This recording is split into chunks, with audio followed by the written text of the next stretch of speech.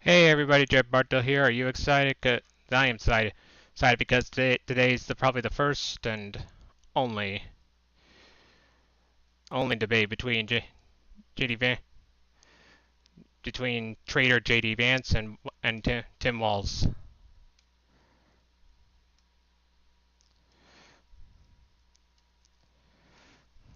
So who do you think's gonna win it?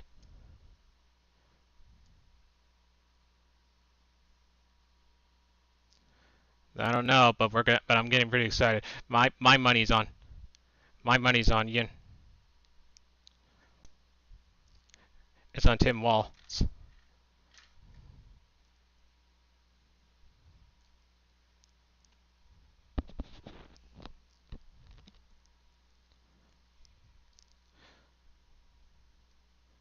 So let's get started here, shall we?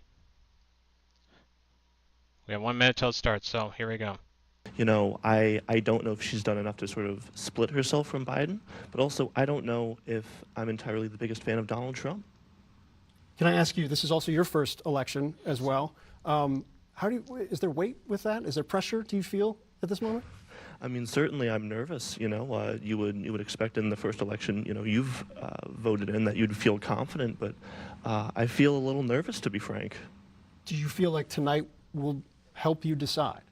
I think it will. A good president has a good vice president, and if Mr. Walz or Mr. Vance can really show their showing, then really I think it could turn the dial red or blue.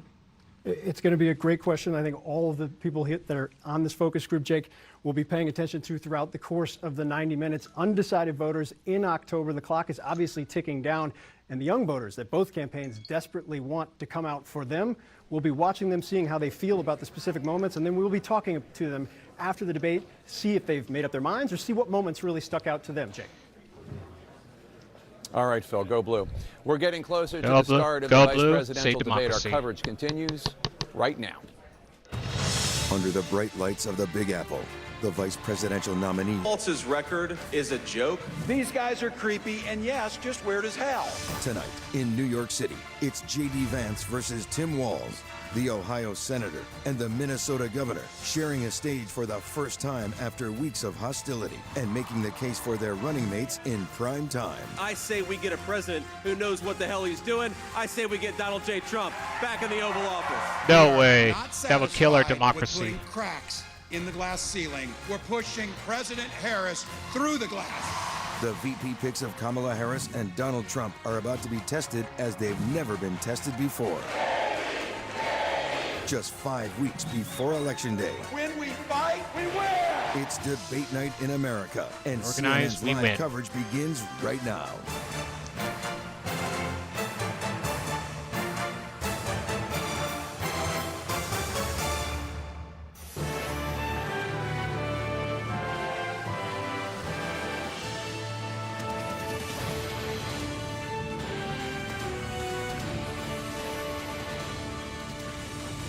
The political spotlight is on New York City as vice presidential nominees J.D. Vance and Tim Walz are about to confront one another on the debate stage. We are standing by for the start of what is likely to be a contentious face-off that could have a unique impact on the 2024 presidential race. It is debate night in America on this special edition of AC 360. Welcome. I'm Anderson Cooper along with Jake Tapper in New York. Jake, this debate is taking place in the midst, obviously, of a new international crisis.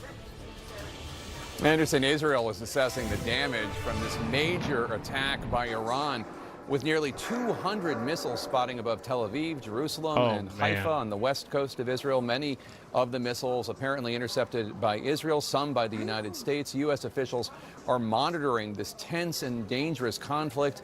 The vice presidential nominees likely have already been briefed on this, as well as they head into their first and only debate. We're soon going to see how Ohio Republican Senator J.D. Vance and Minnesota Democratic Governor Tim Walz would address the situation in the Middle East and other urgent issues as they make the case for themselves and for their running mates, Donald Trump and Kamala Harris. This is currently the last agreed to debate of the 2024 presidential campaign, adding to the anticipation tonight with with Election Day only 5 weeks away today. we're going to soon get some updates from the Middle East, where our correspondents are standing by with new information. And also here in New York, our anchors, correspondents, and analysts are counting down to this debate, which you're going to see live on CNN less than an hour from now, Anderson. And first this hour, I want to check in with MJ Lee covering the Harris-Walz campaign. What more are you hearing about from the Walz camp about the governor's strategy tonight? Well, Anderson, you know, you'll often hear Harris campaign officials saying that J.D. Vance and Donald Trump have a casual relationship with the truth, that their statements are sometimes unfounded in reality or facts. And I am told by sources that preparing for potentially false assertions made by Vance on the debate stage tonight has been a significant part of Walz's debate preparations. Now, sources will acknowledge that this is not an easy task. There's certainly no clear playbook on how to navigate this. You know, on the one hand, they feel like some real-time fact-checking can be really important. But on the other hand, there is a bit of wariness to the governor using his precious time on the debate stage to give unintentionally more oxygen to unfounded claims. And the bottom line, Anderson, is that Democrats have no idea going into tonight what might end up taking on a life of its own. Sort of like the Trump's claim after the last debate that there were Haitian migrants in Ohio eating people's pets. That obviously ended up becoming a storyline of its own, and they simply can't predict what that version of tonight might end up being, Anderson. All right, now let's go to Kristen Holmes, the new reporting on Senator Vance's strategy. What are you hearing, Kristen?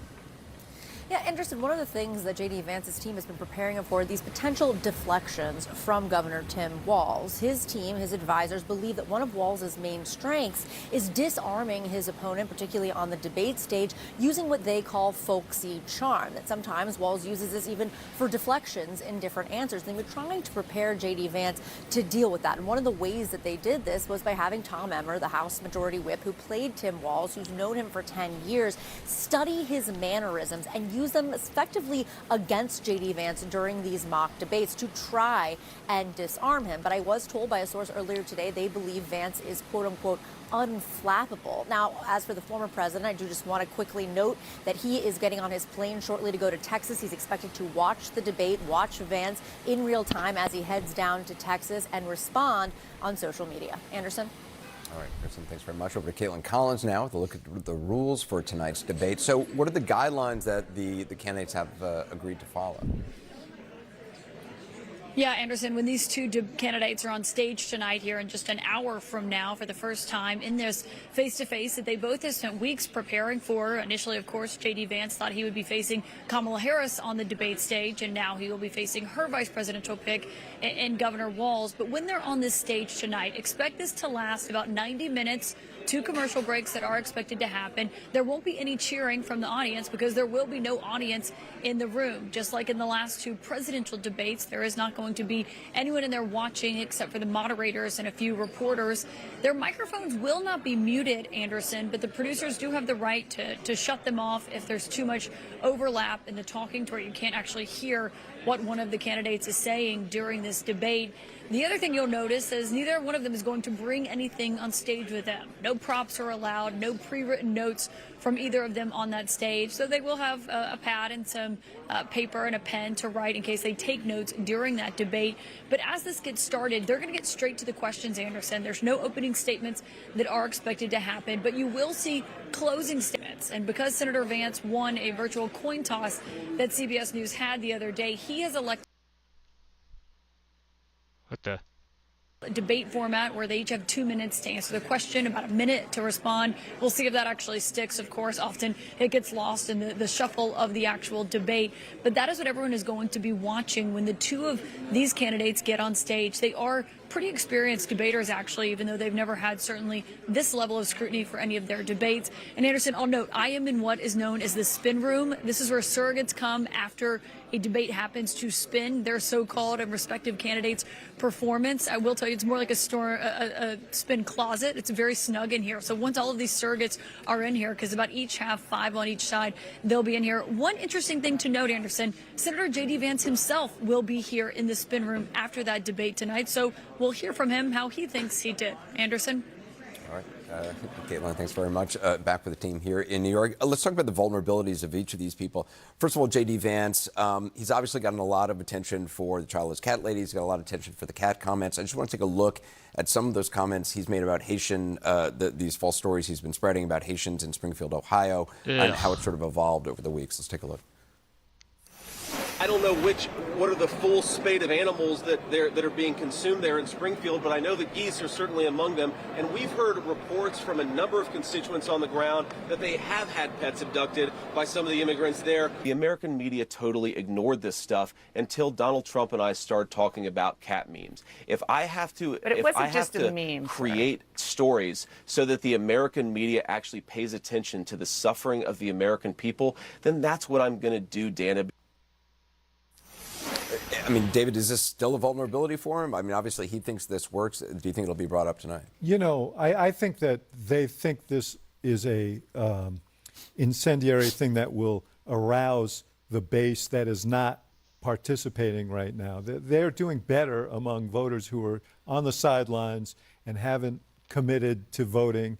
I think this is a strategy. I think it also risks driving people away. And one of my questions about this debate is, does Walz use that quality of his, that sort of, neighborly quality of his, to have what, sort of a Joseph Welch moment? Welch was the lawyer, you'll remember, who embarrassed Joseph McCarthy in the 50s, and it really started McCarthy's descent. And he said to McCarthy, "At long last, sir, have you no decency?" He wouldn't say it quite that way, but does he challenge Vance on what they've inflicted on this town in Ohio? Well, one thing we've heard from Walz early on, particularly, was the whole weird note idea. Let's play some of that.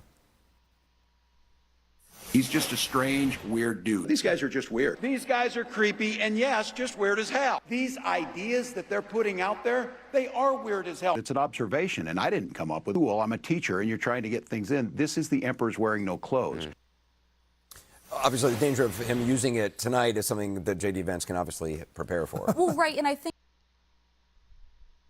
it's something that actually is super effective on the campaign stump, and it works at, kind of a rally environment. A debate's a very different format. I think you'd actually be much better off to litigate the substance of, like, the Haitian migrants eating pets, talking about how that's damaging to a community that's there legally, talking about the actual issues and kind of elevating it. That's much better for this format. But I'm thinking about the fact that Donald Trump is going to be live truth socialing this and watching it in real time. J.D. Vance knows he has an audience of one. And so the question is he going to play to the general election voters that they actually need to bring over, which means probably not making Donald Trump the happiest on Truth Social, or play to the Truth Social viewer watching him? Look, the most important thing that you do in the campaign is you pick who your vice president's going to be. And so you can tell a lot about who the president is by the VP. Donald Trump has picked somebody who's been a flop, somebody who's been an embarrassment, someone who is the least popular vice president and maybe the least popular politician in America, and who has no character, who has no decency, who has no integrity, who has destroyed the lives of Haitian children, who are being ridiculed, whose lives have been negatively impacted by his shenanigans here. And so I think Coach Walz has a responsibility tonight to come out and do exactly what David said.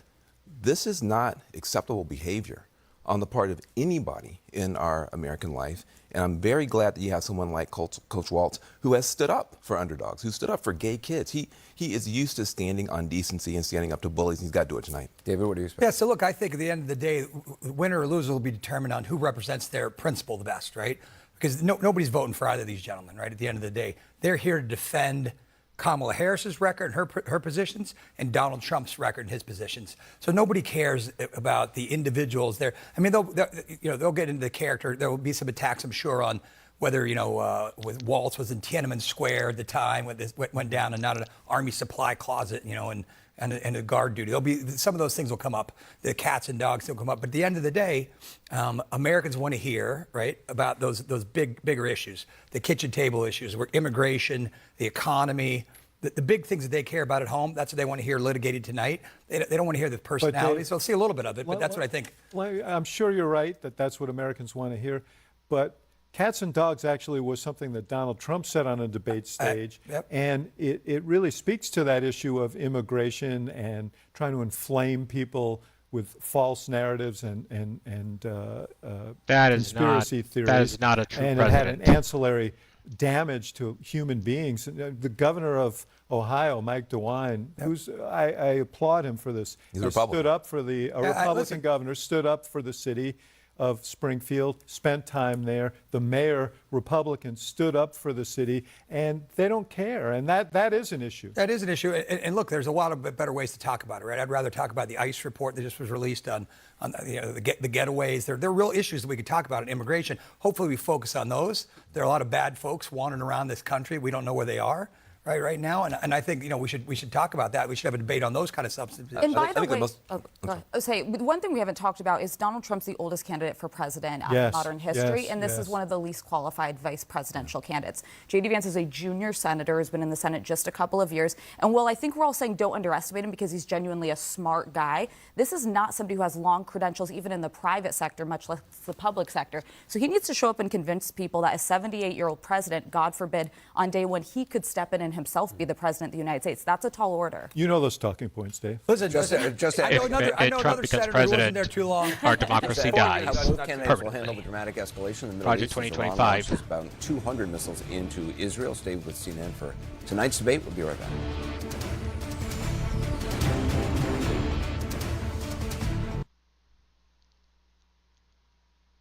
Dang it! Telling false stories is not what a true president would do, ever.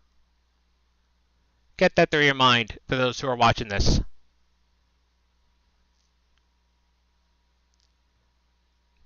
Without immigrants, our country would collapse. Take Idi. I found this out yesterday. When Idi Amin exiled the Asians, it hurt his economy.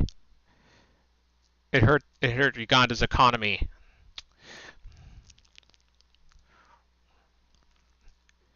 Look it up. Found that out in a documentary.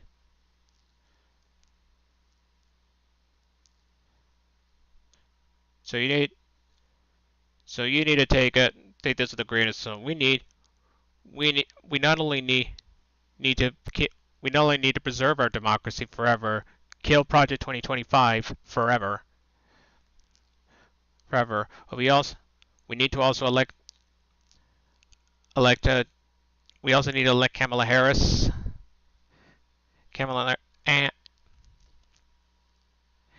And as for the GOP, we need to revert them back to what they were before the party of Lincoln. Something that Lincoln would be proud of.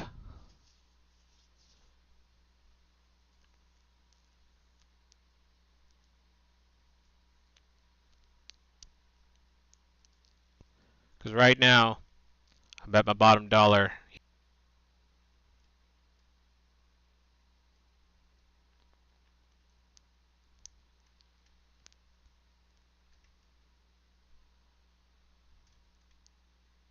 Really sad when you think about it.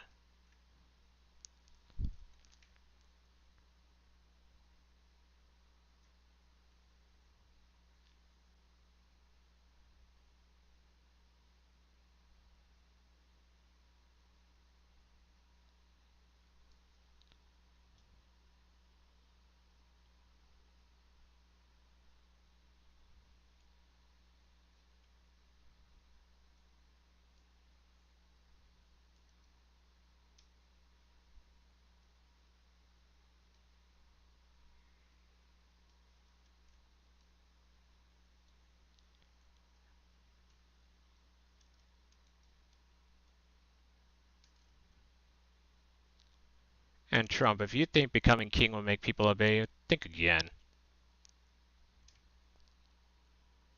You're just really asking for it, aren't you? The consequences of doing what you're going to do is going to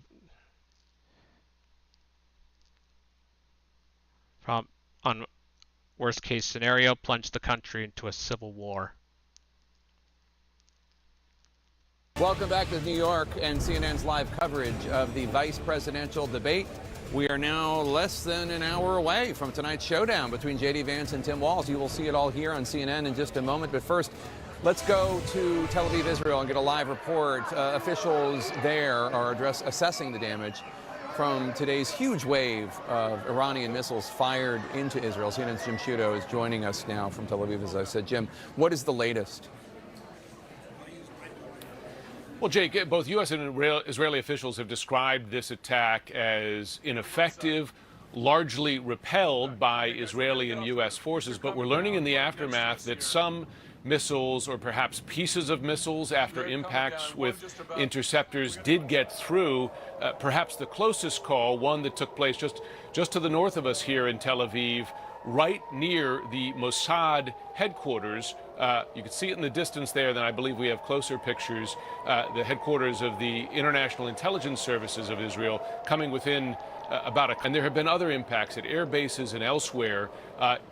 Israel might count itself lucky that there weren't casualties on its territory. There was someone killed in the West Bank. Right now, attention turning to how Israel will respond. Israeli officials have said there will be serious consequences, and the menu of potential targets for Israeli retaliation range from air defense installations inside Iran to oil refineries, right up to and including the possibility, at least, of strikes on Iranian nuclear facilities. That would be at the top end of the spectrum, one that would be viewed certainly by Iran, but others in the region as a potential escalation of this. Those facilities are ones that Iran protects and holds very dearly. We can't let this escalate into the region on pins and needles now as they wait Israel's response. Do you guys hear me?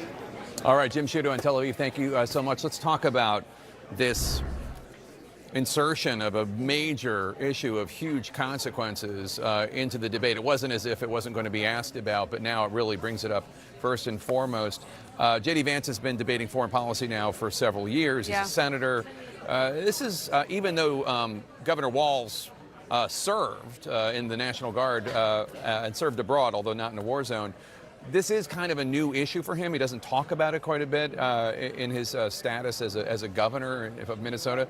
You have some new reporting on how he's preparing. They scrambled as they saw what was happening in Israel, scrambled to come up with some lines for him, understandably. I mean, we know what the lines out of the administration are. It's probably going to be very similar to what we are going to hear from him on the debate stage. That's really surprising to hear, though. I mean, this issue... Which is surprising? That they're scrambling. Well, what I mean by that, it's not that, I don't mean to suggest that they weren't already preparing for this issue, but this is obviously next level. It is next level. I do think, though, that this is the central argument against the Biden-Harris presidency on foreign policy issues, which is the world is in chaos and it's all Joe Biden and Kamala Harris's fault. And so that is what we can expect to hear from J.D. Vance tonight. The question is, what is Tim Walz's response going to be to that? And it's not clear. And to your point, Dana, I mean, this, and Jake as well, this is not really a thing that he's spent a lot of time talking about. I mean, I don't think we should have high expectations that we will get any groundbreaking foreign policy answers from either of these two gentlemen. It's going to be about tonight. Leadership. It's going to be about leadership. And a lot of talking points, frankly. And I just went back to look at what Trump said in his statement right after the strikes happened in the noon hour, and his first sentence is, "The world is on fire." Mm-hmm. Yeah, I would be shocked if we don't hear that from J.D. Vance. Because it's about leadership. The Democratic response is not a good one. But this is what it is, and I would be surprised if Tim Walz does not say this, which is that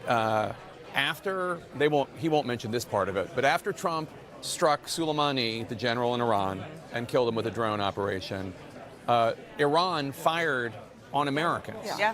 This is January 2020. Iran, about a week later, maybe 6 days later, fired on Americans, and about 100 of them got traumatic brain injury. Sure. Now, Trump was asked about that, I believe, today, and he made a very glib, dismissive comment about them getting headaches. Now, obviously, our service members getting traumatic brain injury from a strike by Iran is not headaches. If I were Walz, that's where I would go, because there really isn't any other terrain that's any good on this issue, because the world does seem on fire. And you take that, but while you were talking, I was told that J.D. Vance has just entered the building. Go ahead.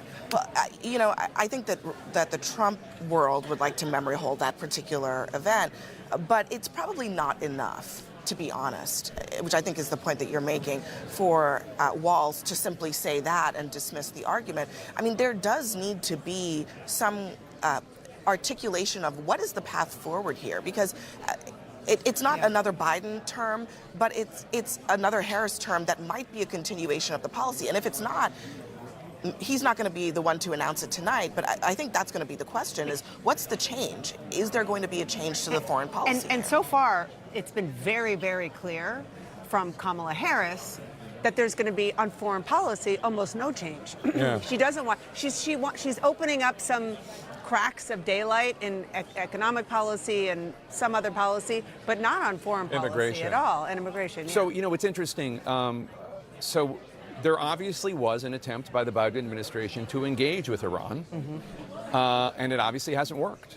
I mean, it just hasn't. I mean, I'm not saying that any policy with Iran has worked, because it really hasn't, but you do see that Iranian proxies, Hamas, Hezbollah, the Houthis, other militias in Iraq and Syria have become emboldened. And there is a strong argument by Republicans against what's happened. Now, I mean, again, you could look at you could go back decades and try to find one policy that worked, and you won't find one. Yeah, no, that's true. I thought the thing Obama's that nuclear we're deal gonna, worked. at least I'm going to be watching for at every step of this debate is, as much as it's going to be the two of them on stage, it's not about them.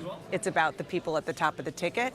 And the question is whether or not J.D. Vance can turn what happened today into a negative of Kamala Harris. I was watching Jim Sciutto in Israel, and I was thinking about one of the books he wrote, I think, is The Madman Theory, which was something that a lot of people talked about when Donald Trump was president, about whether or not there's something to the fact that there are countries and there are leaders, despots, our adversaries, who weren't really sure where he was going to go, and maybe that did keep him in check.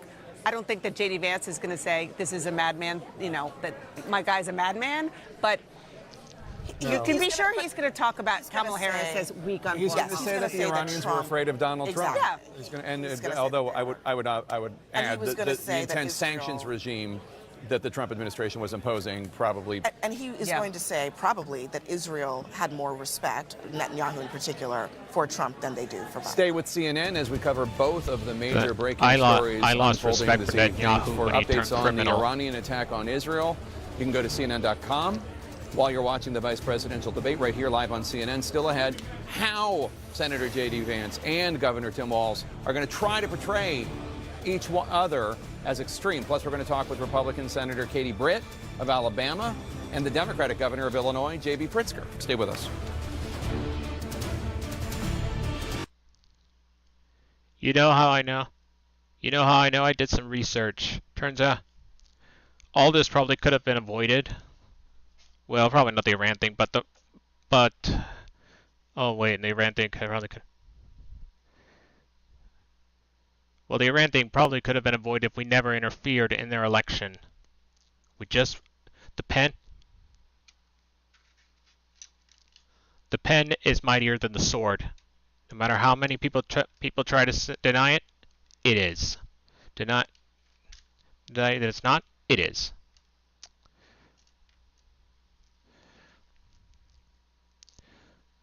But as for the Russian thing, the Ukraine war could have been avoided if we just had a written document promising that we wouldn't expand NATO when we made that deal in 1990 to make Gorbachev. But I bet those in the Eastern Bloc. But I haven't forgotten about the people in the Eastern Bloc. If you think I forgot about them, they probably would have. You're probably thinking, what if they want their country to join NATO? I had a plan for that too. Slowly having their countries elect them, having the people decide whether they want their countries to be involved in NATO and not. Slow expansion.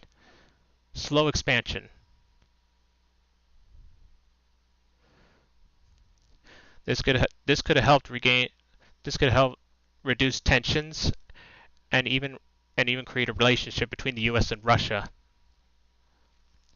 To the and even the final end game being Russia being a part of NATO and the European Union. Plus we wouldn't have a Russian constitution like it is now. It would be so much different.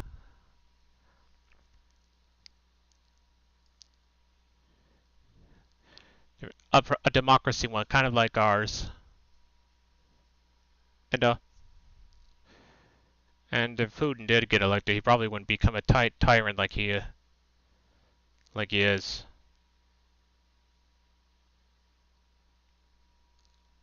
That one mistake we made in the night, and now many in Europe are suffering for it because of it.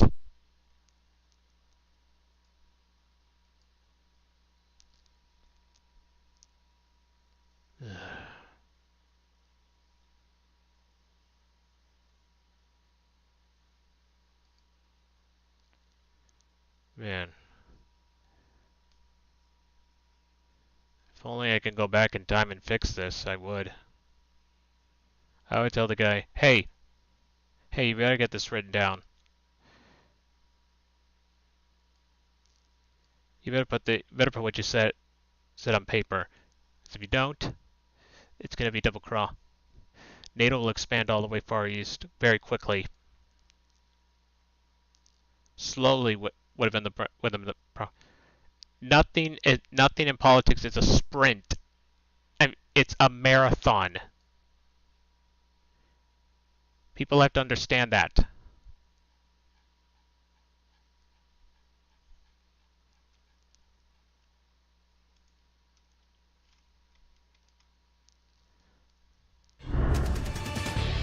Okay, we're back. We are closing in on the start of the only vice presidential debate of the 2024 campaign for the White House. Stay right here to see Democrat Tim Walz and Republican J.D. Vance face off live. I want to go to CNN's Caitlin Collins with some new reporting. Caitlin? Yeah, Anderson, as we are watching this debate tonight, I should note that former President Donald Trump will actually be watching from his plane as he is headed from Wisconsin to Texas. That's where he'll be watching his running mate, Senator J.D. Vance, take on Governor Walz. And I should note, Anderson, that what we are going to watch tonight could be the last debate of this entire 2024 election cycle. That's because so far Donald Trump has said he is not going to debate Vice President Harris one more time, even though she has accepted CNN's debate for an invitation, I should note, for a next debate that is going to happen and would happen just days away from the 2024 election. But Anderson, behind the scenes, some of Trump's allies have been privately urging him to take her on one more time. They believe he would benefit from a second debate, looking at what happened in 2020 when they thought he did not have a good debate against then candidate, former Vice President Joe Biden, but then performed, they believed, much better in the second debate. They are hoping that could happen this time around. And one thing that they are watching for tonight is, as Donald Trump is watching Vance on stage against Walz, if that is a way that convinces Trump to actually decide to take Harris on one more time. It's a bit of a pressure campaign that's happening behind the scenes, but of course, whether or not Donald Trump actually does debate her one more time is ultimately up to Donald Trump. Anderson.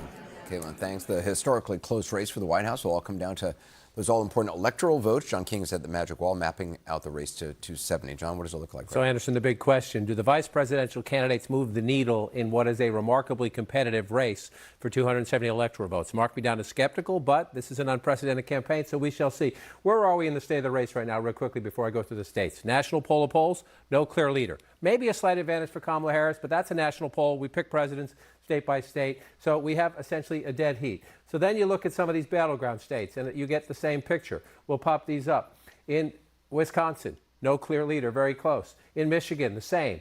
In Pennsylvania, in North Carolina, in Georgia. Again, we don't have enough polls to average out in the other Sunbelt states, Nevada and Arizona, but we know from individual polls it is as close as it gets. So can the vice presidential candidates make a difference? One potential theory, you have a senator from Ohio and a governor from Minnesota, the three blue wall states, the industrial, some call them Rust Belt states, are up for grabs. They are from the neighborhood. Let's watch how they talk about manufacturing and how they talk about jobs. Now, how do the candidates get from where they are right now, very competitively, to 270? These states are absolutely critical for everybody. It's Kamala Harris's quickest path to 270. She's at 225 right now.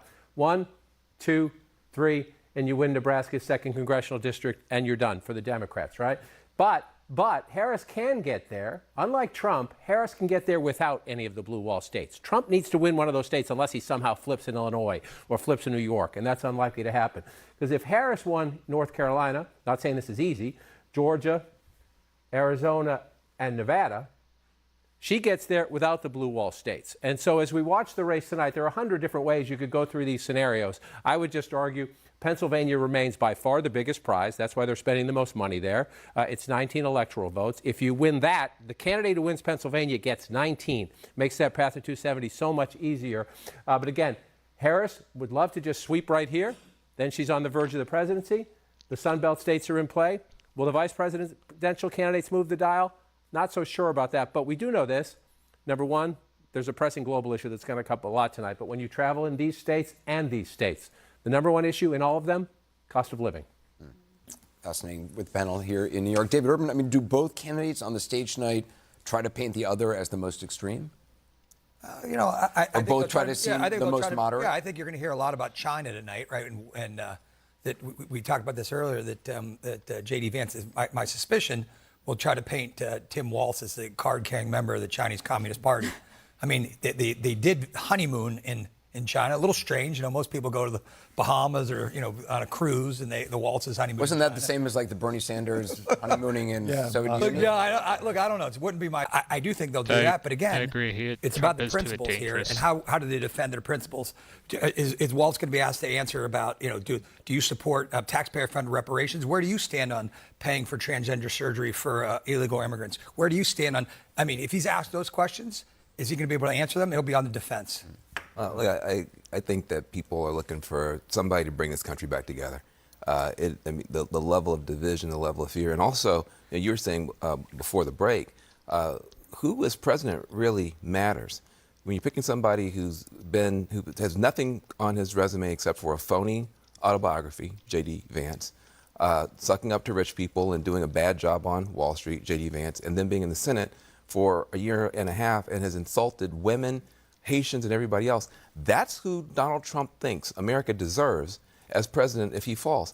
So I think tonight, Coach Walz has an opportunity to show that he can bring people together, that he can unite people, and he can also, I think, put this little bully in his place. He's been a coach of whippersnapper, upstart, nasty kids, and I think he's got to have one on his hand tonight. You got to do that carefully. How do you do it? Let me just say, and you may remember this, Tim Kaine debated Mike Pence, and they tried to turn Kaine into a snarling attack dog. Didn't work. And that's not who he was. And as a result, he had a very bad debate. There's no doubt that Walz needs to engage with Vance, and he can't let, for example, the China issue. Walz was maybe the leading advocate for human rights in China in the United States Congress when he was there. He can't sit there and let him distort that. But he has to do it within the context of who he is and not try and become a snarling attack. Well, and Walz, who's telegraphed that he's nervous about this, the smartest thing he could do is make people believe he knows and cares about the issues that they do and that they have a plan to solve that. I would not be going for the dunking moments.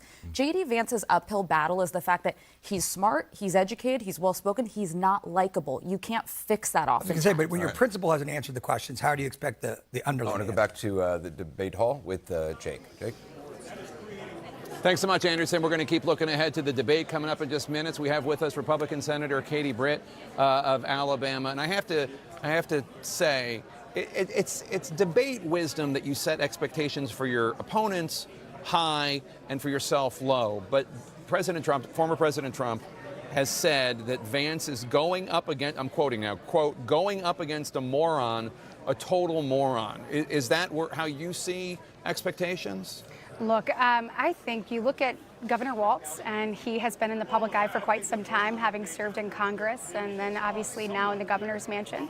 So I don't think this is new to him at all, and I think that he will be prepared. So you're setting him in the other direction. Well, I think he'll be prepared, and I think he'll be ready. But I think what the point is here, though, is just many of his policies and positions he's taken lack common sense. And tonight, what I am hoping is that the American people have a chance to get to know JD, the JD that I know, not just my colleague, but someone I'm proud to call my friend. So Wesley and I have enjoyed getting to know he and Usha as people and as parents. And I think he has a vision for this nation. I think that's why you should always be yourself. He has a will and debate. desire to execute. I think he has a story that embodies the American dream, but I think it also shows exactly what he's fighting for. And so it is my hope tonight that not only people get to see JD, but also we can draw that contrast between the lack of common sense of Tim Walz and his policies, and then also the flip-flops that we've seen from Kamala Harris. And I think tonight JD will expose that many of the things she's saying now are blatantly untruthful to where she actually stands. So one of the things that I'm sure will be brought up, at the very least by Governor Walz, is that Senator Vance has not always had the same position. You're talking about flip-flops.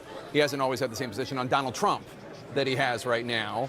I could read you every quote. It would take an hour or two. It would infringe in the debate. So I won't do that. But he's called him, some of the quotes, Vance calling Trump a moral disaster, a total fraud, and he even suggested that Donald Trump could be, quote, America's Hitler. Yeah. If you were Vance, how would you advise him to handle that line of attack, which I'm sure will come? Yeah, I think he already has. I think he's answered those things head on. I mean, he's done more media interviews than I think probably any other vice presidential candidate in front of him or before him. And so I think he's hit it head on. He said, look, this is what I thought. This is what I know now, and this is why I have moved in that direction. That's very unlike what we've seen from Kamala Harris. You have Kamala Harris who said, for instance, when it comes to things like the border, that Trump's border wall was a medieval vanity project. She also said she would never vote for 1 cent.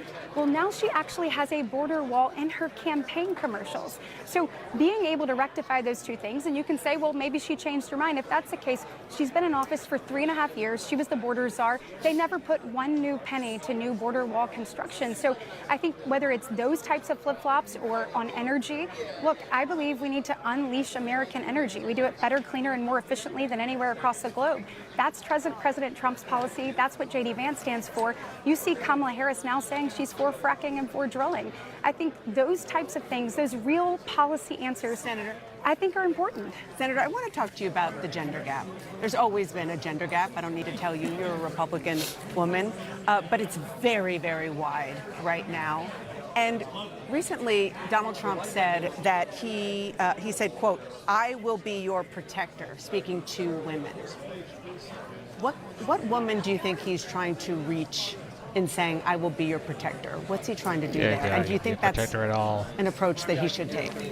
So when you look at President Trump's presidency and what he did for women during that time period, there were more women in the workforce than ever. We had the largest number of women start small businesses. He actually instituted paid family leave for federal employees, taking a look at issues like childcare, amongst others, which we know doesn't just affect women, it affects parents in general. When you look at things like making sure that our daughters have opportunity to grow and thrive in women's sports, when you look at the fact that, I, as a mom, want my kids to be safe. Do you want to be protected? And so, well, I do want my kids to be safe, and I believe that the commander-in-chief should be in command. And I think what he is saying there, Dana, is that right now, Joe Biden is not in command, and he has said that Kamala Harris has been with him in lockstep with every single decision. And so when you're looking at the fact that it's not just our country, but the world is in chaos, and that can't be denied, whether it's Putin's aggression into Ukraine, whether it is the world being on fire in the Middle East, or whether it's Xi Jinping saying it's not an if but a when I take Taiwan, whether it's our border being unsecured. I'm sure that whether it's the story of Lake and Riley's tragedy or Sweet Jocelyn's tragedy or whatnot, restoring security and strength, I think, is essential for every American. And I think we want a commander-in-chief that understands, and will do that. Senator Britt, good to have you. Thank you so much. Thank you. I really appreciate it. Don't be a stranger. Okay. We've been trying to book you on State of the Union for quite some time. Anderson. Well, I look forward to coming on. I look forward to coming on. Jake, thanks very much. We were talking about how each may try to paint the other as extreme, or both portray themselves as sort of more moderate than the other to try to get swing voters. I just want to show a little bit about how Vance has gone after to Walz on some issues. Who actively encouraged rioters to burn down Minneapolis during the summer of 2020. It's the biggest city in his country. And then, of course, his running mate, Kamala Harris, was offering to bail those rioters out of prison. Hey, you got that backwards. Tim Walz's record is a joke.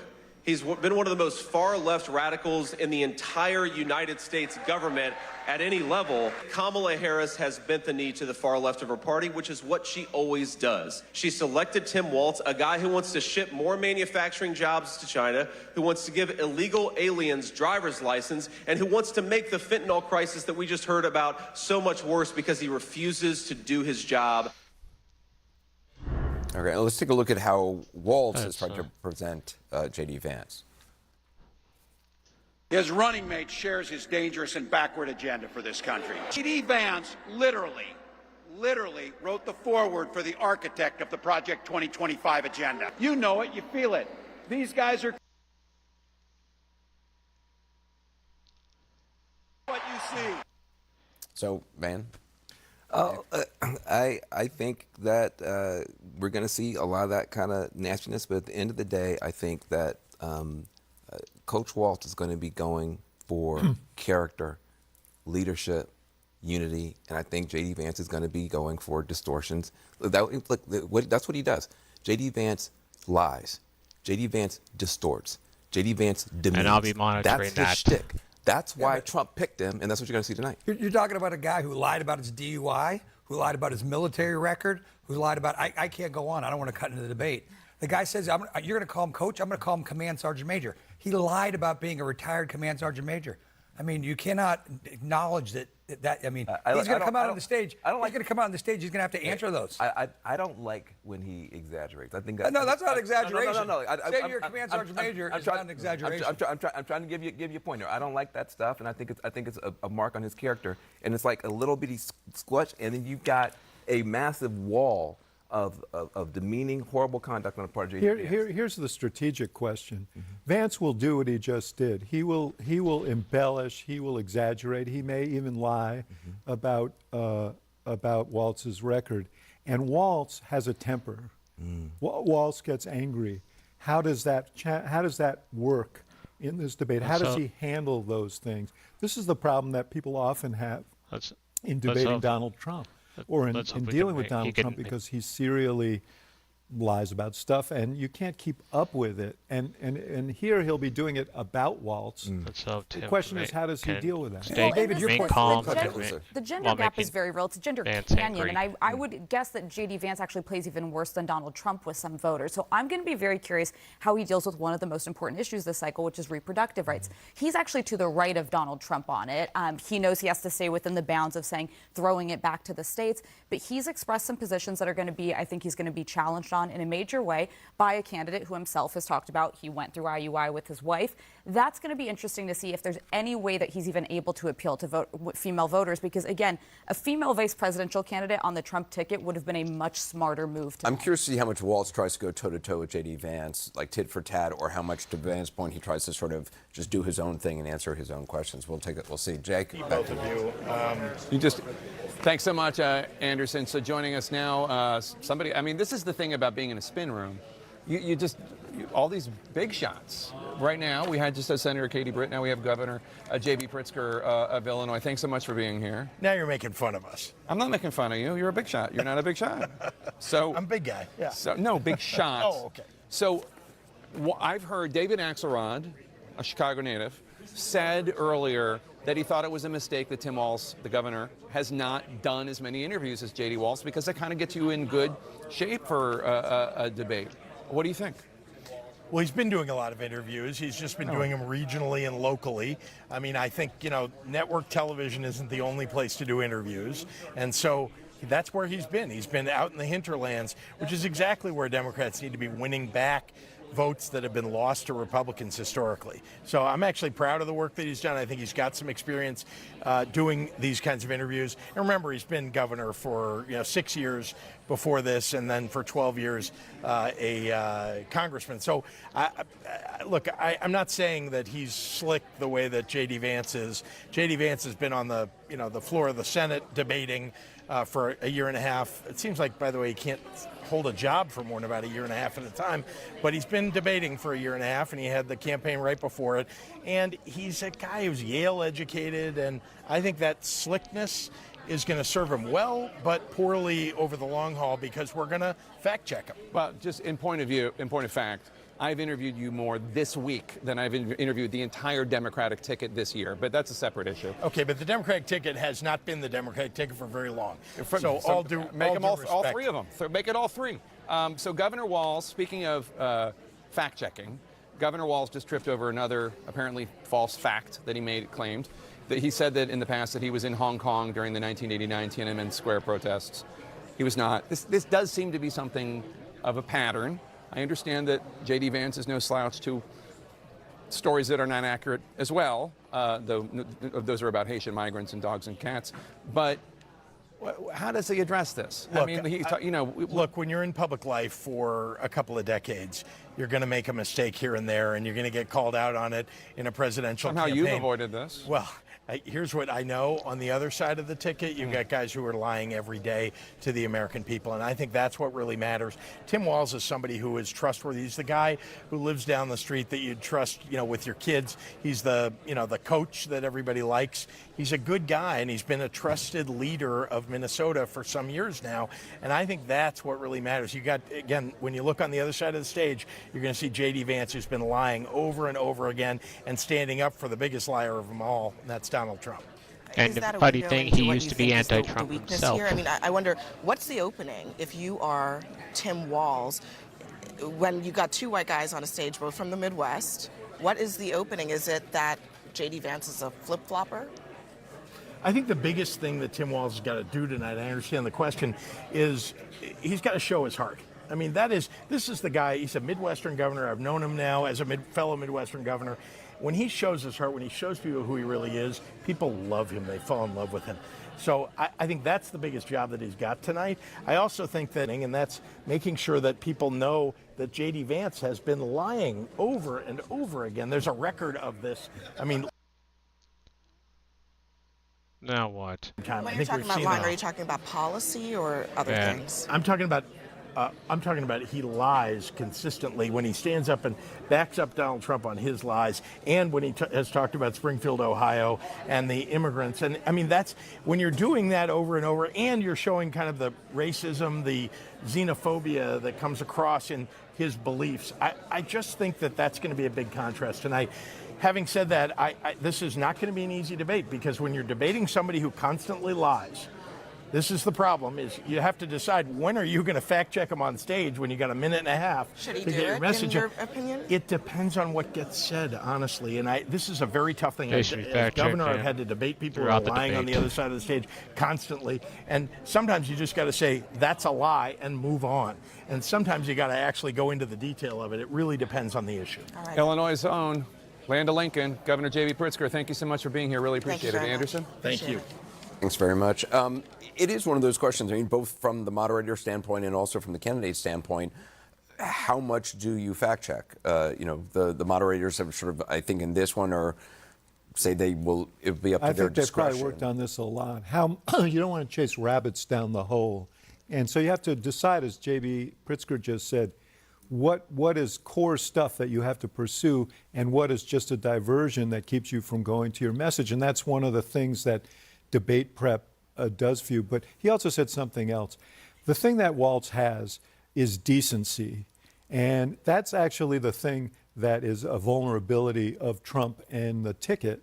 And he needs to play to that in this debate. I think if people sense that in him and they associate that with what Democrats are selling, I think that's a step forward for him. And I think that he's got a lot to work with there. I mean, this is somebody who had a bare majority in his legislature, and he got food in the bellies of kids in school. He can talk about that. He can talk about actual people he helped. He has used government to help people. He's fought for child care. He's fought for voting rights. He has smart climate policies, but he can talk about actual human beings who've been benefited. And J.D. Vance can't talk about having helped anybody but himself. And so those are the kinds of things, except for his military service, which is different, but in terms of his role in government. And so I think that people are going to tune in, They're going to make a pretty quick assessment.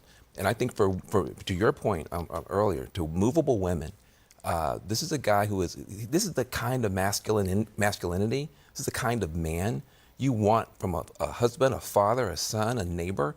And I think if he lets that shine through tonight, I think he gets some of those women to say, you know what, I don't trust J.D. Vance to tell the truth. I don't trust him on women's issues. I definitely can't trust J.D. Vance, who basically signed off on Project 25.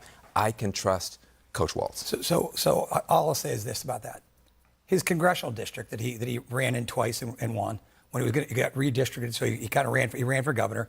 The past 2 times he's run for governor, he's lost his own congressional. The people who know him best, his district where he ran, don't vote for him anymore. He's not the affable, lovable, bear huggable guy. He served 6 terms, by the way. 6 terms, whatever. He's lost it all the time. He's lost his district over and over and over again as governor. So, and one thing, people know him best, don't like him. But on the J.D. Vance event, just a reminder, Mike Pence is not on this stage tonight. There is a reason that Donald Trump's running mate, who served for 4 years alongside him, knew him better than anyone at this table and most people watching do, is not supporting him for president. He certified the election results. J.D. Vance said he would not certify the election results. There's this sort of hanging over tonight's discourse as the fact that this is a person who stepped in when many other people probably wouldn't have wanted this role, frankly, because of what is required of being Donald Trump's running mate. And he knows, he's very aware that his answers are being watched by Donald Trump tonight, and he has to stay on message. Well, one thing I want to say, Katie Britt said, she supported all those policies of the president. That's what vice presidents do.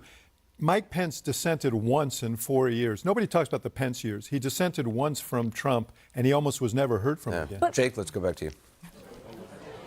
Thanks, Anderson. And I have to say, guys, as we count down to the last minutes, I don't know what we're going to see tonight, but I can't remember a debate where I have felt more animus between the 2 vice presidential nominees than this one. I just don't recall it between... Not even between Harris and Pence? Harris and Pence, no. Yeah, I think there's more this time, too. Yeah. Because think about it, out of the gate, J.D. Vance, one of the first things he did was go after Tim Walz for his military service. Well, for the misstatements he'd made. Yeah, misstatements that he made. I've been kind of noodling this question of, has Tim Walz been absent, and is there a strategy there? I mean, I'm willing to give that there might actually be something in the fact that I'm not sure what Tim Walz is going to say on that debate stage, because he hasn't been saying a whole lot, especially nationally.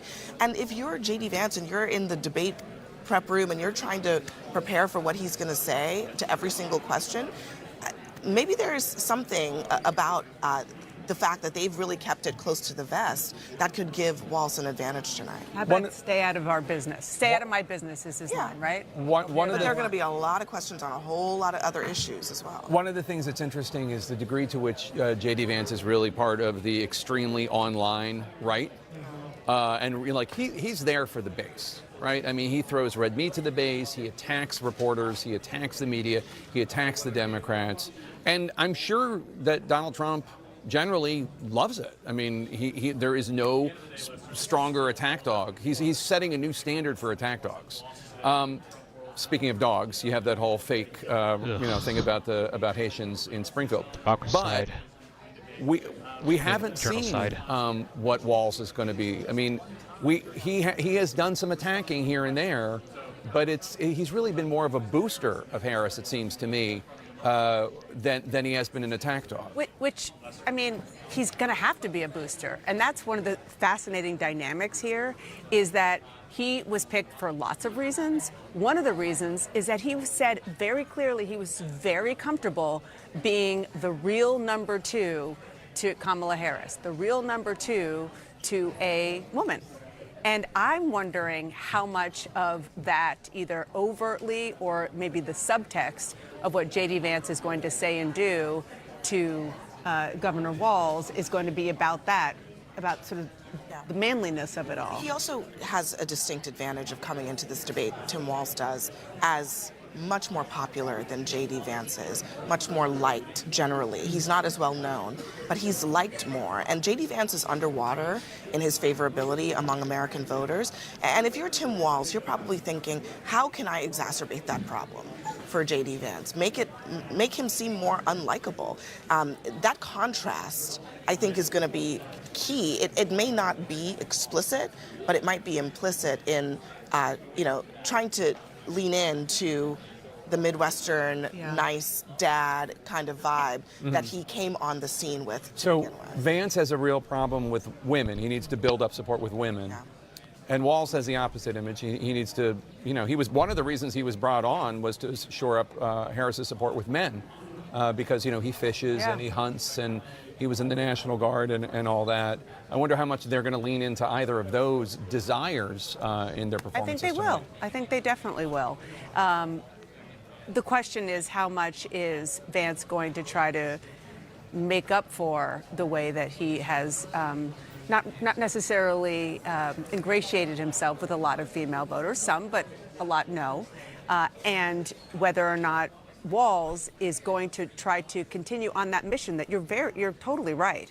That was one of the main things that the Harris campaign saw in Governor Walz, is try to close that gap that she has with male voters, particularly white male voters, particularly the populist white male voters that Donald Trump appeals to. Yeah, in Minnesota, but more importantly in Michigan, Pennsylvania, and Wisconsin. Stay right here to see every moment of the vice presidential debate. Okay, here we go. We're at the start. CNN. About to Our start. coverage continues right now. I'm gonna even play a little bit of bingo.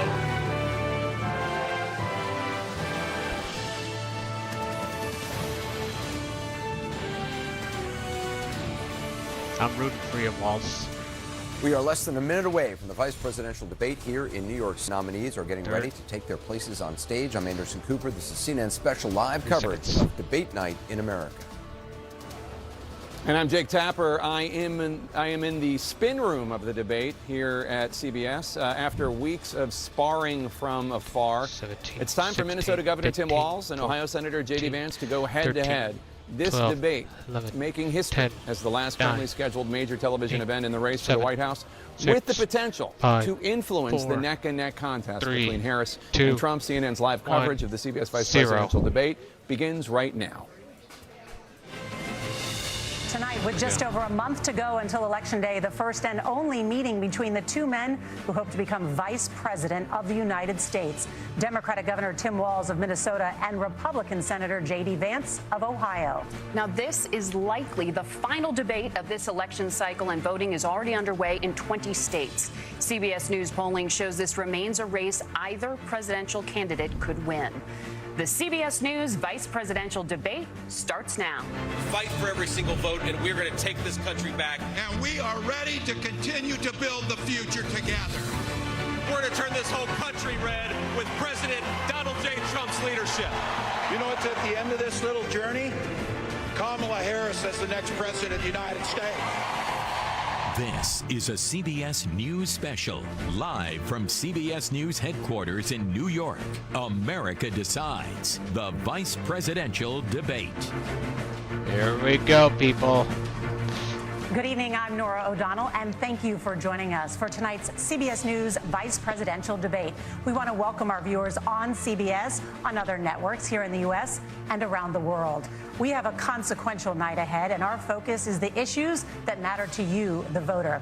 Let's introduce the candidates. Minnesota's Democratic Governor Tim Walz and Ohio's Republican Senator J.D. Vance, tonight meeting for the first time. I'm Margaret Brennan. In order to have a thoughtful and civil debate, these are the rules that both campaigns have agreed to. Questions will be directed at one candidate, who will have 2 minutes to respond. The other candidate will be allowed 2 minutes for rebuttal. Then each candidate will get another minute to make further points, with an additional 1 minute each at the discretion of the moderator. The primary role of the moderators is to facilitate the debate between the candidates, enforce the rules, and provide the candidates with the opportunity to fact-check claims made by each other. CBS News reserves the right to mute the candidates' microphones to maintain decorum. We have not shared the questions or topics with the campaigns. The stage is set. Governor, Senator, thank you for joining us. Let's get started. Tonight, our country is facing several unfolding crises. The Middle East is on the brink of war. Americans are suffering from the catastrophic impact of Hurricane Helene. And now a labor strike as 25,000 dock workers from Maine to Texas are picketing. We're going to begin tonight with the Middle East. Margaret. Thank you, Nora.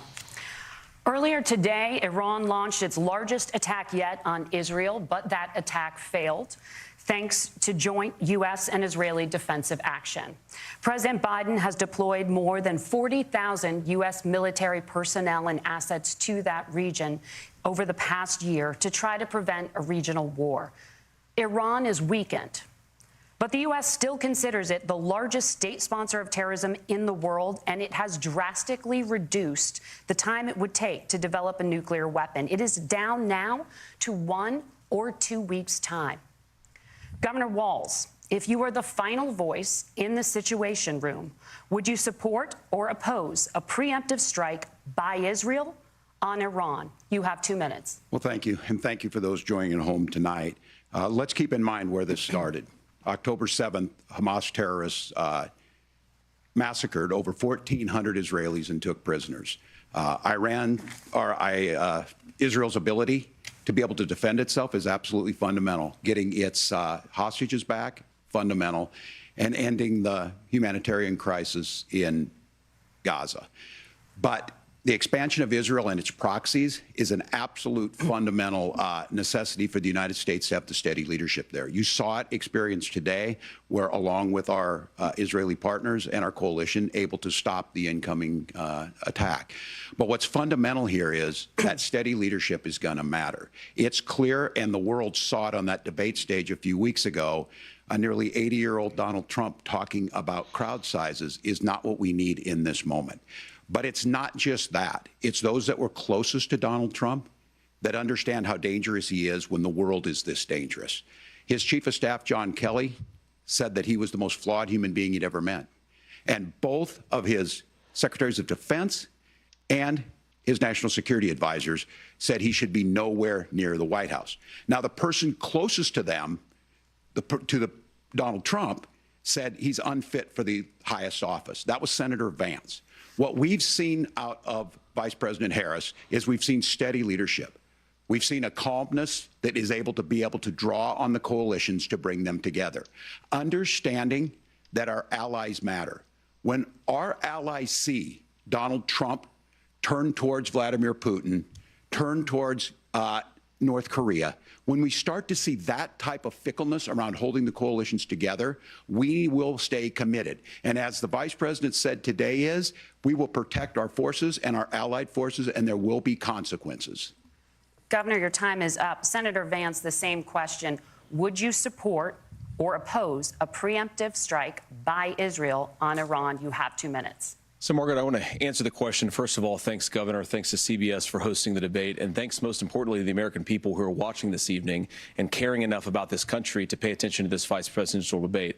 I want to answer the question, but I want to actually give an introduction to myself a little bit, because I recognize a lot of Americans don't know who either one of us are. I was raised in a working-class family. My mother required food assistance for periods of her life. My grandmother required Social Security help to raise me, and she raised me in part because my own mother struggled with addiction for a big chunk of my early life. I went to college on the GI Bill after I enlisted in the Marine Corps and served in Iraq. And so I stand here asking to be your vice president with extraordinary gratitude for this country, for the American dream that made it possible for me to live my dreams. And most importantly, I know that a lot of you are worried about the chaos in the world and the feeling that the American dream is unattainable. I want to try to convince you tonight over the next 90 minutes that if we get better leadership in the White House, if we get Donald Trump back in the White House, the American dream is going to be attainable once again. Now, to answer this particular question, we have to remember that as much as Governor Walz just accused Donald Trump of being an agent of chaos, Donald Trump actually delivered stability in the world, and he did it by establishing effective deterrence. People were afraid of stepping out of line. Iran, which launched this attack, has received over $100 billion in unfrozen assets thanks to the Kamala Harris administration. What do they use that money for? They use it to buy weapons that they're now launching against our allies, and God forbid, potentially launching against against the United States as well. Donald Trump recognized that for people to fear the United States, you needed peace through strength. They needed to recognize that if they got out of line, the United States global leadership would put stability and peace back in the world. Now, you asked about a preemptive strike, Margaret, and I want to answer the question. Look, it is up to Israel what they think they need to do to keep their country safe, and we should support our allies wherever they are when they're fighting the bad guys. I think that's the right approach to take with the Israel question. Thank you, Senator. Governor Walz, do you care to respond to any of the allegations? Well, look, Donald Trump was in office. We'll sometimes hear a revisionist history, but when Donald Trump was in office, it was Donald Trump who we had a coalition of nations that had boxed Iran's nuclear program in, the inability to advance it. Donald Trump pulled that program and put nothing else in its place. So Iran is closer to a nuclear weapon than they were before because of Donald Trump's fickle leadership. And when Iran shot down an American aircraft in international airspace, Donald Trump tweeted, because that's the standard diplomacy of Donald Trump. And when Iranian missiles did fall near U.S. troops and they received traumatic brain injuries, Donald Trump wrote it off as headaches. Look, our allies understand that Donald Trump is fickle. He will go to whoever has the most flattery or where it makes sense to him. Steady leadership like you witnessed today, like you witnessed in April. Both Iranian attacks were repelled. Our coalition is strong, and we need the steady leadership that Kamala Harris is providing. Senator Vance, the U.S. did have a diplomatic deal with Iran to temporarily pause parts of its nuclear program, and President Trump did exit that deal. He recently said, just 5 days ago, the U.S. must now make a diplomatic deal with Iran because the consequences are impossible. Did he make a mistake? You have 1 minute. Well, first of all, Margaret, diplomacy is not a dirty word, but I think that's something that Governor Walz just said is quite extraordinary. You yourself just said Iran is as close to a nuclear weapon today as they have ever been. And Governor Walz, you blame Donald Trump. Who has been the vice president for the last 3.5 years? And the answer is your running mate, not mine. Donald Trump consistently made the world more secure. Now, we talk about the sequence of events that led us to where we are right now, and you can't ignore October the 7th, which I appreciate Governor Walz bringing up. But when did Iran and Hamas and their proxies attack Israel? It was during the administration of Kamala Harris. So Governor Walz can criticize Donald Trump's tweets, but effective, smart diplomacy and peace through strength is how you bring stability back to a very broken world. Donald Trump has already done it once before. Ask yourself at home, when was the last time, I'm 40 years old, when was the last time that an American president didn't have a major conflict break out? The only answer is during the 4 years that Donald Trump was president. Gentlemen, we have a lot to get to. Nora? Margaret, thank you. Let's turn now to Hurricane Helene. The storm could become one of the deadliest on record. More than 160 people are dead and hundreds more are missing. Scientists say climate change makes these hurricanes larger, stronger, and more deadly because of the historic rainfall. Senator Vance, according to CBS News polling, 7 in 10 Americans and more than 60% of Republicans under the age of 45 favor the U.S. taking steps to try and reduce climate change. Senator, what responsibility would the Trump administration have to try and reduce the impact of climate change? I'll give you 2 minutes. Sure. So first of all, let's start with the hurricane, because it's an unbelievable, unspeakable human tragedy. I just saw today, actually, a photograph of 2 grandparents on a roof with a 6-year-old child, and it was the last photograph ever taken of them because the roof collapsed and those innocent people lost their lives. And I'm sure Governor Walz joins me in saying our hearts go out to those innocent people, our prayers go out to them, and we want as robust and aggressive as a federal response as we can get to save as many lives as possible, and then, of course, afterwards, to help the people in those communities rebuild. I mean, these are communities that I love. Some of them I know very personally in Appalachia, all across the Southeast. They need their government to do their job, and I commit that when Donald Trump is president again, the government will put the citizens of this country first when they suffer from a disaster.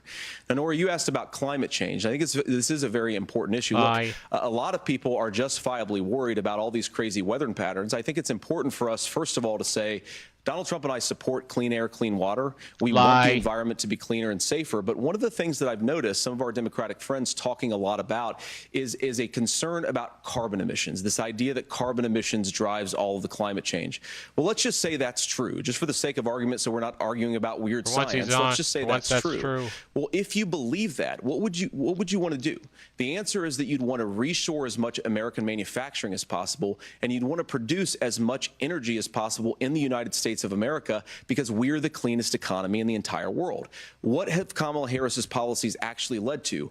More energy production in China, more manufacturing overseas, more doing business in some of the dirtiest parts of the entire world. And when I say that, I mean the amount of carbon emissions they're doing per unit of economic output. So if we actually care about getting cleaner air and cleaner water, the best thing to do is to double down and invest in American workers and the American people. And unfortunately, Kamala Harris has done exactly the opposite.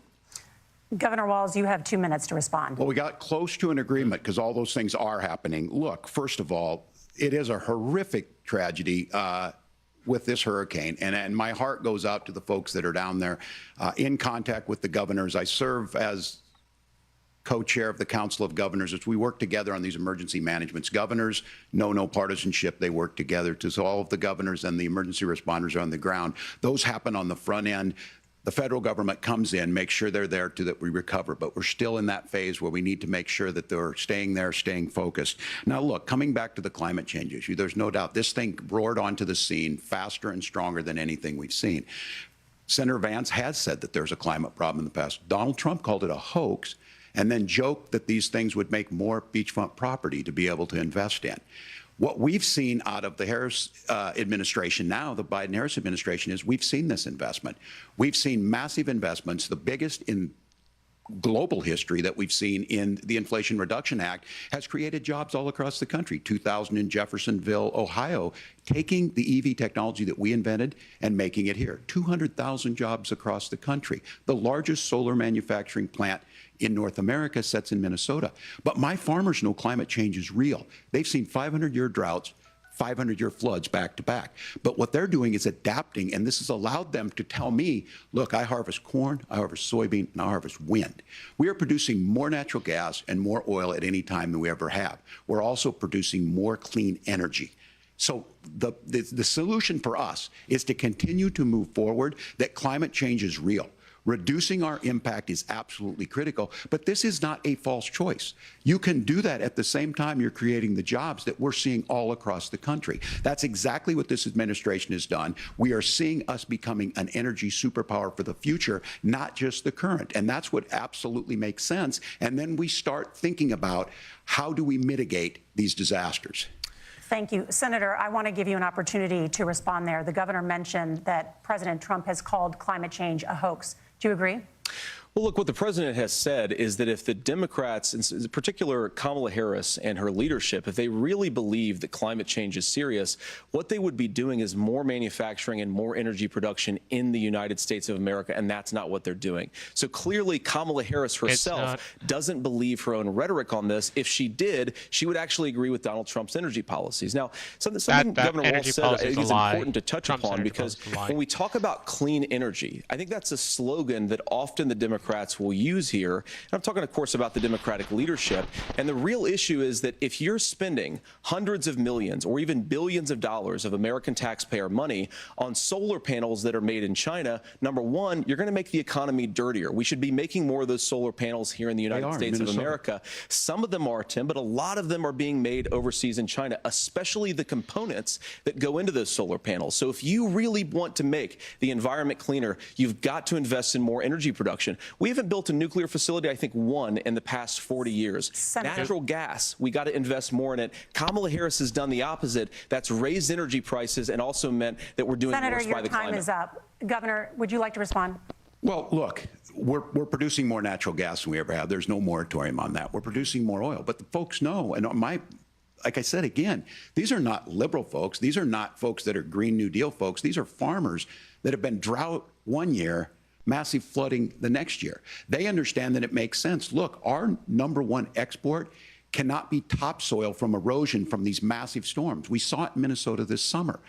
and thinking about how do we respond to that, we're thinking ahead on this. And what Kamala Harris has been able to do in Minnesota, we're starting to weatherproof some of these things. The infrastructure law that was passed allows us to think about mitigation in the future. How do we make sure that we're protecting by burying our power lines? How do we make sure that we're protecting lakefronts and things that we're seeing more and more of? But to call it a hoax and to take the oil company executives to Mar-a-Lago, say, give me money for my campaign, and I'll let you do whatever you want. We can be smarter about that, and an all-above energy policy is exactly what she's doing, creating those jobs right here. Governor, your time is up. The overwhelming consensus among scientists is that the Earth's climate is warming at an unprecedented rate. Margaret? Thank you, Nora. We're going to turn now to immigration. The crisis at the U.S.-Mexico border consistently ranks as one of the top issues for American voters. Senator Vance, your campaign is pledging to carry out the largest mass deportation plan in American history and to use the U.S. military to do so. Could you be more specific about exactly how this will work?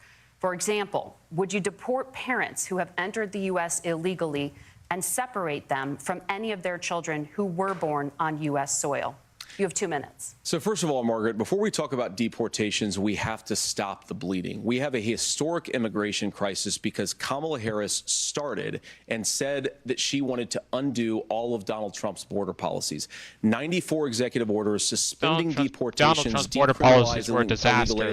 She undid them. Massively increasing the asylum fraud that exists in our system. That has opened the floodgates. And what it's meant is that a lot of fentanyl is coming into our country. I had a mother who struggled with opioid addiction and has gotten clean. I don't want people who are struggling with addiction to be deprived of their second chance because Kamala Harris let in fentanyl into our communities at record levels. So you've got to stop the bleeding. You've got to re-implement Donald Trump's border policies, build the wall, re-implement deportations. And that gets me to your point, Margaret, about what do we actually do? So we've got 25 million illegal aliens who are here in the country. What do we do with them? I think the first thing that we do is we start with the criminal migrants.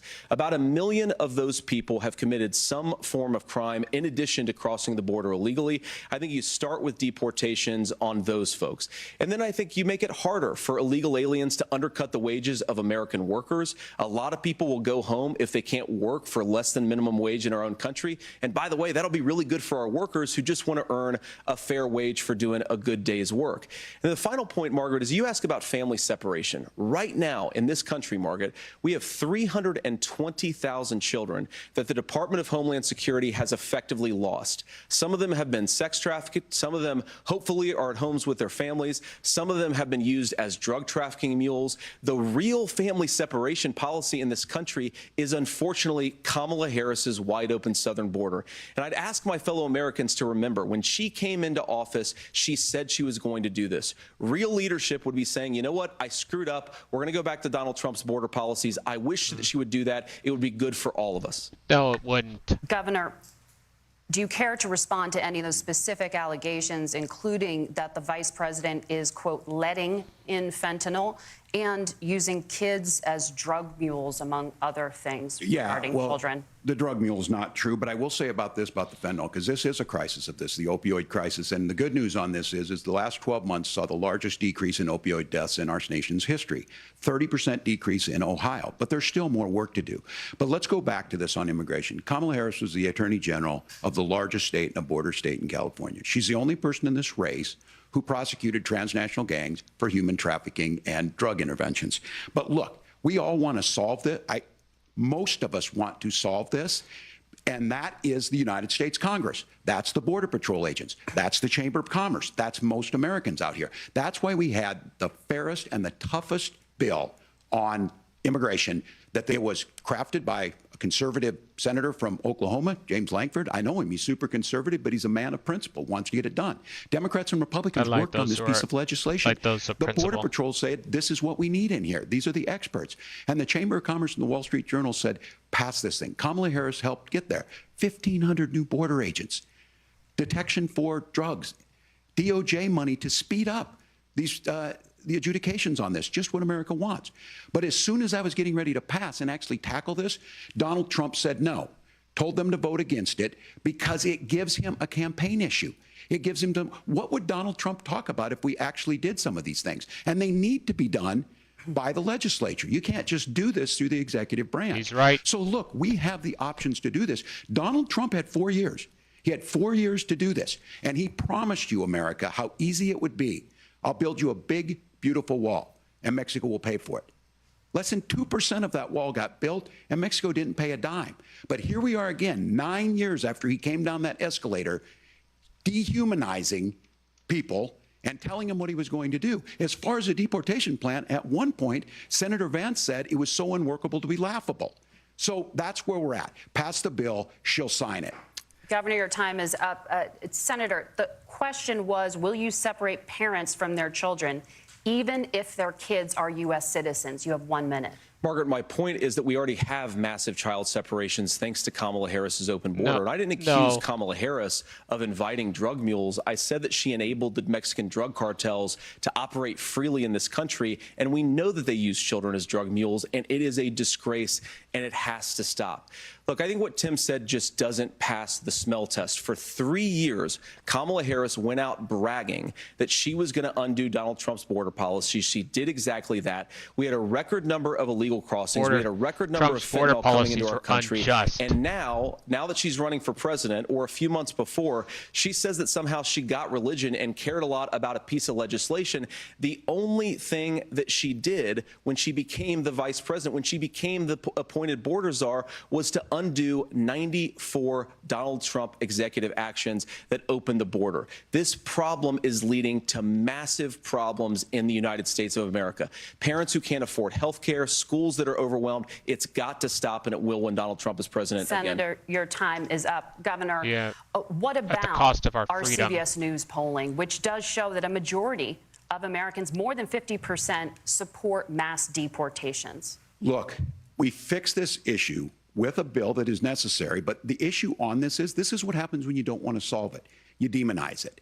And we saw this, and Senator Vance, and it surprises me on this, talking about and saying, I will create stories to bring attention to this.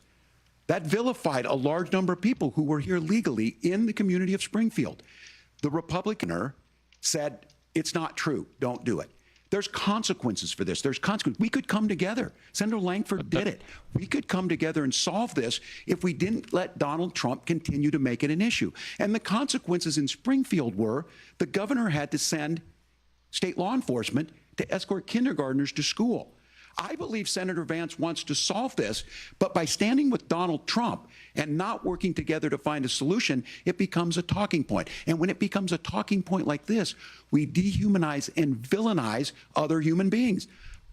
Tim, Governor, your time is up. Senator, I'll give you 1 minute, but let me just ask you the question first. The governor has made the point, and I think as a sitting lawmaker, you know that Congress controls the purse strings and any funding.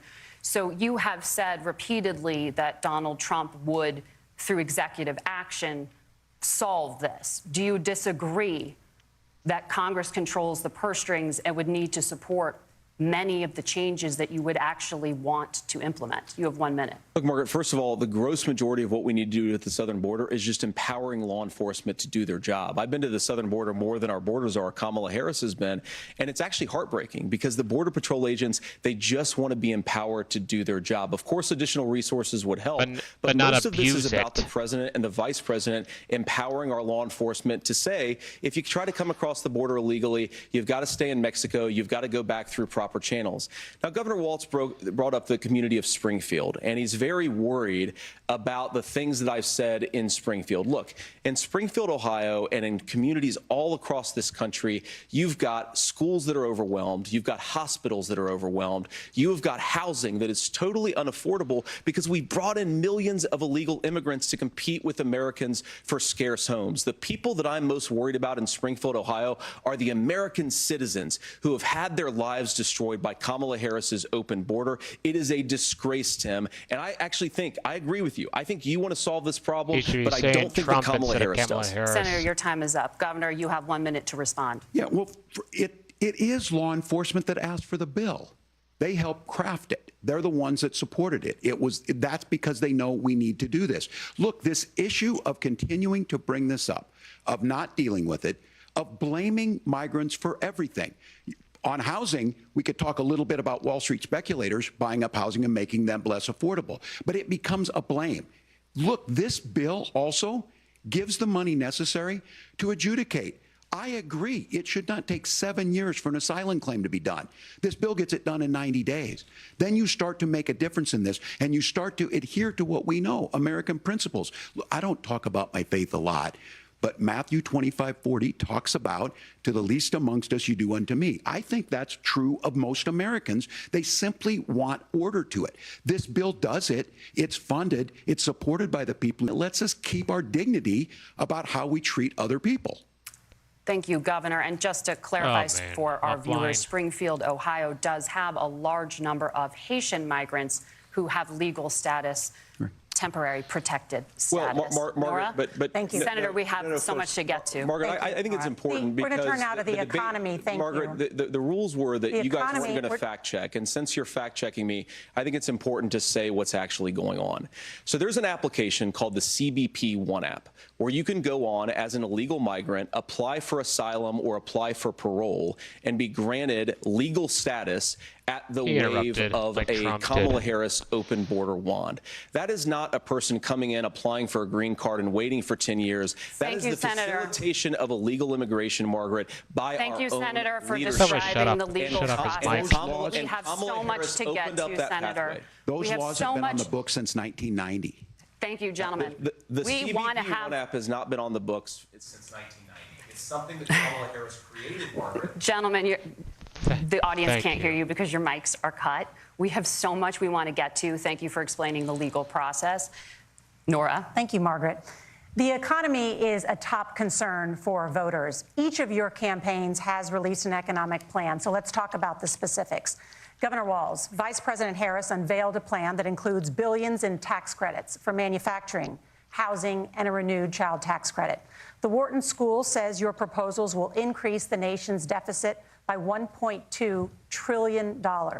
How would you pay for that without ballooning the deficit? Governor, I'll give you 2 minutes. Yeah, thank you. And Kamala Harris and I do believe in the middle class because that's where we come from. We both grew up in that. We understand. So those of you out there listening tonight, you're hearing a lot of stuff back and forth, and it's good. It's healthy. That's what this is supposed to happen. You should be listening. How's this going to impact me? The bold forward plan that Kamala Harris put out there is talking about this housing issue.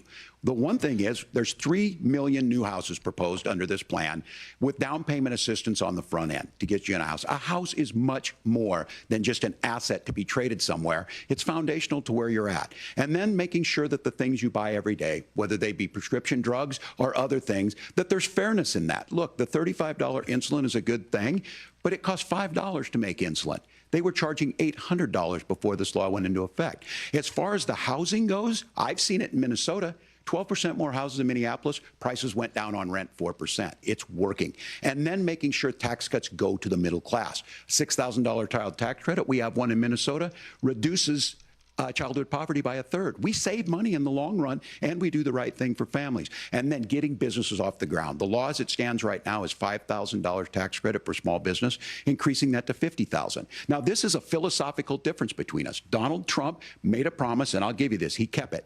He took folks to Mar-a-Lago. He said, you're rich as hell, I'm going to give you a tax cut. He gave the tax cuts that predominantly went to the top class. What happened is simple for you. Where are we going? Kamala Harris has said to do the things she wants to do. We'll just ask the wealthiest to pay their fair share. When you do that, our system works best, more people are participating in it, and folks have the things that they need. Senator, I want to give you a moment to respond on that. But similarly, the Wharton School has done an analysis of the Trump plan and says it would increase the nation's deficit by $5.8 trillion.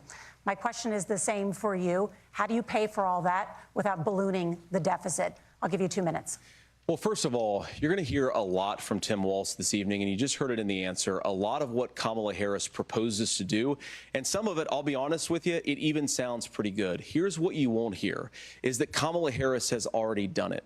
Because she's been the vice president for 3.5 years. She had the opportunity to enact all of these great policies, and what she's actually done instead is drive the cost of food higher by 25%, drive the cost of housing higher by about 60%, open the American southern border, and make middle-class life unaffordable for a large number of Americans. If Kamala Harris has such great plans for how to address middle-class problems, then she ought to do them now. Not when asking for a promotion, but in the job the American people gave her 3.5 years ago. And the fact that she isn't tells you a lot about how much you can trust her actual plans. Now, Donald Trump's economic plan is not just a plan, but it's also a record. A lot of those same economists attack Donald Trump's plans, and they have PhDs, but they don't have common sense and they don't have wisdom, because Donald Trump's economic policies delivered the highest take-home pay in a generation in this country, 1.5% inflation, and to boot, peace and security all over the world. So when people say that Donald Trump's economic plan doesn't make sense, I say look at the record. He delivered rising take-home pay for American workers. Now, Tim admirably admits that they want to undo the Trump tax cuts. But if you look at what was so different about Donald Trump's tax cuts, even from previous Republican tax cut plans, is that a lot of those resources went to giving more take-home pay to middle-class and working-class Americans. It was passed in 2017, and you saw an American economic boom unlike we've seen in a generation in this country. That is a record that I'm proud to run on, and we're going to get back to that common sense wisdom so that you can afford to live the American dream again. I know a lot of you are struggling. I know a lot of you are worried about paying the bills. It's going to stop when Donald Trump brings back common sense to this country. Governor, do you want to respond to that? What has Kamala Harris done for the middle class? Yeah, well, Kamala Harris's day one was Donald Trump's failure on COVID that led to the collapse of our economy. We were already before COVID in a manufacturing recession, but 10 million people out of work, largest percentage since the Great Depression. 9 million jobs closed on that. That was day one, whether it was the Infrastructure Act or other things we moved. Now, you made a question about experts, said this. I've made a note of this.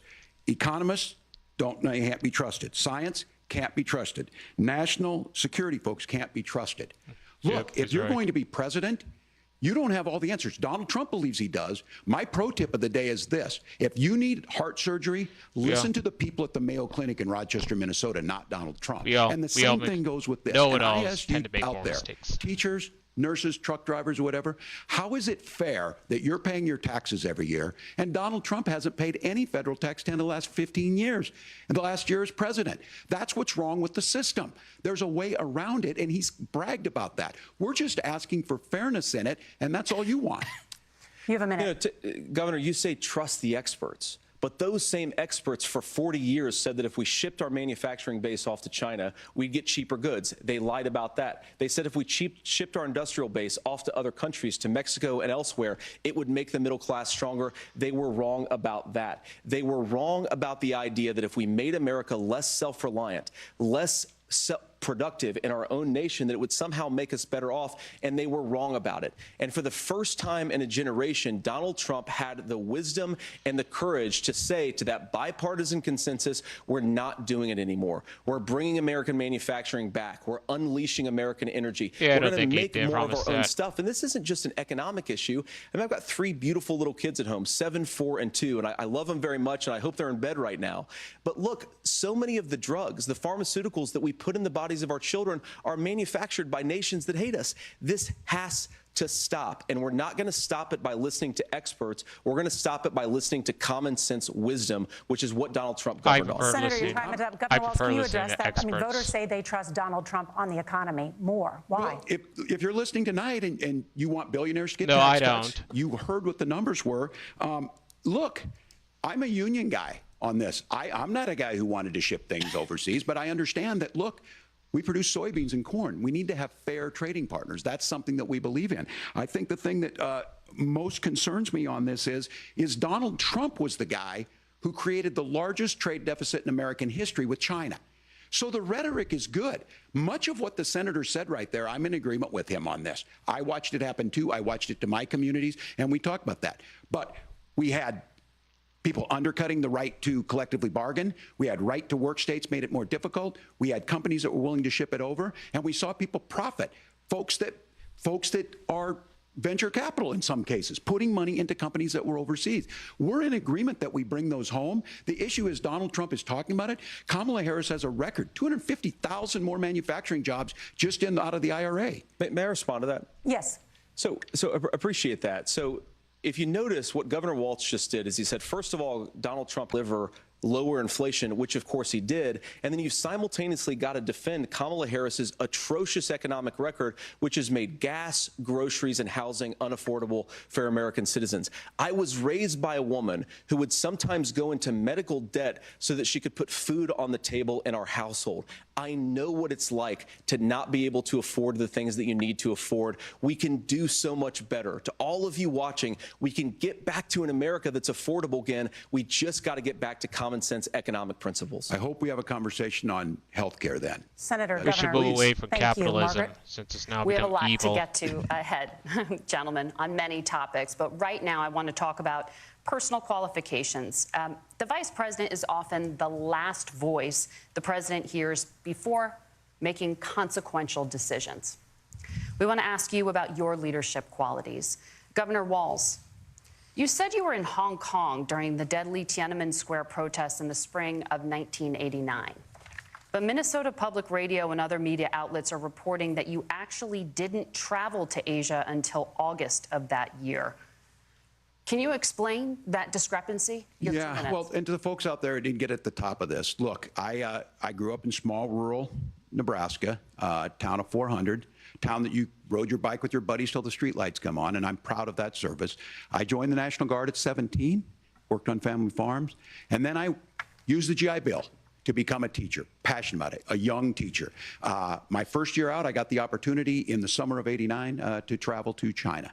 35 years ago, be able to do that. I came back home and then started a program to take young people there. We would take basketball teams, we would take baseball teams, we would take dancers, and we would go back and forth to China. The issue for that was to try and learn. Now look, my community knows who I am. They saw where I was at. Look, I will be the first to tell you, I have poured my heart into my community. I've tried to do the best I can, but I've not been perfect, and I'm a knucklehead at times, but it's always been about that. Those same people elected me to Congress for 12 years. And in Congress, I was one of the most bipartisan people, working on things like farm bills that we got done, working on veterans benefits. And then the people of Minnesota were able to elect me to governor twice. So look, my commitment has been from the beginning to make sure that I'm there for the people, to make sure that I get this right. I will say more than anything, many times I will talk a lot, I will get caught up in the rhetoric, but being there, the impact it made, the difference it made in my life, I learned a lot about China. I hear the critiques of this. I would make the case that Donald Trump should have come on one of those trips with us. I guarantee you he wouldn't be praising Xi Jinping about COVID, and I guarantee you he wouldn't start a trade war that he ends up losing. So this is about trying to understand the world. It's about trying to do the best you can for your community, and then it's putting yourself out there and letting your folks understand what it is. My commitment, whether it be through teaching, which I was good at, or whether it was being a good soldier or was being a good member of Congress, those are the things that I think are the values that people care about. Governor, just to follow up on that, the question was, can you explain the discrepancy? All I said on this was I got there that summer and misspoke on this. So I will just, that's what I've said. So I was in Hong Kong and China during the democracy protests went in. And from that, I learned a lot of what needed to be in governance. Thank you, Governor. Senator Vance, in 2016, you called your running mate Donald Trump unfit for the nation's highest office, and you said he could be America's Hitler. I know you've been asked many times, and you've said you regret those comments and explained you then voted for Donald Trump in 2020. But the Washington Post reported new messages last week in which you also disparaged Trump's economic record while he was president, writing to someone in 2020, quote, Trump thoroughly failed to deliver his economic populism. You're now his running mate, and you've shifted many of your policy stances to align with his. If you become vice president, why should Americans trust that you will give Donald Trump the advice he needs to hear and not just the advice he wants to hear? You have 2 minutes. Well, first of all, Margaret, because I've always been open. And sometimes, of course, I've disagreed with the president, but I've also been extremely open about the fact that I was wrong about Donald Trump. I was wrong, first of all, because I believed some of the media stories that turned out to be dishonest fabrications of his record. But most importantly, Donald Trump delivered for the American people. Rising wages, rising take-home pay, an economy that worked for normal Americans, a secure southern border, a lot of things, frankly, that I didn't think he'd be able to deliver on. And yeah, when you screw up, when you misspeak, when you get something wrong and you change your mind, you ought to be honest with the American people about it. It's one of the reasons, Margaret, why I've done so many interviews is because I think it's important to actually explain to the American people where I come down on the issues and what changed. Now, you pointed out to messages from 2020.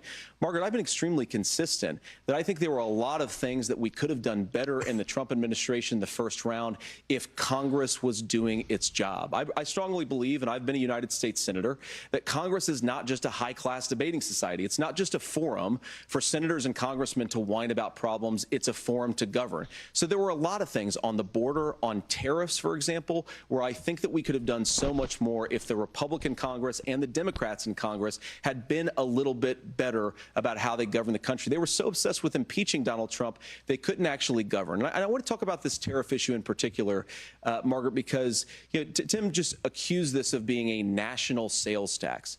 Look, the one thing, and you're probably surprised to hear me praising Joe Biden, but the one thing that Joe Biden did is he continued some of the Trump tariffs that protected American manufacturing jobs. And it's the one issue, the most pro-worker part of the Biden administration, it's the one issue where Kamala Harris has run away from Joe Biden's record. Think about this. If you're trying to employ slave laborers in China at $3 a day, you're going to do that and undercut the wages of American workers unless our country stands up for itself and says you're not accessing our markets unless you're paying middle-class Americans a fair wage. Senator, your time is up. Nora? Thank you. Now to the issue of reproductive rights. Governor Walz, after Roe versus Wade was overturned, you signed a bill into law that made Minnesota one of the least restrictive states in the nation when it comes to abortion. Former President Trump said in the last debate that you believe abortion, quote, in the 9th month is absolutely fine. Yes or no? Is that what you support? I'll give you 2 minutes. That's not what the bill says, but look, this issue is what's on everyone's mind. Donald Trump put this all into motion. He brags about how great it was that he put the judges in and overturned Roe versus Wade, 52 years of personal autonomy. And then he tells us, oh, we send it to the states. It's a beautiful thing. Amanda Zaworski would disagree with you on it's a beautiful thing. A young bride in Texas waiting for their child at 18 weeks. She has a complication, a tear in the membrane. She needs to go in. The medical care at that point needs to be decided by the doctor. And that would have been an abortion. But in Texas, that would have put them in legal jeopardy. She went home, got sepsis, nearly dies, and now she may have difficulty having children. Or in Kentucky, Hadley Duvall, a 12-year-old child raped and impregnated by her stepfather. Those are horrific. Now, when God asked about that, Senator Vance said 2 wrongs don't make a right. There is no right in this. So in Minnesota, what we did was restore Roe versus Wade. We made sure that we put women in charge of their health care. But look, this is not where, if you don't know Amanda or a Hadley, you soon will. Their Project 2025 is going to have a registry of pregnancies.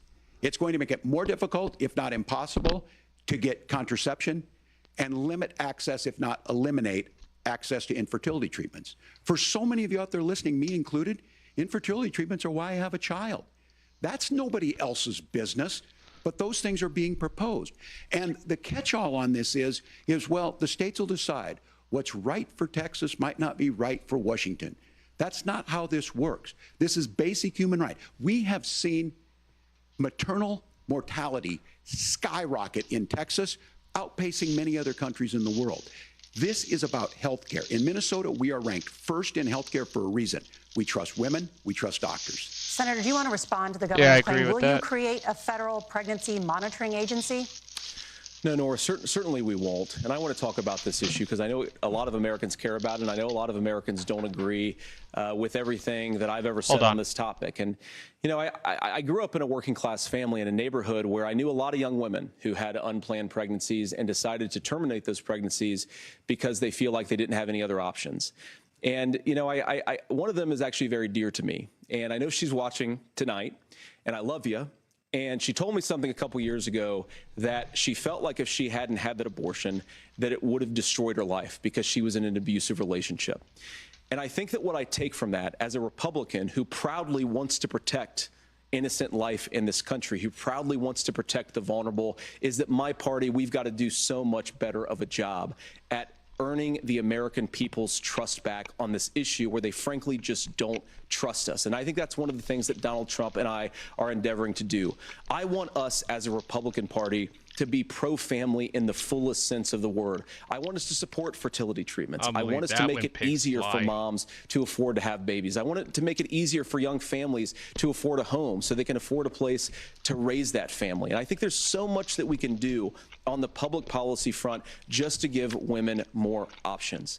Now, of course, Donald Trump has been very clear that on the abortion policy specifically, that we have a big country and it's diverse. And California has a different viewpoint on this than Georgia. Georgia has a different viewpoint from Arizona. And the proper way to handle this, as messy as democracy sometimes is to let voters make these decisions, let the individual states make their abortion policy. And I think that's what makes the most sense in a very big, a very diverse, and let's be honest, sometimes a very, very messy and divided country. Governor, would you like to respond and also answer the question about restrictions? Yeah, well, the question got asked and Donald Trump made the accusation that wasn't true about Minnesota. Well, let me tell you about this idea that there's diverse states. There's a young woman named Amber Thurman. She happened to be in Georgia, a restrictive state. Because of that, she had to travel a long distance to North Carolina to try and get her care. Amber Thurman died in that journey back and forth.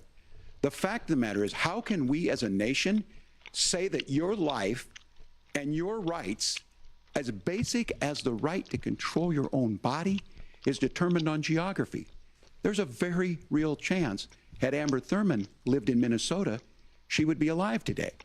That's why the restoration of Roe versus Wade. When you listen to Vice President Harris talk about this subject and you hear me talk about it, you hear us talking exactly the same.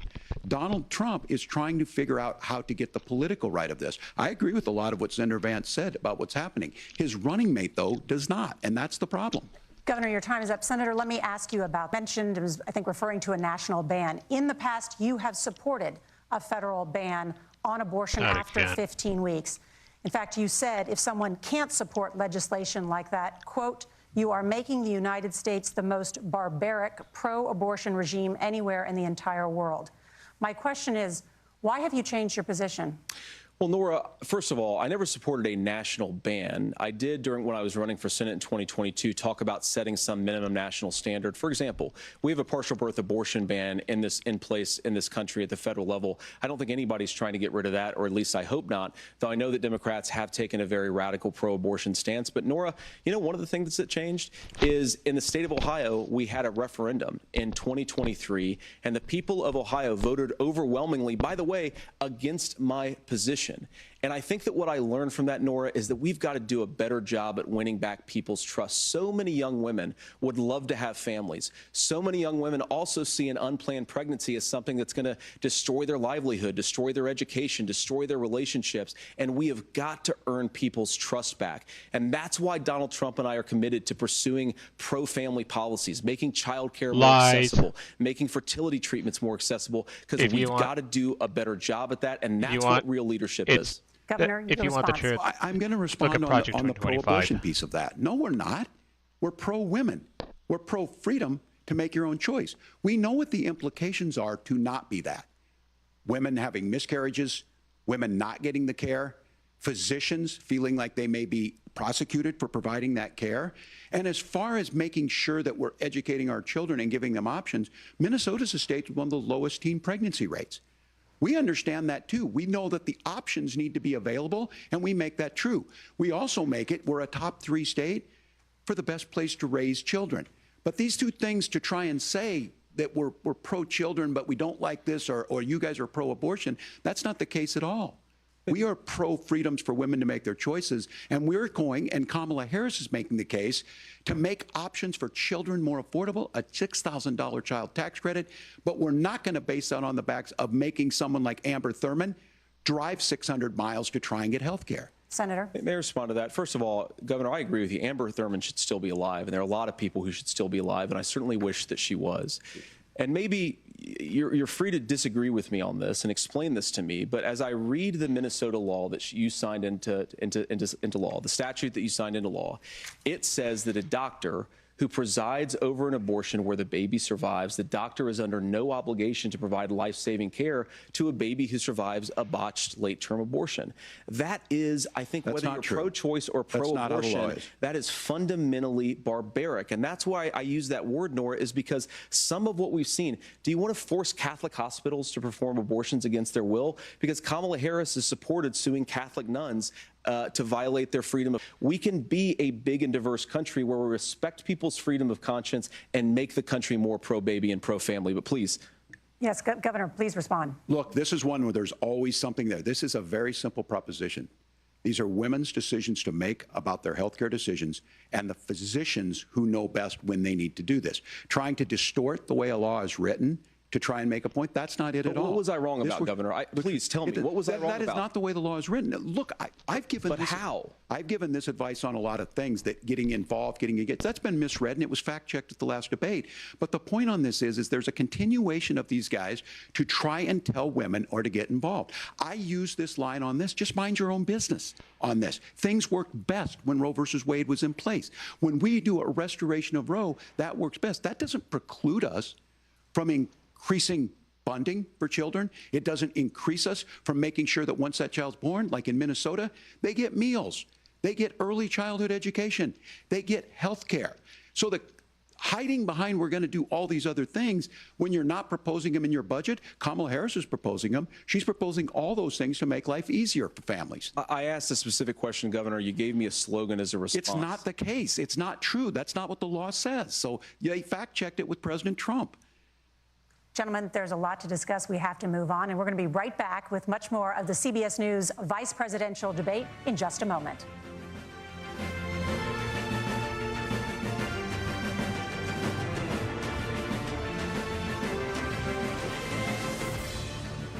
Right now, Tim Walz got my support.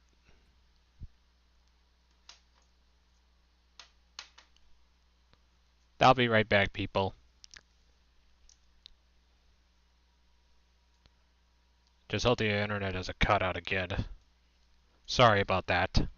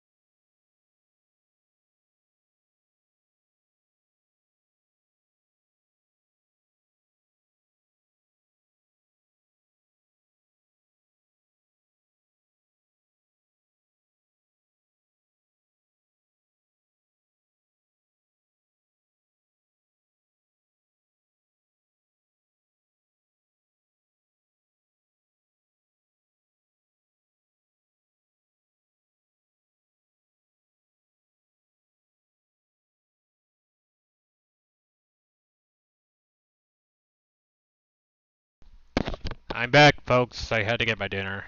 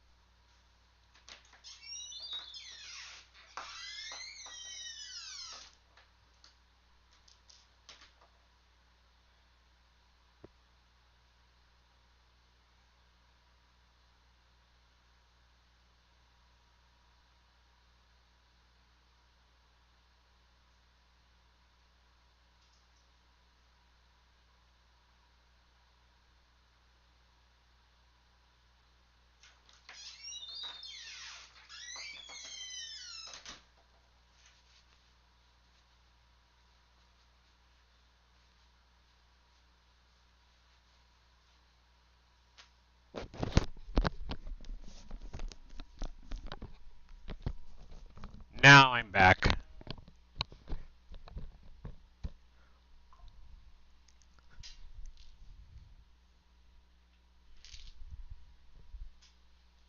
Sorry, I had to wash my hands.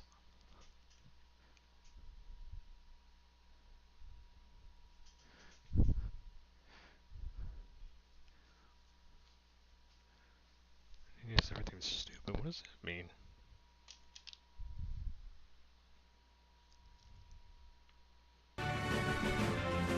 Back.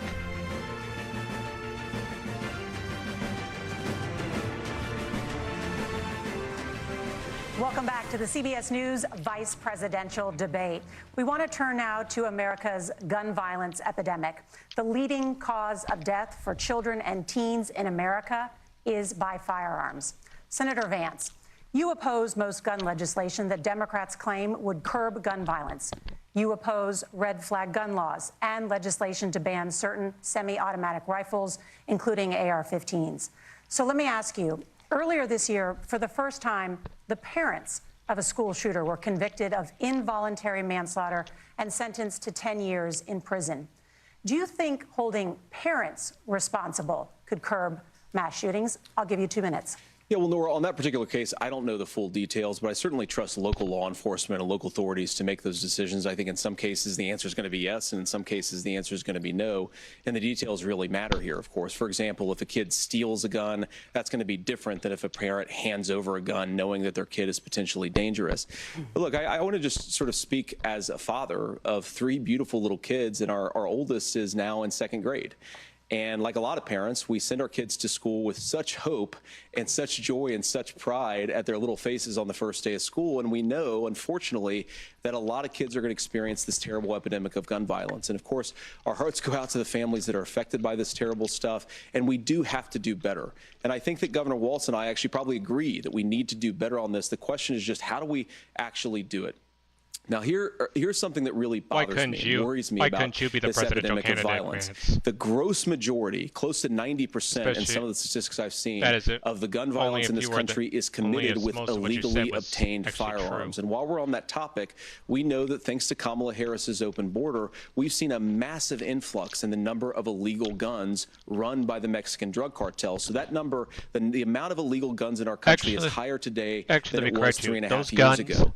But what do we do about the schools? What do we do to protect our kids? And I think the answer is, and I say this not loving the answer, because I don't want my kids to go to school in a school that feels unsafe or where there are visible signs of security. But I unfortunately think that we have to increase security in our schools. We have to make the doors lock better. We have to make the doors stronger. We've got to make the windows stronger. And of course, we've got to increase school resource officers, because the idea that we can magically wave a wand and take guns out of the hands of bad guys, it just doesn't fit with recent experience. So we've got to make our schools safer. And I think we've got to have some common sense bipartisan solutions for how to do that. Because I was a victim of that. Well, I think all the parents watching tonight, this is your biggest nightmare. Look, I got a 17-year-old, and he witnessed a shooting at a community center playing volleyball. Those things don't leave you. As a member of Congress, I sat in my office surrounded by dozens of the Sandy Hook parents, and they were looking at my 7-year-old picture on the wall. Their 7-year-old were dead, and they were asking us to do something. And look, I'm a hunter. I own firearms. The vice president is. We understand that the Second Amendment is there, but our first responsibility is to our kids to figure this out. In Minnesota, we've enacted enhanced red flag laws, enhanced background checks, and we can start to get data. But here's the problem. If we really want this, we've got folks that won't allow research to be even done on gun violence. And this idea that we should just live with it, and here's what I do think, that this is a good start to the conversation. I 100% believe that Senator Vance hates it when these kids, it's abhorrent and it breaks your heart. I agree with that. But that's not far enough when we know there are things that work. I've spent time in Finland and seen some Finnish schools. They don't have this happen, even though they have a high gun ownership rate in the country. There are reasonable things that we can do to make a difference. It's like not infringing on your Second Amendment. And the idea to have some of these weapons out there, it just doesn't make any sense. Kamala Harris, as an attorney general, worked on this issue. She knows that it's there. No one's trying to scaremonger and say we're taking your guns, but I ask all of you out there, do you want your schools hardened to look like a fort? Is that what we have to go when we know there's countries around the world that their children aren't practicing these types of drills? They're being kids. We owe it to them to get a fix. These are things that shouldn't be that difficult. You can still keep your firearms, and we can make a difference. We have to. If you're listening tonight, this breaks your heart.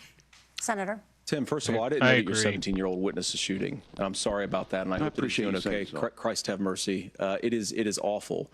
And I appreciate what Tim said, actually, about Finland, because I do think it illustrates some of the frankly, weird differences between our own country's gun violence problem and Finland. Is, okay, first of all, we have way higher rates of mental health abuse, or mental health substance abuse.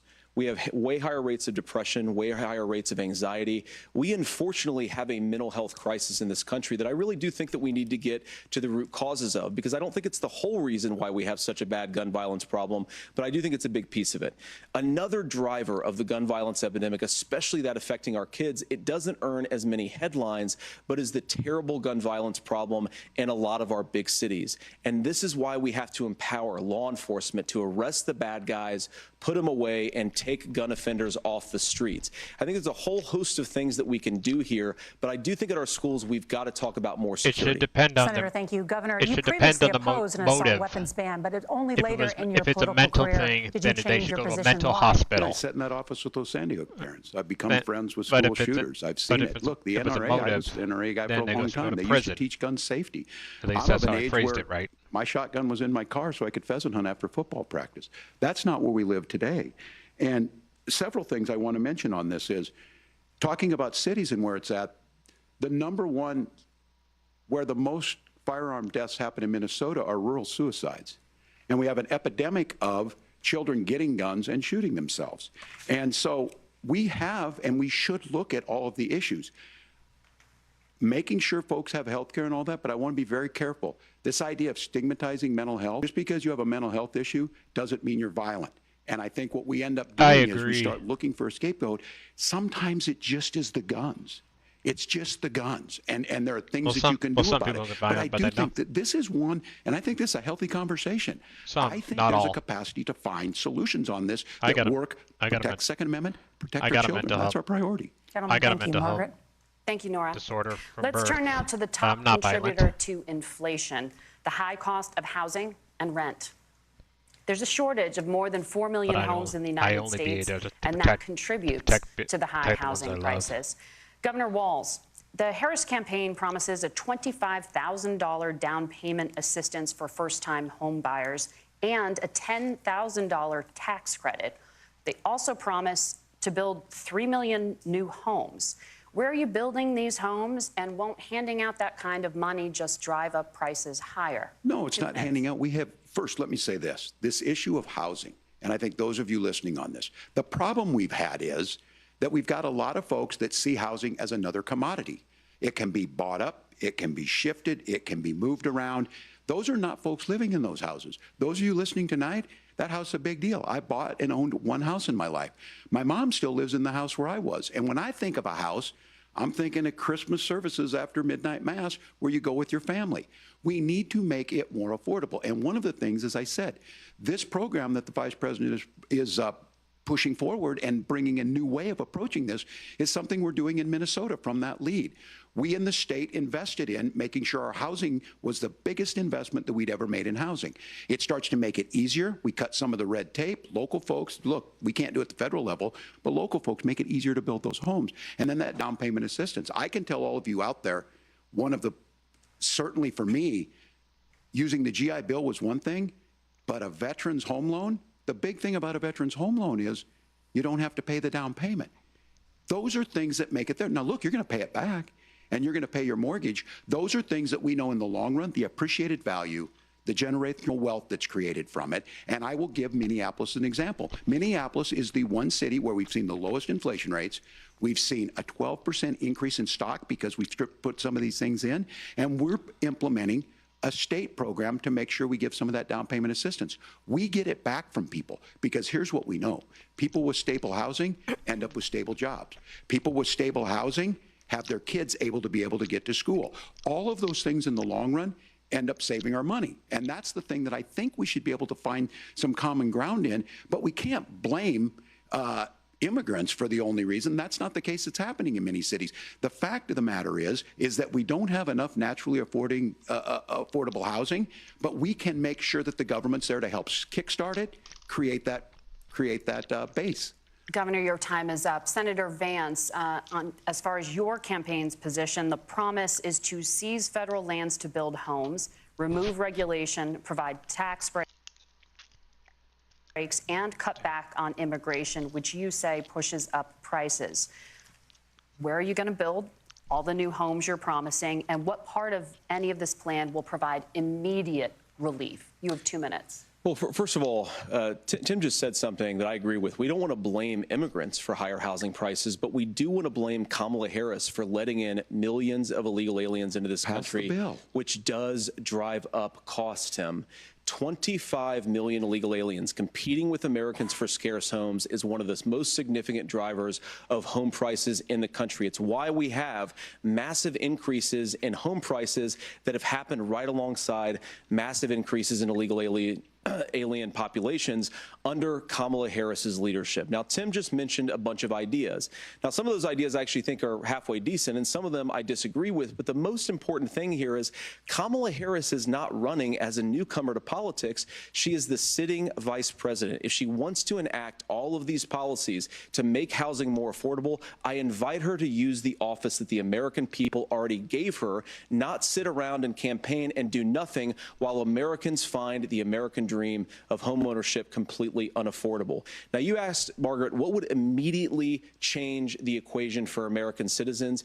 If you lower energy prices, as Donald Trump says, drill, baby, drill, one of the biggest drivers of housing costs aside from illegal immigration is, think about it, if a truck driver is paying 40% more for diesel, then the lumber he's delivering to the job site to build the house is also going to become a lot more expensive. If we open up American energy, you will get immediate pricing relief for American citizens, not, by the way, just in housing, but in a whole host of other economic goods, too. Senator Vance, you still have 23 seconds there. Do you want to answer? Can I have it? Where, yeah. Governor, we will get to you in a moment. But, Senator, where are you going to seize the federal lands? Can you clarify? Well, what Donald Trump has said is we have a lot of federal lands that aren't being used for anything. They're not being used for national park. They're not being used, and they could be places where we build a lot of housing. And I do think that we should be opening up building in this country. We have a lot of land that could be used. We have a lot of Americans that need homes. We should be kicking out illegal immigrants who are competing for those homes, and we should be building more homes for the American citizens who deserve to be here. Senator, your time is up. Governor, I do want to let you respond to the allegation that the Vice President is letting in Well, of course, that's not true. And again, you have the facts. I guess we agreed not to fact check. I'll check it. That, look, crossings are down compared to when Donald Trump left office. But it's, again, blaming and not trying to find the solution. I was going to ask, though, on this question, are we going to drill and build houses in the same federal land? And I think when people hear federal lands, these are really important pieces of land. Now, Minnesota doesn't have a lot of federal lands. I know in the western part of the countries we do. There's not a lot of federal lands in and around Minneapolis, for example. So the issue is I don't understand the federal lands issue unless we see this. Dang it again. Protect these things. We've got about 20% of the world's fresh water. These lands protect. They're there for a reason. They belong to all of us. But again, this is when you view housing and you view these things as commodities. Like, there's a chance to make money here. Let's take this federal land and let's sell it to people for that. I think there's better ways to do this. We've seen it in Minnesota. We're able to refurbish some of these houses. We're able to make some investments. That gets people in. And I'm still on the fact on this. Economists. Senator Vance, you said you don't like the economists. Which economists are saying that it is immigrants that's adding to the cost? Governor, your time is up. But Senator, on that point, I'd like for you to clarify. There are many contributing factors to high housing costs. What evidence do you have that migrants are part of this problem? problem? Well, there's a Federal Reserve study that we're happy to share after the debate. We'll put it up on social media, actually, that really drills down on the connection between increased levels of migration, especially illegal immigration, and higher housing prices. Now, of course, Margaret, that's not the entire driver of higher housing prices. It's also the regulatory regime of Kamala Harris. Look, we are a country of builders. We're a country of doers. We're a country of explorers. But we increasingly have a federal administration that makes it harder to develop our resources, makes it harder to build things, and wants to throw people in jail for not doing everything exactly as Kamala Harris says they have to do. And what that means is that you have a lot of people who would love to build homes who aren't able to build homes. I actually agree with Tim Walz. We should get out of this idea of housing as a commodity. But the thing that has most turned housing into a commodity is giving it away to millions upon millions of people who have no legal right to be here. What are the federal regulations? I deal with this as a governor. You can very quickly reply. I'm sorry. I get this as a governor, and I don't necessarily disagree with that in some cases, many of those are local, many of them are state. I don't know which ones are federal, but I think whenever we talk regulations, people think they can get rid of them. I think you want to be able to get out of your house in a fire. I think you want to make sure that it's fireproof and those types of things. So which are the regulations? Because the vice president's not responsible for those. Congress writes those. Governor, thank you. Gentlemen, we have a lot to get through. You're passionate about the housing he's crisis, not wrong. I can tell. But Nora? Thank you. One of the top problems facing Americans is the high cost of health care. Senator Vance, at the last presidential debate, former President Trump was asked about replacing the Affordable Care Act. In response, he said, "I have concepts of a plan." Since then, Senator, you've talked about changing how chronically ill Americans get health insurance. Can you explain how that would work? And can you guarantee that Americans with pre-existing conditions won't pay more? I'll give you 2 minutes. Well, of course, we're going to cover Americans with pre-existing conditions. In fact, a lot of my family members have gotten health care. I believe, members of my family actually got private health insurance, at least for the first time, switched off of Medicaid onto private insurance for the first time under Donald Trump's leadership. And I think that, a lot of people have criticized this concepts of a plan remark. Look, it's very simple common sense. I think as Tim Walz knows from 12 years in Congress, you're not going to propose a 900-page bill standing on a debate stage. It would bore everybody to tears, and it wouldn't actually mean anything because part of this is the give and take of bipartisan negotiation. Now, when Donald Trump was actually president, and again, he has a record to be proud of, prescription drugs fell in 2018 for the first time in a very long time. Under Kamala Harris's leadership, prescription drugs are up about 7%. Under Donald Trump's entire 4 years, they were up about 1.5%. He introduced pricing transparency. Think about healthcare. You go into a hospital, you try to buy something, and nobody knows what it actually costs. That price transparency will actually give American consumers a little bit more choice and will also drive down costs. And we talked about, the reinsurance regulations is what I was talking about. Look, Donald Trump has said that if we allow states to experiment a little bit on how to cover both the chronically ill but the non-chronically ill, it's not just a plan. He actually implemented some of these regulations when he was president of the United States. And I think you can make a really good argument that it salvaged Obamacare, which was doing disastrously until Donald Trump came along. And I think this is an important point about President Trump. Of course, you don't have to agree with everything that President Trump has ever said or ever done. But when Obamacare was crushing under the weight of its own regulatory burden and health care costs, Donald Trump could have destroyed the program. Instead, he worked in a bipartisan way to ensure that Americans had access to affordable care. It's not perfect, of course, and there's so much more that we can do. But I think that Donald Trump has earned the right to put in place some better health care policies. He's earned it because he did it successfully the first time. Governor? No, all right, here's where being an old guy gives you some history. I was there at the creation of the ACA. And the reason it was so important is I come from a major healthcare state, home of the Mayo Clinic, home to Medical Alley, 3M, Medtronic, all of those. We understand healthcare. It's why we're ranked first on affordability and accessibility and quality of healthcare. And so what I know is under Kamala Harris, more people are covered than they have before. And those of you listening, this is critical to you. Now, Donald Trump all of a sudden wants to go back and remember this. He ran on the first thing he was going to do on day one was to repeal Obamacare. On day one, he tried to sign an executive order to repeal the ACA. He signed on to a lawsuit to repeal the ACA, but lost at the Supreme Court. And he would have repealed the ACA had it not been for the courage of John McCain to save that bill. Now, fast forward, what that means to you is you lose your pre-existing conditions. If you're sitting at home and you got asthma, too bad. If you're a woman, probably not. Broke your foot during football, might kick you out. Your kids get kicked out when they're 20. Kamala Harris negotiated drug prices for the first time with Medicare. We have 10 drugs that will come online, the most common ones that'll be there. But look, this issue, and when Donald Trump said, I've got a concept of a plan, it cracked me up as a fourth grade teacher because my kids would have never given me that. But what Senator Vance just explained might be worse than a concept, because what he explained is pre-Obamacare. And I'll make this as simple as possible because I have done this for a long time. What they're saying is, if you're healthy, why should you be paying more? So what they're going to do is let insurance companies pick who they insure, because guess what happens?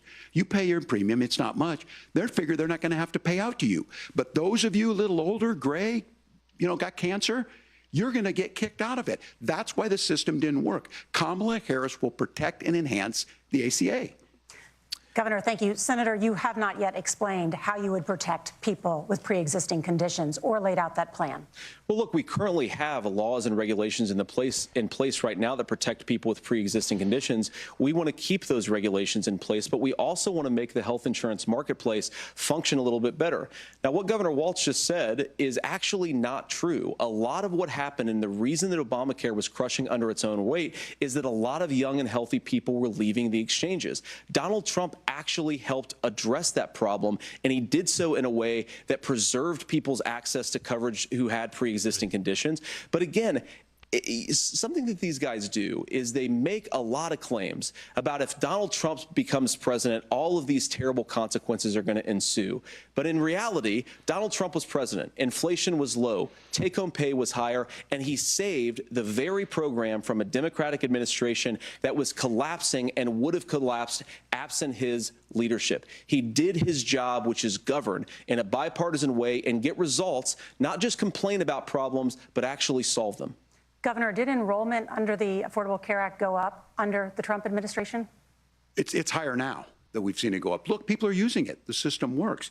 And the question about this of young people or whatever, that's the individual mandate piece of this. And Republicans fought tooth and nail saying, well, Americans should be free to do this. Well, then what happens is... So you think the individual mandate's a good idea? You shrink. I think the idea of making sure the risk pool is broad enough to cover everyone, that's the only way insurance works. When it doesn't, it collapses. You are asking pre-ACA where we get people out. Look, people know that they need to be on health care. People expect it to be there. And when we are able to make it, and we are making it this way, when we incentivize people to be in the market, when we help people who might not be able to afford it get there, and we make sure then when you get sick and old, it's there for you. Because I heard people say, well, I don't want to buy into Medicare or whatever. Good luck buying health care once you get past 70. So look, the ACA works. We can continue to do better. Kamala Harris did that. The way she made everything better was negotiating those 10 drugs on Medicare for the first time in American history. Thank you. I apologize. We're out of time. We have a number of subjects to discuss. Margaret? Let's talk about families in America. There is a child care crisis in this country, and the United States is one of the very few developed countries in the world without a national paid leave program for new parents. Governor Walz, you've said that if Democrats win both the White House and Congress, this is a day one priority for you. How long should employers be required to pay workers while they are home taking care of their newborns? You have 2 minutes. Yeah, well, that's negotiable, and that's what Congress worked. But here's what the deal is. Americans sitting out there right now, you may work for a big company. Look, we're home in Minnesota to some of the largest Fortune 500 companies. Kamala Harris knows that in California. Those companies provide paid family medical leave. One is, I think they're moral and they think it's a good thing, but it also keeps their employees healthy. We in Minnesota passed a paid family medical leave. You have a child, and I had to go back to work 5 days after my kids were born. This allows you to stay home a certain amount of time. What we know is that gets the child off to a better start, the family works better, we stay in their employers, we get more consistency in that. So Kamala Harris has made it a priority. We implemented it in Minnesota, and we see growth. That's how you become a pro-business state. But the negotiations on it, and here's the issue, those big companies are able to offer it, Those of you out there who don't have it, just imagine what happens if you get cancer or your child gets sick. We know what happens. You end up staying home. In some cases, that means no paycheck because you've got no protection on that. This is the case of an economy that Donald Trump has set for the wealthiest amongst us. He's willing to give those tax breaks to the wealthiest. He's willing to say, bust those unions up, do whatever. What we're saying is the economy works best when it works for all of us. And so a paid family medical leave program, and I will tell you, go to the families or go to the businesses and ask them. As far as child care on this, you have to take it at both the supply and the demand side. You can't expect the most important people in our lives to take either our children or our parents to get paid the least amount of money. And we have to make it easier for folks to be able to get into that business and then to make sure that folks are able to pay for that. We were able to do it in Minnesota, and I'm still telling you this. We were listed as the best state. We're still in crisis on this. A federal program of paid family medical leave and help with this will enhance our workforce, enhance our families, and make it easier to have the children that you want. Governor, your time is up. Senator, do you support a national paid leave program? And if so, for how long should employers be mandated to pay their employees while they are home taking care of their newborn? You have 2 minutes. Yeah, well, first of all, Margaret, a number of my Republican colleagues and some Democrats, too, have worked on this issue. And I think there is a bipartisan solution here because a lot of us care about this issue. I mean, look, I speak from this very personally because I'm married to a beautiful woman who is an incredible mother to our 3 beautiful kids, but is also a very, very brilliant corporate litigator. And I'm so proud of her. But being a working mom, even for somebody with all of the advantages of my wife, is extraordinarily difficult. And it's not just difficult from a policy perspective. She actually had access to paid family leave because she worked for a bigger company. But the cultural pressure on young families and especially young women, I think makes it really hard for people to choose the family model they want. A lot of young women would like to go back to work immediately. Some would like to spend a little time home with the kids. Some would like to spend longer at home with the kids. We should have a family care model that makes choice possible. And I think this is a very important substantive difference between Donald Trump and Kamala Harris's approach. I mean, look, if you look at the federal programs that we have that support paid family leave right now, the Community Development Block Grant, and there's another block grant program that spends a lot of money from the federal government. These programs only go to one kind of child care model. Let's say you'd like your church maybe to help you out with child care. Maybe you live in a rural area or an urban area and you'd like to get together with families in your neighborhood to provide child care in the way that makes the most sense. You don't get access to any of these federal monies. We want to promote choice in how we deliver family care and how we promote child care because, look, it is unacceptable. And, you know, of course, Tim and I have been on the campaign trail a lot the past 7 or 8 weeks. And one of the biggest complaints I hear from young families is people who feel like they don't have options, like they're choosing between going to work or taking care for their kids. That is an incredible burden to put on American families. We're the only country that does it. I think we could do a heck of a lot better. Senator, thank you. You have also said, Senator Vance, many things about the American family. The Federal Reserve says parents will spend nearly as much on child care as they do on housing each month. So I want to get your thoughts on this. President Trump recently said, as much as child care is talked about as being expensive, it's relatively speaking not very expensive compared to the kinds of numbers we'll be taking in. Is President Trump committed to the $5,000 per child tax credit that you have described? You have 1 minute.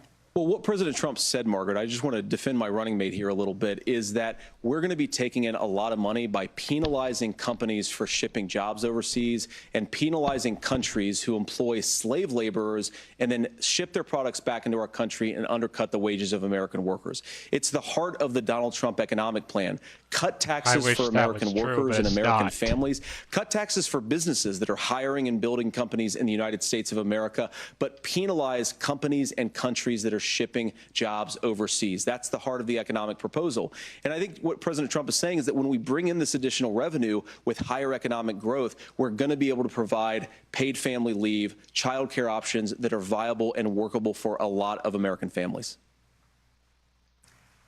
Can you clarify how that will solve the child care shortage? Said a lot of the child care shortage is we just don't have enough resources going into the multiple people who could be providing family care options.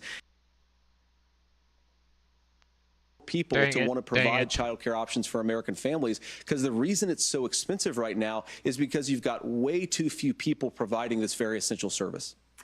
Thank you, Senator. Governor Walz, your ticket also has some child care tax credit proposals. Do you think Congress will agree to the $6,000 credit for newborns and $3,000 credit for children over the age of 6, as your campaign has promised? Is that realistic? Well, if these members of Congress are listening to anybody, I can tell you, and this is the biggest issue. Everybody listening tonight knows. I mean, I'm sure they were shocked to hear it's not that expensive. And let's be clear, whether it's $5,000 or $6,000, that pays you about 3 or 4 months. Let's be clear of where we're at on this. It's because we got out of an imbalance on this. We thought we were going to get by not paying people. I don't think Senator Vance and I are that far apart. I'm not opposed to what he's talking about on options. We've done scholarships types of things. I think we need to be open to making the case. But the issue here is, the question you asked is, you're not going to pay for it with these tariffs. That's just adding another $4,000 on the family and taking less. So not only do they not get the money to pay for that, they're $4,000 in the hole. That's Wharton School. That's his alma mater. And so I think the issue here is, if those members of Congress, I can't believe they're not. When I go to businesses, sure, they'll talk about taxes sometime, but they will lead with child care and they will lead with housing, because we know the problem is, especially in a state like Minnesota, we need more workers because our economy's growing, but we need the workforce. Governor, thank you. We need to move on. Nora? Let's talk about the state of democracy, the top issue for Americans after the economy and inflation. After the 2020 election, President Trump's campaign and others filed 62 lawsuits contesting the results. Judges, including those appointed by President Trump and other Republican presidents, looked at the evidence and said there was no widespread fraud. The governors of every state in the nation, Republicans and Democrats, certified the 2020 election results and sent a legal slate of electors to Congress for January 6th. Senator Vance, you have said you would not have certified the last presidential election and would have asked the states to submit alternative electors. That has been called unconstitutional and illegal. Would you again seek to challenge this year's election results, even if every governor certifies the results? I'll give you 2 minutes. Well, Nora, first of all, I think that we're focused on the future. We need to figure out how to solve the inflation crisis caused by Kamala Harris's policies, make housing affordable, make groceries affordable, and that's what we're focused on. But I want to answer your question because you did ask it. Look, what President Trump has said is that there were problems in 2020, and my own belief is that we should fight about those issues, debate those issues peacefully in the public square, and that's all I've said, and that's all that Donald Trump has said. Remember, he said that on January the 6th, protesters ought to protest peacefully. And on January the 20th, what happened? Joe Biden became the president, Donald Trump left the White House, and now, of course, policies that have come from the Harris-Biden administration.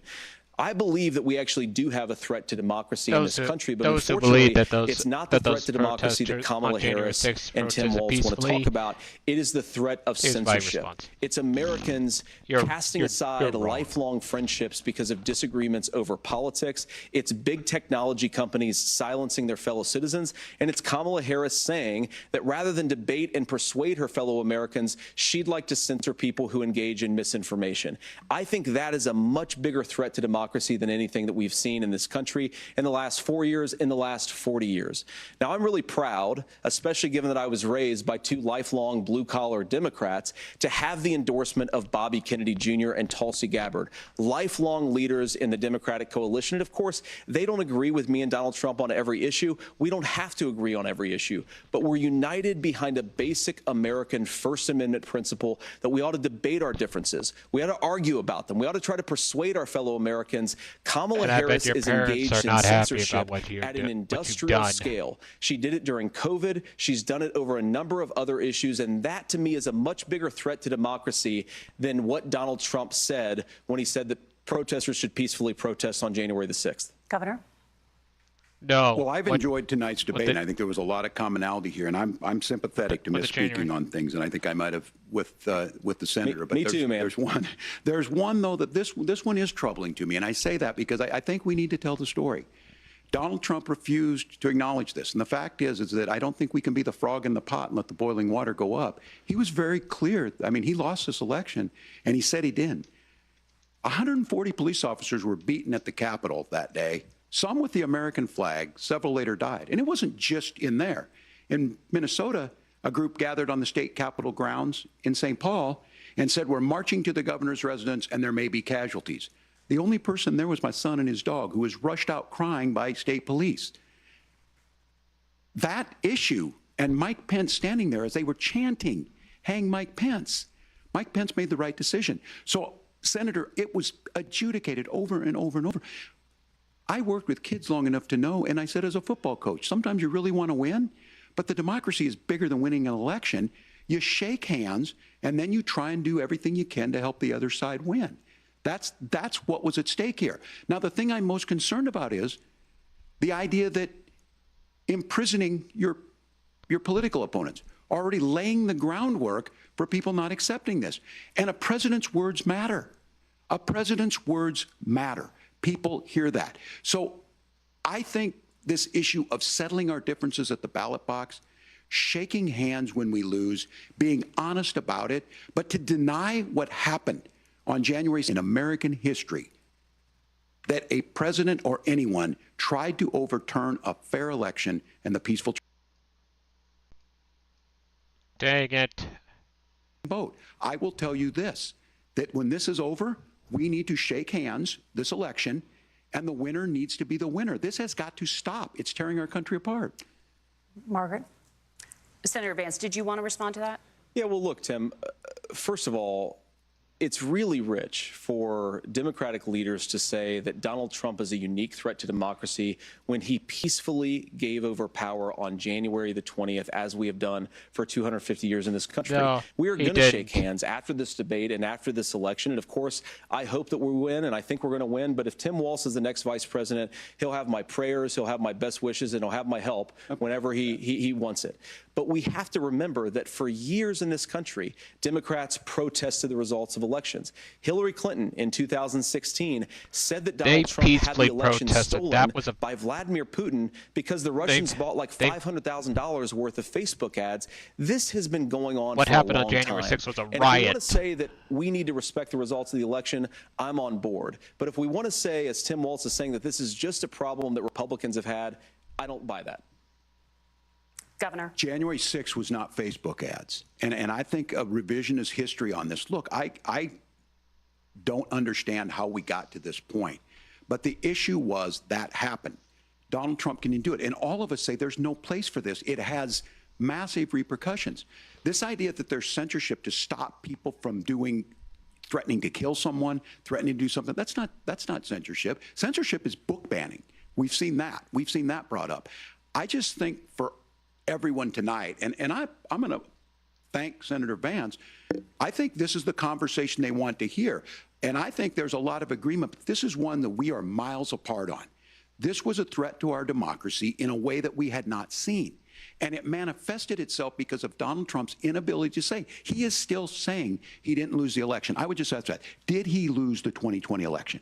Tim, I'm focused on the future. Did Kamala Harris censor Americans from speaking their mind in the wake of the 2020 COVID situation? That is a damning non-answer. It's a damning non-answer for you to not talk about censorship. Obviously, Donald Trump and I think that there were problems in 2020. We've talked about it. I'm happy to talk about it further. But you guys attack us for not believing in democracy. The most sacred right under the United States democracy is the First Amendment. You yourself have said there's no First Amendment right to misinformation. Kamala Harris wants to use the power of government and big tech to silence people from speaking their minds. That is a threat to democracy that will long outlive this present political moment. I would like Democrats and Republicans to both reject censorship. Let's persuade one another. There was Let's no argue about censorship at ideas, that and then January let's come 6th. together That was afterwards. You can't yell fire in a crowded theater. That's the test. Tim, fire in a crowded theater. You guys wanted to kick people off of Facebook for saying that toddlers shouldn't Senator, wear the masks. governor does have the floor. The government, which is the right of every American. Senator, the governor does have the floor for 1 minute to respond to you. Yeah, well, I don't run Facebook. What I do know is I see a candidate out there who refused, and now again, and this, I'm pretty shocked by this. He lost the election. This is not a debate. It's not anything anywhere other than in Donald Trump's world. Because look, when Mike Pence made that decision to certify that election, that's why Mike Pence isn't on this stage. What I'm concerned about is, where is the firewall with Donald Trump? Where is the firewall if he knows he could do anything, including taking an election, and his vice president's not going to stand to it? That's what we're asking you, America. Will you stand up? Will you keep your oath of office, even if the president doesn't? And I think Kamala Harris would agree. She wouldn't have picked me if she didn't think I would do that, because of course that's what we would do. So America, I think you've got a really clear choice on this election of who's going to honor that democracy and who's going to honor Donald Trump. Governor, your time is up. Thank you, gentlemen. We will be right back with both of our candidates. The CBS News vice presidential debate continues.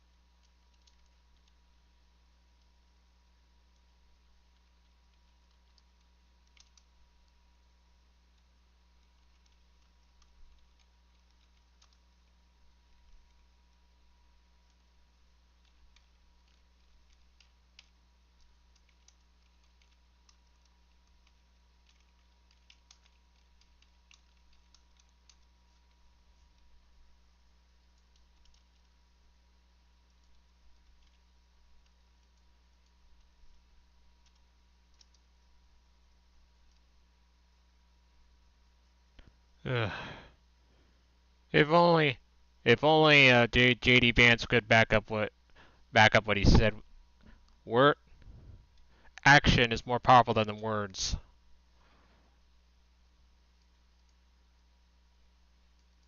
And I think the point there was the January 6th when they talked about that. That was a threat to democracy. If Trump was really against the riot, he would have called it off. He would have stopped it right immediately. But he didn't. He just watched.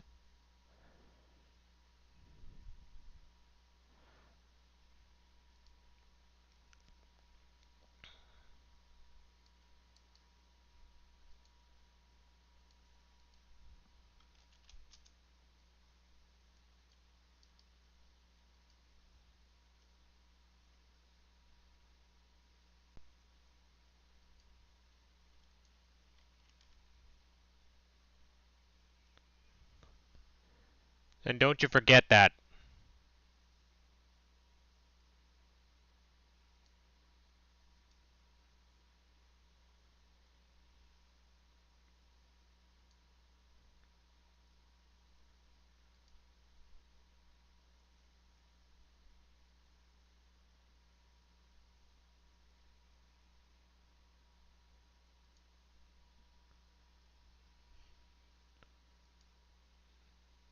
I hope the scales right now tip more toward Tim Walz after mentioned January 6th.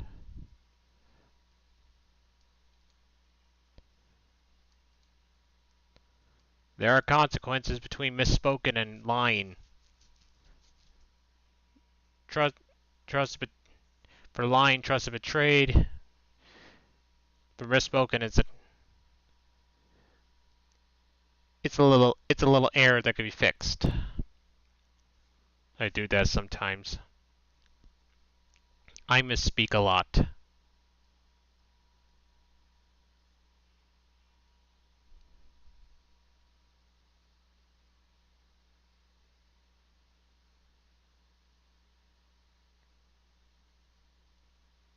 Due to me having autism and all.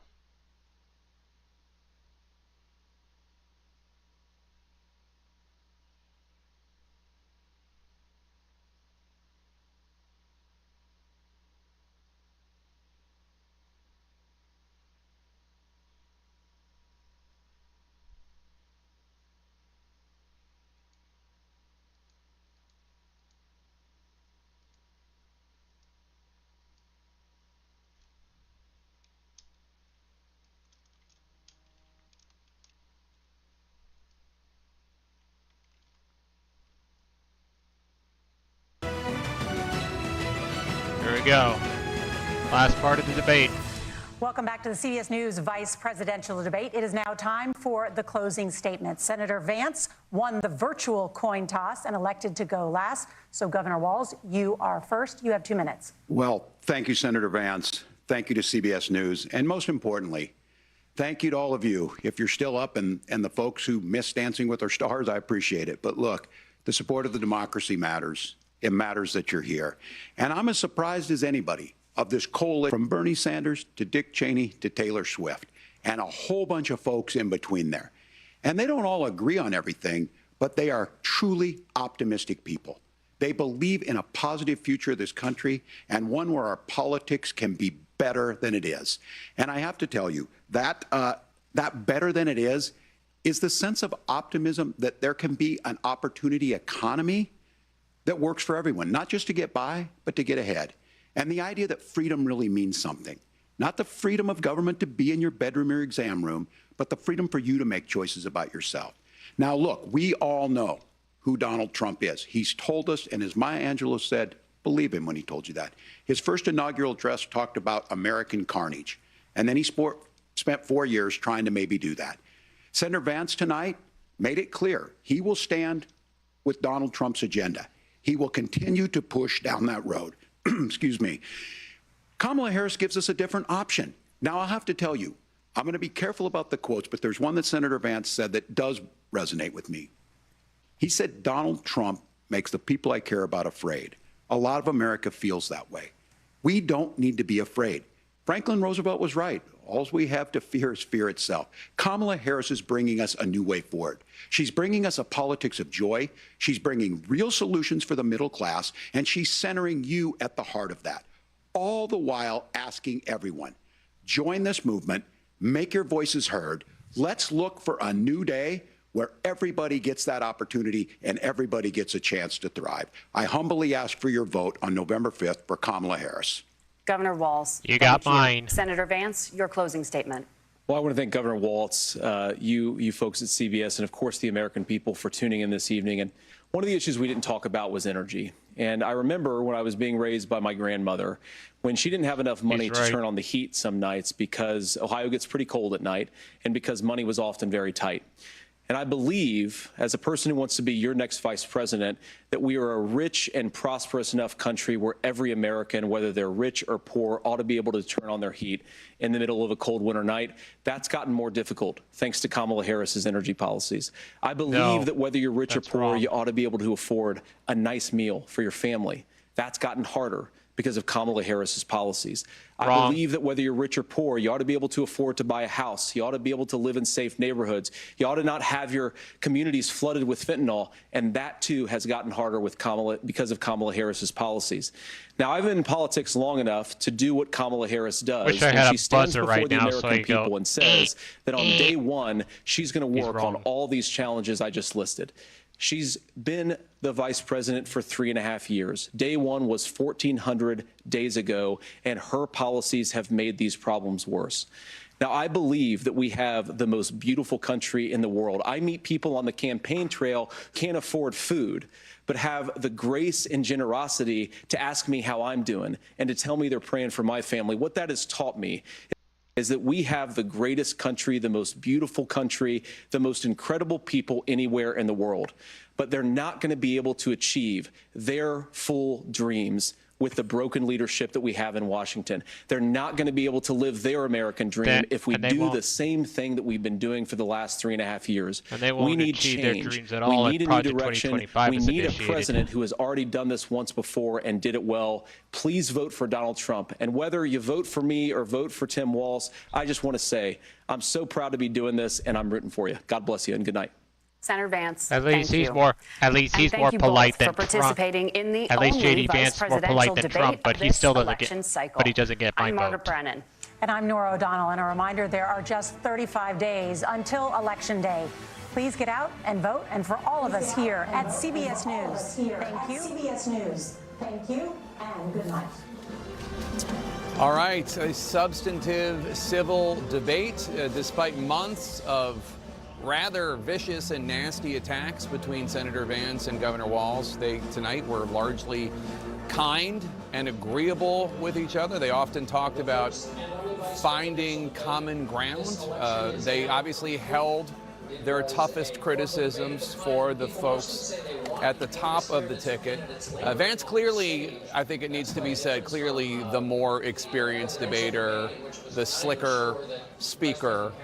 Walz's strongest moment, perhaps, came at the end there, talking about democracy. That was also, I would think, Vance's weakest moment all night when he claimed that Donald Trump handed over power peacefully. Obviously not accurate. But generally, Dana and Abby, my overall impression is that both men came to seem likable, and I think it's quite possible that both men achieved that task. Yeah, I mean, I think this was kind of the rehab debate, rehab in terms of image.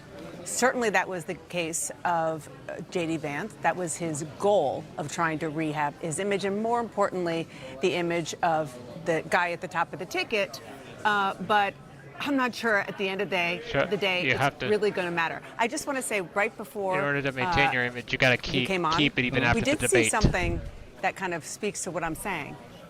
The candidates chatting, their wives came up chatting. That was not something we saw anything close to in the presidential. I think we shouldn't lose track, I think even in the civility, of the fact that J.D. Vance came to this debate to land a bunch of punches, and he did. He landed a lot of punches in between all the niceties and all of that. And the thing that really stood out to me was that Tim Walz did not seem prepared for it. He didn't respond to a lot of the criticisms and attacks that Vance put on the table. He allowed some clear falsehoods to just go completely unanswered. He allowed J.D. Vance essentially to dodge on a whole host of issues, on climate change, on the issue of his flip-flopping on Donald Trump. He allowed Vance initially to claim that Trump salvaged the Affordable Care Act. It took him several sentences to get to the part of his answer, Walz's answer, where he actually responded to that. I mean, I think there was a clear lack of preparation and execution here on Walz's part. I think actually it's the opposite. I think he had too much preparation. Maybe, He had so many lines that he was clearly trying to say that he didn't listen and said when J.D. Vance said one of the many, many things he really hit Kamala Harris on, not Tim Walz, but Kamala Harris, he didn't respond because he clearly had things in his mind. I think the lack of interviews that he has done with national media, with local media, it showed. He needed more reps. Yeah, no, I agree. I mean, J.D. Vance is much more experienced at this, at public speaking, at defending himself, at pivoting. You talked about the many times that Walz let Vance get away with saying things that weren't true. And you talked about the Obamacare one as if Donald Trump actually had tried to save Obamacare. And just to be clear, he eventually did address that part of it. No, he did. But it was after, it took a little winding up. And I think that an experienced debater immediately jumps on something like that, because that's a really critical point for a Democrat to make. So one of the things that I wonder about when it comes to this debate is what were they told? What were Vance and Walz told in terms of what was their goal for the night? Probably they were told that this is about supporting your running mate and going after the running mate on the other side, the presidential ticket, not the vice president, and also trying to appeal to undecided voters. And there might only be 2-3% of those left, but that's still a significant group when you have an election this razor thin. The margins are so tight. So one of the things I thought is, it sounded, based on how you listen to the Vance and Walz talk, that there are certain assumptions that they're making about those undecided voters. Sure, yeah. One of them, that those undecided voters support abortion rights. Because J.D. Vance is fairly clear and on the record, and has been for years, that he supports banning abortion nationally. It was on his Senate issues page before he was picked as Donald Trump's running mate. To hear J.D. Vance talk about that issue tonight, he expressed consternation with the Republican Party for not reaching out more, not talking to more people, wanting to provide more options for women. And yes, absolutely, Tim Walz did not go after him on that. That's part of the point, is that you're actually explaining exactly what I think was missing on the debate stage. J.D. Vance has a record on abortion. And you didn't really hear about that from Tim Walz. It doesn't have to be lengthy, but you just didn't hear it. And secondly, J.D. Vance's job tonight was to launder Trumpism for middle America, for those undecided voters. And I think that in large part, he was able to do that without getting a whole lot of pushback from Tim Walz on the stage. And maybe they're talking to different segments of that undecided pool, but I don't think so. Vance was able to just do what he came to do, which is to take Trumpism and just package it up in a different when way. I said rehab. I don't necessarily think at the end of the day, though, that what we saw is going to make a big difference at the top of the ticket. Sure. Yeah. Well, I mean, when you listen to J.D. Vance describe the Trump years, low inflation, the world was not on fire, peaceful transfer of power. I mean, it sounds great. I don't know that that's necessarily exactly what the world experienced. If you leave the public with that impression, that's what they're going to. Especially when it comes to the peaceful transfer of power. There was not, just for the record, there was not a peaceful transfer of power. We all saw it. John King, what were your thoughts? Well, my thoughts are based on incoming from Democrats and Republicans throughout the debate, and they saw this as a debate in two parts. Essentially, the first 40 minutes where a lot of Democrats were getting a little nervous and Republicans were quite elated, thinking that J.D. Vance was prosecuting the case they want to prosecute, going after the Biden-Harris record on the economy, going after the Biden-Harris record on the border, repeatedly talking about inflation was lower, prices were lower, things were better in your life when Donald Trump was president, things are worse now. The same group, even the Republicans conceded, and Democrats were much more happy with that second hour, where they believe on health care, on gun rights, on abortion rights, on democracy, and January 6th, on issues that the Democrats believe play more in their favor, that Governor Walz got his footing and was a much better debater and drawing much sharper contrast. The question, Jake, is, number one, does it matter at all? They're the vice presidential candidates. In the past, it hasn't mattered much. We'll see, because this campaign is very different. But at the beginning, the two issues driving the campaign right now are Harris has a big deficit on the economy, Harris has a big deficit on immigration, and Republicans were happy tonight and Democrats a little bit nervous that on those two issues, Vance carried it. We will soon find out how voters themselves are responding to the debate. We have a focus group of undecided voters in Michigan, big important battleground state. We're going to check in with them. We're also going to get the first results of CNN's exclusive instant poll. This is a poll of people who watched the debate. Anderson, what's the view at the table in terms of the debate? What do your folks think? Well, I'm about to poll them right now, but I do think it was fascinating how nervous it seemed that Governor Walz was when he first came out, and to the point was made earlier, perhaps, I think it was Dana's point, not doing a lot of television interviews, local, national, made a difference. Yes, I think that is absolutely true, and I thought his first answer on the situation in the Middle East was probably one of his weakest answers.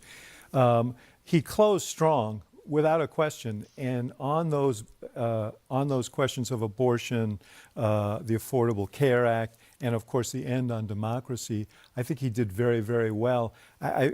People are shooting me numbers from dial groups across the way, and pretty surprisingly to me, they basically said it was more of a draw. One thing should be noted, and that is the degree to which we discussed before the debate, there are two J.D. Vances. Mm-hmm. There's the J.D. Vance that you saw tonight, and then there's the J.D. Vance who is a right-wing social media troll, the guy who really attracted the right to him. He definitely went through door A tonight, and he had a mission, and that mission was to be what Donald Trump isn't, which is to sound reasonable, to be courteous to the opponent, to acknowledge that there may be some reasonableness in the opponent's argument, but I have some other differences. I mean, it was really Which Governor Walz almost played along with. I mean, rather than sort of pointing out, wow, this is a completely different guy, he sort of said, we agree on. Well, and I think it comes naturally to Walz.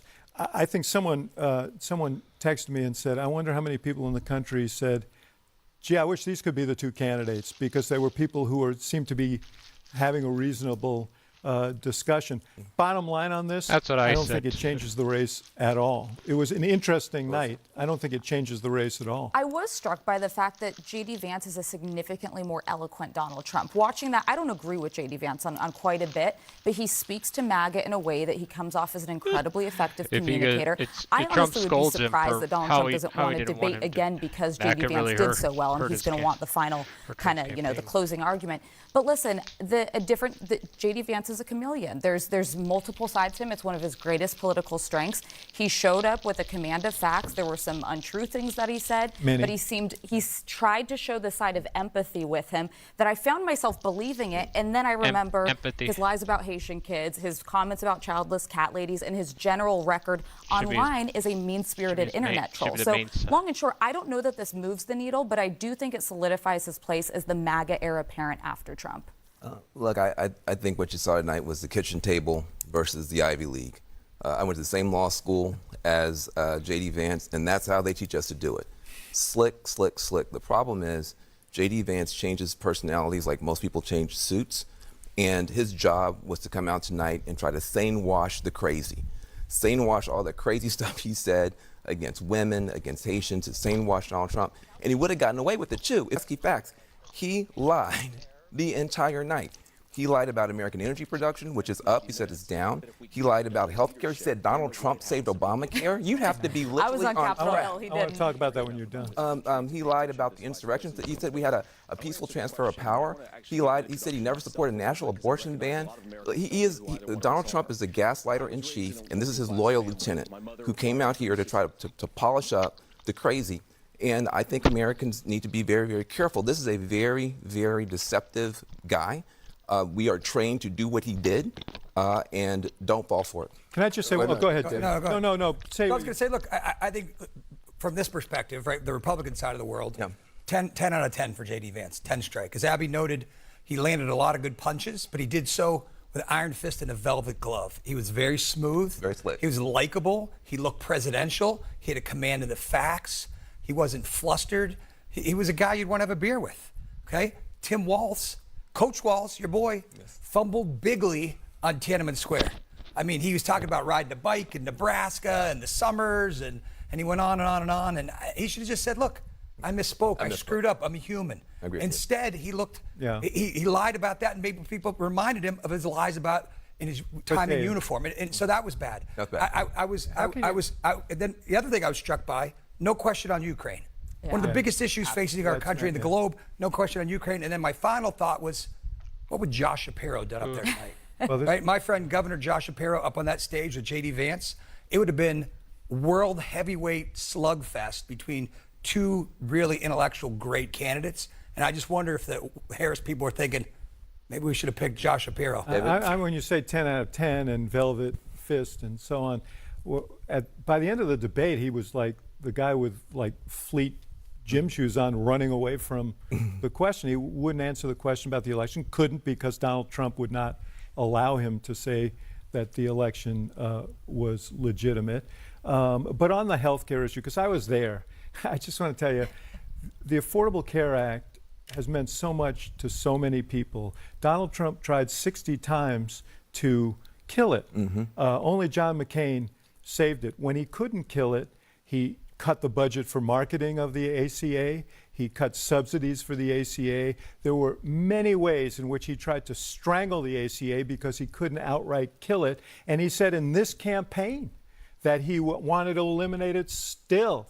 So to hold him up as a champion, the guy who saved the Affordable Care Act, was perhaps the most disingenuous thing. But again, Paxi did a good job. Did you expect Walz to sort of prosecute a case against J.D. Vance more? And yes, and he did. And I think the biggest flub of the night was Tiananmen Square, but I also thought that Walz could have gone on the offensive more. I mean, this issue with Haitian migrants was horrible. The Republican governor, as we mentioned, denounced the lies that were spread. There wasn't a lot of hits landed. It was more just playing defense or sticking to the issues that he was trying to push forward on. And there were things he could have fact-checked him on. I was kind of stunned by the Obamacare, that he let him get as far as he did on suggesting that Trump was the savior of it. I think that to be honest, That'd be Tim a Walz problem was a with little me in if I over his was head running tonight. president. I think his performance got better by the end of the night. The best Tim Walz moment, do. and unfortunately I it's can't probably go- what the I wouldn't be fewest able to go voters are going to have offensive seen, now was the unless I get- January 6th answer. That unless felt my like the brain moment that is- he had kind of taken the bait on J.D. Vance being the nice guy and trying to be friendly with him. And in that moment, he's like, wait, this is somebody I don't trust. This is somebody who has lied about things. And he kind of found his bearings there. That was a moment that I think actually will play with undecided voters because he called him out pretty directly. But otherwise, but I said before, he should avoid the trap of not being who he is. Okay, he came and he was who he is. And my guess is that when voters are asked about this, they are going to say this was more of a draw than we're depicting it as here. More from here, but I want to go to Caitlin Collins in the spin room. Caitlin? Thank you, sir. Yeah, Anderson, thank you. I am here in the spin room. It is very crowded in here, as you can tell, understandably. And for those who don't know, the spin room is where surrogates come after a debate has finished to spin their respective candidates' performance. We saw a slew of them come in the door, both on the Vance side and the Walz side. But right now, something notable is happening, which is that Senator Vance himself is inside the spin room. This is not a last-minute decision like it was for Donald Trump to come into the spin room after that last debate that he had with Vice President Harris. J.D. Vance had already planned to come into the spin room regardless of how this debate went. But I've been talking to a few allies of the former presidents and of J.D. Vance's, saying that they believe he had a strong performance in this debate tonight, that they achieved what he actually came here to do. Of course, there's a big question of whether or not it actually moves the electorate any. We didn't really see that after the Harris-Trump debate, so that's a big question here. I will tell you that we heard some Democrats coming in as well. The governor of Colorado, Jared Polis, is in here. Amy Klobuchar of Minnesota. One answer that Amy Klobuchar was focusing on when she first came in the room was not on what Tim Walz said before in this debate, was focusing on how that debate ended, that question there at the end about January 6th and how Governor Walz was talking about that in comparison to how Senator Vance was framing that. So that seems to be the initial reaction so far here in the spin room, that Democrats are going to focus on that last exchange there where Vance did not acknowledge that Donald Trump lost the 2020 election. Meanwhile, the Trump surrogates came in here quite happy. Several senators, also several campaign advisors, praising J.D. Vance's performance. There is a question, Anderson, tonight, an open one, of whether or not what happened on that debate stage changes Donald Trump's view of the debates, and if it encourages him to potentially meet Harris on the debate stage again. Some people have been trying to convince him to do so. So far, it has not been successful, Anderson. Caitlin, it looks kind of crowded in that spin room. Well, check back in with her. It's mostly reporters, and as I said, I'm not calling it a spin room. I'm calling it a spin closet because it is quite constrained. Typically, they've been pretty open areas. And remember, Donald Trump came into the spin room. It was quite large. It's about mainly Secret Service officers, which are the ones standing behind me doing their jobs. Okay. And of course, a lot of surrogates in here. We're going to get all of their perspectives. All right, we'll check back in with you. Ben, you were wanting to say something. Well, I do just want to say that there are a lot of people who I know who are independents who actually appreciated that the debate was civil. Mm-hmm. I'm getting a lot of that. The people are like, listen, the American voters won tonight because you did have a civil debate. It was substantive, and there wasn't a lot of name calling. And so I do just want to acknowledge that part was positive. I also think people have been kind of tough on Coach tonight. I don't think he had a great night. But substantively, since that's what people are happy about, I thought he explained his home building policy really well. Vance was just blaming immigrants for everything. We talked about standing up businesses. I think for a lot of African American voters and black male voters, this idea of entrepreneurship is important. He hit that very well. Much better on gun policy. When he talks about abortion, he says pro-woman, pro-freedom. I thought that worked really, really well. And what I loved on the immigration answer, he made a biblical reference. My favorite part of the Bible, Jesus says you're going to be judged by how you treat the least of these, the addicted, the convicted, the afflicted, the evicted. And he held that up. And I thought that was, to use J.D. Vance's favorite word, a beautiful part of the night. Look, I think they both comported themselves very well. Who can you see as vice president? And who can you see as president of those two gentlemen up there? I think if you only knew the J.D. Vance memes, which most of America, that's what they've kind of gotten their opinion of him. I think J.D. Vance, again, 10 out of 10. He comes out of here, Looks like you said, a well-trained, well-educated, thoughtful individual, not mean-spirited. Personally, I think the somebody who senior would be your political neighbor, live in your commentator should be neighborhood. He's got neutral. kids. So you had to change his personality. I again. don't think he changed his personality, Change Vince. I think personality again and I think that's who he is. I think he just came across genuinely. You may think differently, but I think a lot of Americans. He only thinks differently because there are times when Vance says things in front of crowds like that dogs and cats are being eaten in Springfield. That is exactly. Okay, so that's not who showed up tonight. No, this was an intentional strategy. No, he said he acknowledged that. He acknowledged the fact that he said those things, and he said, "Hey, look, he said, listen, we both have said things that we wish we didn't say." He said that when Walz said it, he goes, "We both have those instances." Saying washing crazy was a great line. Let's go back to Jake. Jake. All right, thank you so much. We're here in the spin room, spin closet, whatever you want to call it. It is rather cramped in here. And we're here joined by a Minnesotan, right? Is that how you say it? Minnesota? That is pretty much that. Senator Amy Klobuchar, who knows Governor Tim Walz very well. You've known him for quite some time. So they were very nice to each other. Minnesota nice. And they would grant each other, oh, I'm sure you want to solve this problem, but it's Donald Trump, or I'm sure you want to solve this problem, but it's Kamala Harris. Was that the right approach, do you think? I think that the American people got to see two different visions, very different visions. And the fact that they weren't interrupting each other as much or yelling at each other, okay, we'll give it that. Very civil. But to me, a few things really jumped out. One, Tim's North Star, he's blunt. He's plain spoken. And while J.D. Vance kept saying, my heart goes out to, I kept thinking, but your policies are heartless. Because Donald Trump's policies are heartless, no matter how much your heart goes out. Your heart may go out to a woman bleeding out in the parking lot that can't go in and get her health care that she needs. But your policies are heartless when you overturn Roe v. Wade. So I thought that Governor Walz made the case strongly on women's right to make their own decisions about their health care. He made a strong case on the Affordable Care Act. That J.D. Vance was sitting there talking about pre-existing conditions and protections from losing your health care when it was, in fact, the Affordable Care Act that have given the American people that protection, and it's Donald Trump trying to overturn it. So that was a major difference. And the third was... You don't think you're making the case better than Governor Walz did just now? I'm me, and Governor Walz is Governor Walz, and he's going to be a great vice president. But the third part, minute 90. Yeah, democracy. Democracy. And I actually thought J.D. Vance would say, well, of course, you know, blah, blah, blah, blah, blah. He didn't. He doubled down on the Donald Trump. Donald Trump would not admit that Joe Biden won that election, and J.D. Vance didn't either. And the problem is, as the person chairing the inauguration, no matter who wins, chairing January 6th, I am well aware of what's going to happen here. We need people of both parties, once the election results are clear, to embrace that. And no one, especially independents and moderate Republicans, want to put an autocrat in place that isn't even respecting the wishes of the democracy. Well, the good news for you is that the vice president will be Kamala Harris. So I'm sure whoever the winner is, she'll honor the results. But here's a question for you. Look, in debate club in college, right? You grade things very specifically. That's not how vice presidential or presidential debates are. Vice presidential and presidential debates have a lot more to do with the feeling about the candidate, whether or not you trust the candidate, whether you like the candidate, whether you agree with them on the issues that you're paying attention for, et cetera.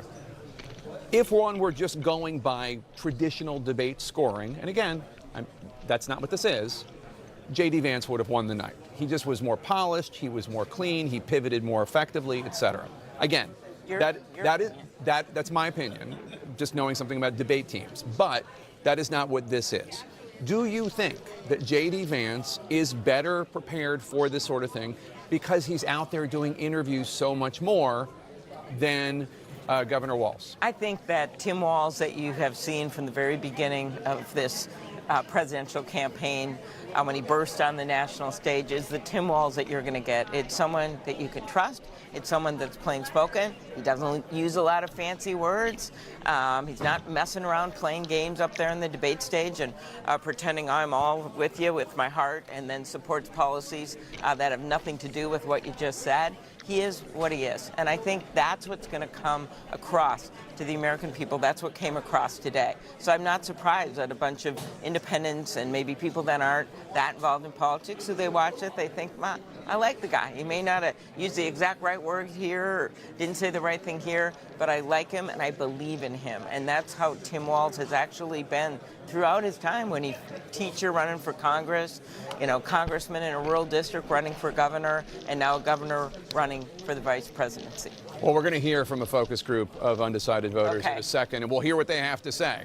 Dan. Well, what I was thinking as you were talking is that in some ways Tim Walz wasn't debating to be the best Tim Walz, meaning like his whole goal was about trying to promote Kamala Harris. And there were so many times where J.D. Vance did what Trump and Vance have been doing on the campaign trail and paid ads and so forth, which is trying to define Kamala Harris, get at her on issue after issue, and he didn't push back. Well, no, I believe that he saw his job as making the case for how they could make things better for the people of America. Not defending her.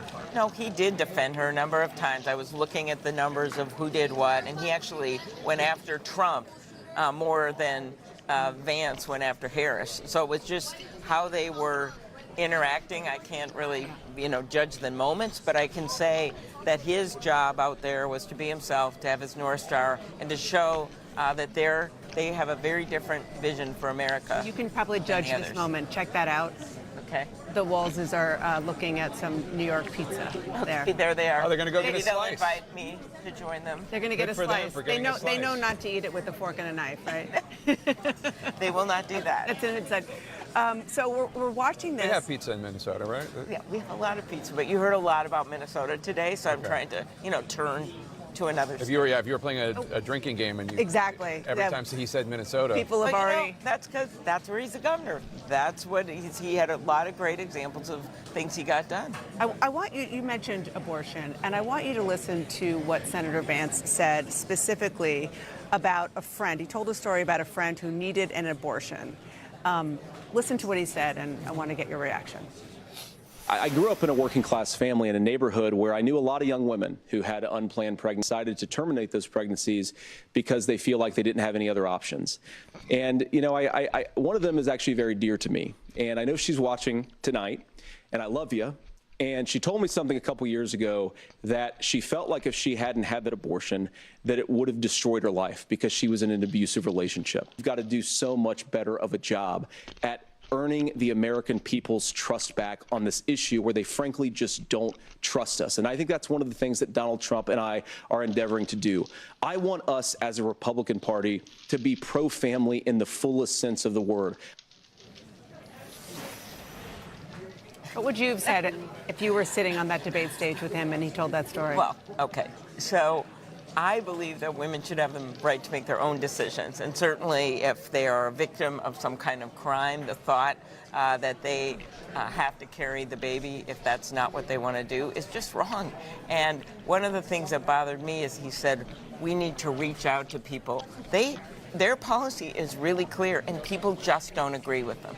And either the people are going to vote them down or their policies are going to be in place. And that means either a national abortion ban or this crazy situation that we have where a third of the women are living in states that don't even have the right to have an abortion. So why didn't Governor Walz say that? Exactly. You're once again, you're making the case in a way that Governor Walz did not. He made those points in different ways. But I think the point is that this idea of J.D. Vance trying to be so empathetic to these women when in fact we know women have died, and Tim Walz did use those examples. He did. They have died. They have bled out in parking lots. They have fear. Doctors are fear of being criminally prosecuted. He made that point as well. Too, sure. Patchwork of laws. Them going across state lines to try to get their health care.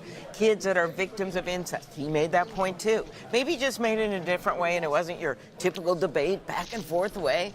It's just not him. He was just making the points in his dad in plaid way. And I think if people are listening, they thought, and I saw some numbers on this, when they heard the debate on abortion, they agreed with Tim Walz. And he just says it in a different way. But did that make me mad when J.D. Vance said that? I was furious. Because I thought, don't act like you're so empathetic to these people when you're not putting in place policies, let them make their own decisions about their lives. Can I just quickly go back to that you said minute 90, which is when they were talking about democracy, whether or not the senator would support the idea of accepting the results, no matter what, and whether Donald Trump should. What J.D. Vance said in his first answer was, well, it was a peaceful transition of power on January 20th. And I know, and so I understand that Governor Walz was prepared for the democracy answer, but not sorry. What about January 6th? Okay, again, he said it in a different way. I think we all remember he talked about all the police officers that had been beaten up, that were injured. He talked about what an assault it was on our democracy. I may be visceral about it because I was there at 3:30 in the morning. Sure. Jake and I followed that path we took.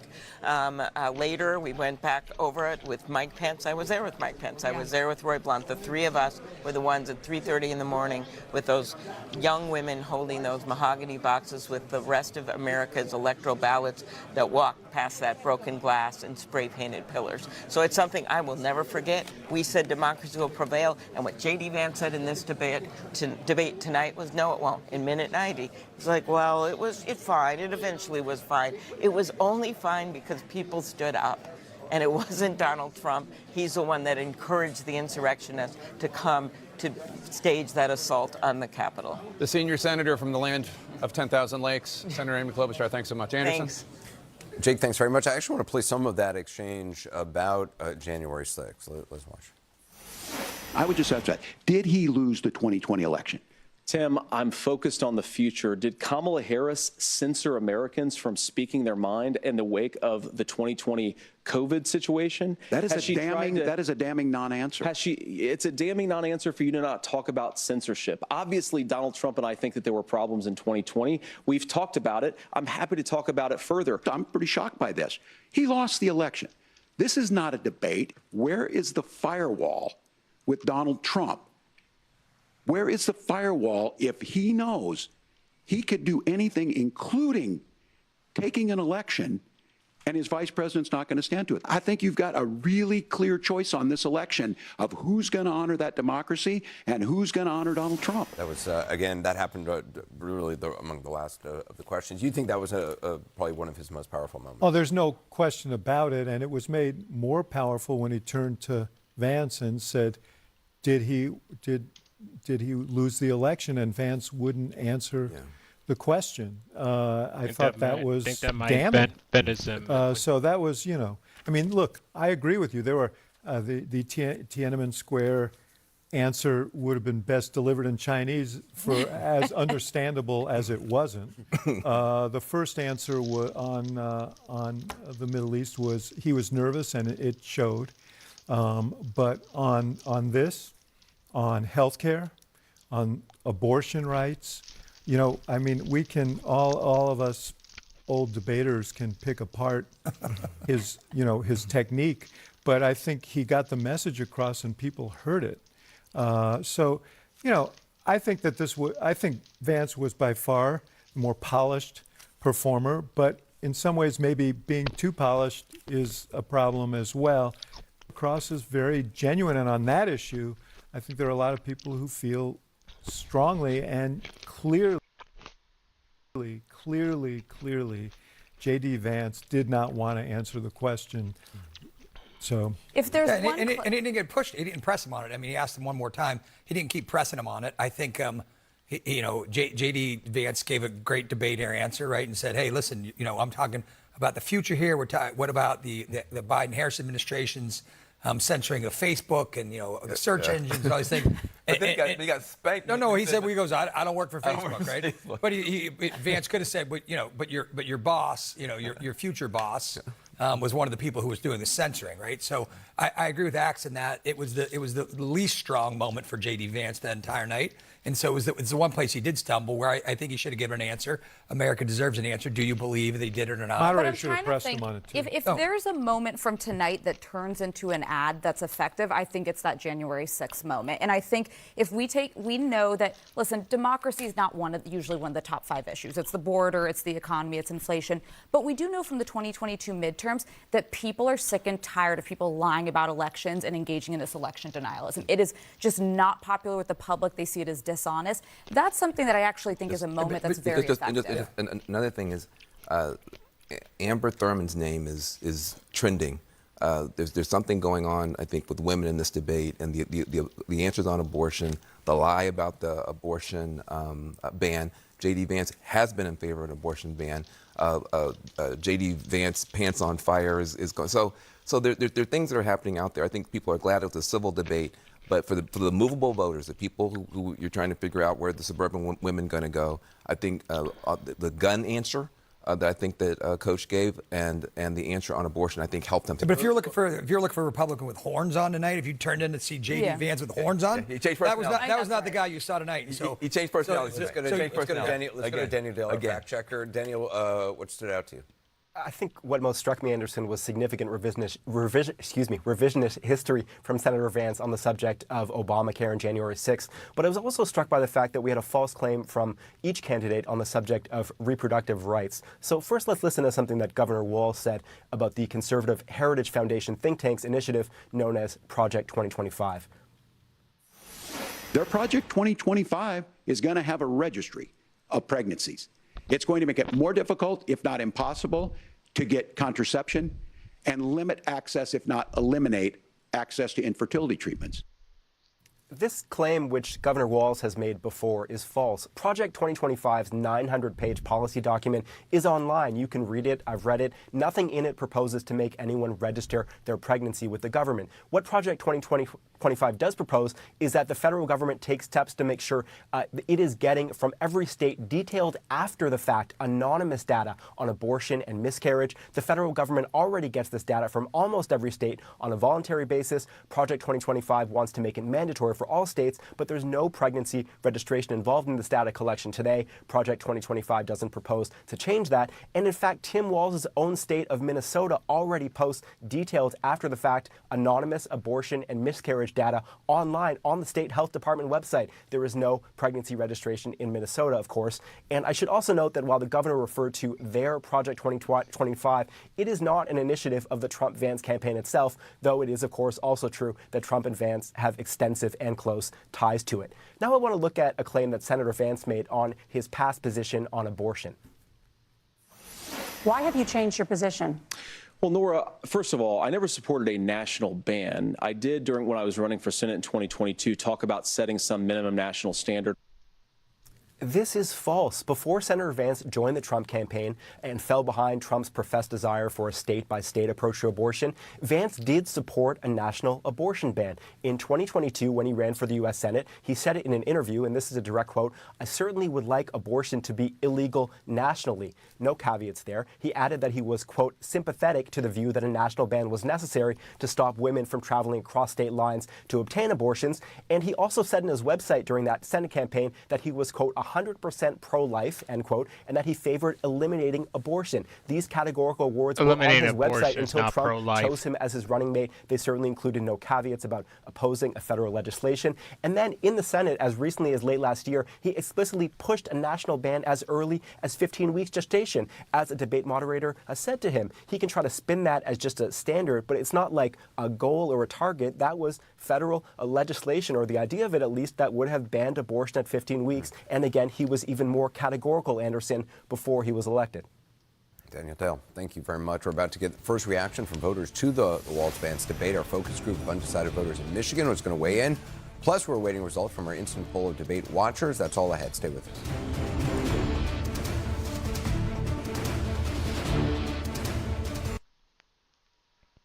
Okay, I'm gonna make a call real quick.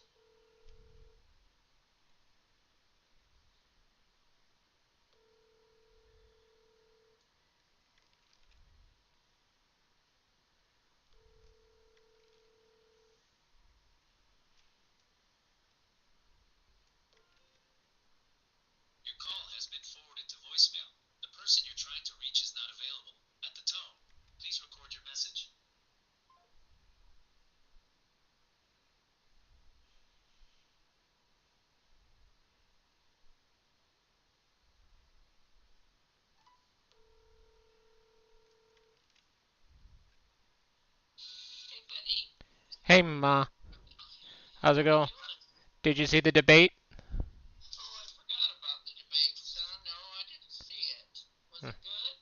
Well, it looked more like a draw to me because we didn't see it. This Vance was more. Vance showed a side that he doesn't usually shows a side to nominate to the right wing. He was more sit at this. He he was he was more. This was a more civil debate.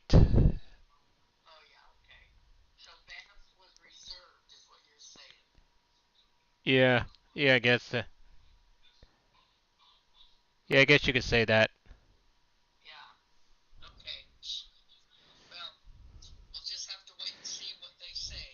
Well, they did. Well, right now, well, you could turn on CNN to see the aftermath of the thing if you want to. Then you could call me back about the. You'll tell me tomorrow. All right. Yeah, I took a shit. Yeah, yeah.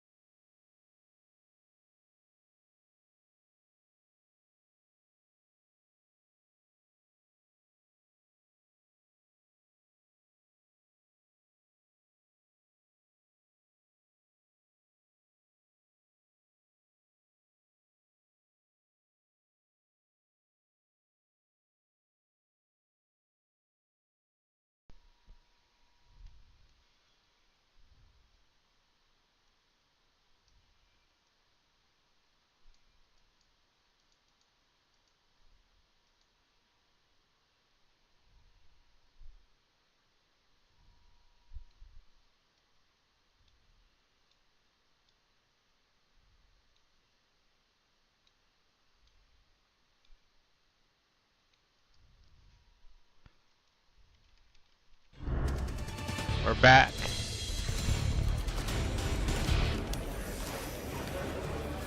Well, date night in America, we are coming to you live from New York, where Senator J.D. Vance and Governor Tim Walz just wrapped up their vice presidential debate. A stark contrast from what we saw last month when Kamala Harris and Donald Trump faced off in a rather contentious exchange. Both men tonight mostly focused their criticism on the top of the ticket rather than each other. They seemed agreeable and likable. They seemed to be trying to be agreeable and likable. How did those strategies play with the undecided voters that they are trying to get? Let's check in with our focus group in Battleground, Michigan, where our Phil Mattingly is standing by. Phil, what did your 7 undecided voters think? Well, Jake, they definitely agreed. There was a stark contrast in terms of tone. I'll get into that in a minute. But with our 7 voters here, undecided voters, at least that's what they tell us. In the past, they voted for Democrats and Republicans. They were watching intently, taking copious notes throughout the course of the debate. And I actually want to start with overall impressions, guys, because all 7 of you came in undecided. One of you said they've made up their mind. Ryan, who are you going to vote for, and what kind of solidified that opinion? Well, I'm going to be voting for Kamala Harris. You know, one of the stark sort of aspects of that debate that really stuck with me was when they were talking about January 6th and how Mike Pence certified the election, and they were wondering if J.D. Vance would certify the election should Trump lose. And, you know, J.D. Vance didn't really give us a definitive answer, and I I'm disappointed in that fact. And I don't think that I can trust someone, with my vote if they're not going to respect it. So 6 of you still remain undecided. About 35 days until the election. We're going to dig in on some issues in a moment and your reactions to those issues. But first, I want to talk about what Jake Tapper was just talking about in terms of the tone. Everybody seems to agree this was not a debate like we've seen much of over the course of the last 8 years. At least I think you said warm and fuzzy was what came to mind for you. What did you see tonight? I haven't seen a debate like this in a very long time. I'm sorry. I haven't seen a debate like this in a very long time. They supported each other. They were kind. And it was warm and fuzzy. I mean, you could watch it and not be offended by the words they were using towards each other. And I think to that point, one of the striking things when we were looking at the data in terms of your guys' responses is your favorability for both candidates, regardless of how you viewed them coming into the night, went up significantly. Giannis, why? So mainly, I think just the way that they did a debate,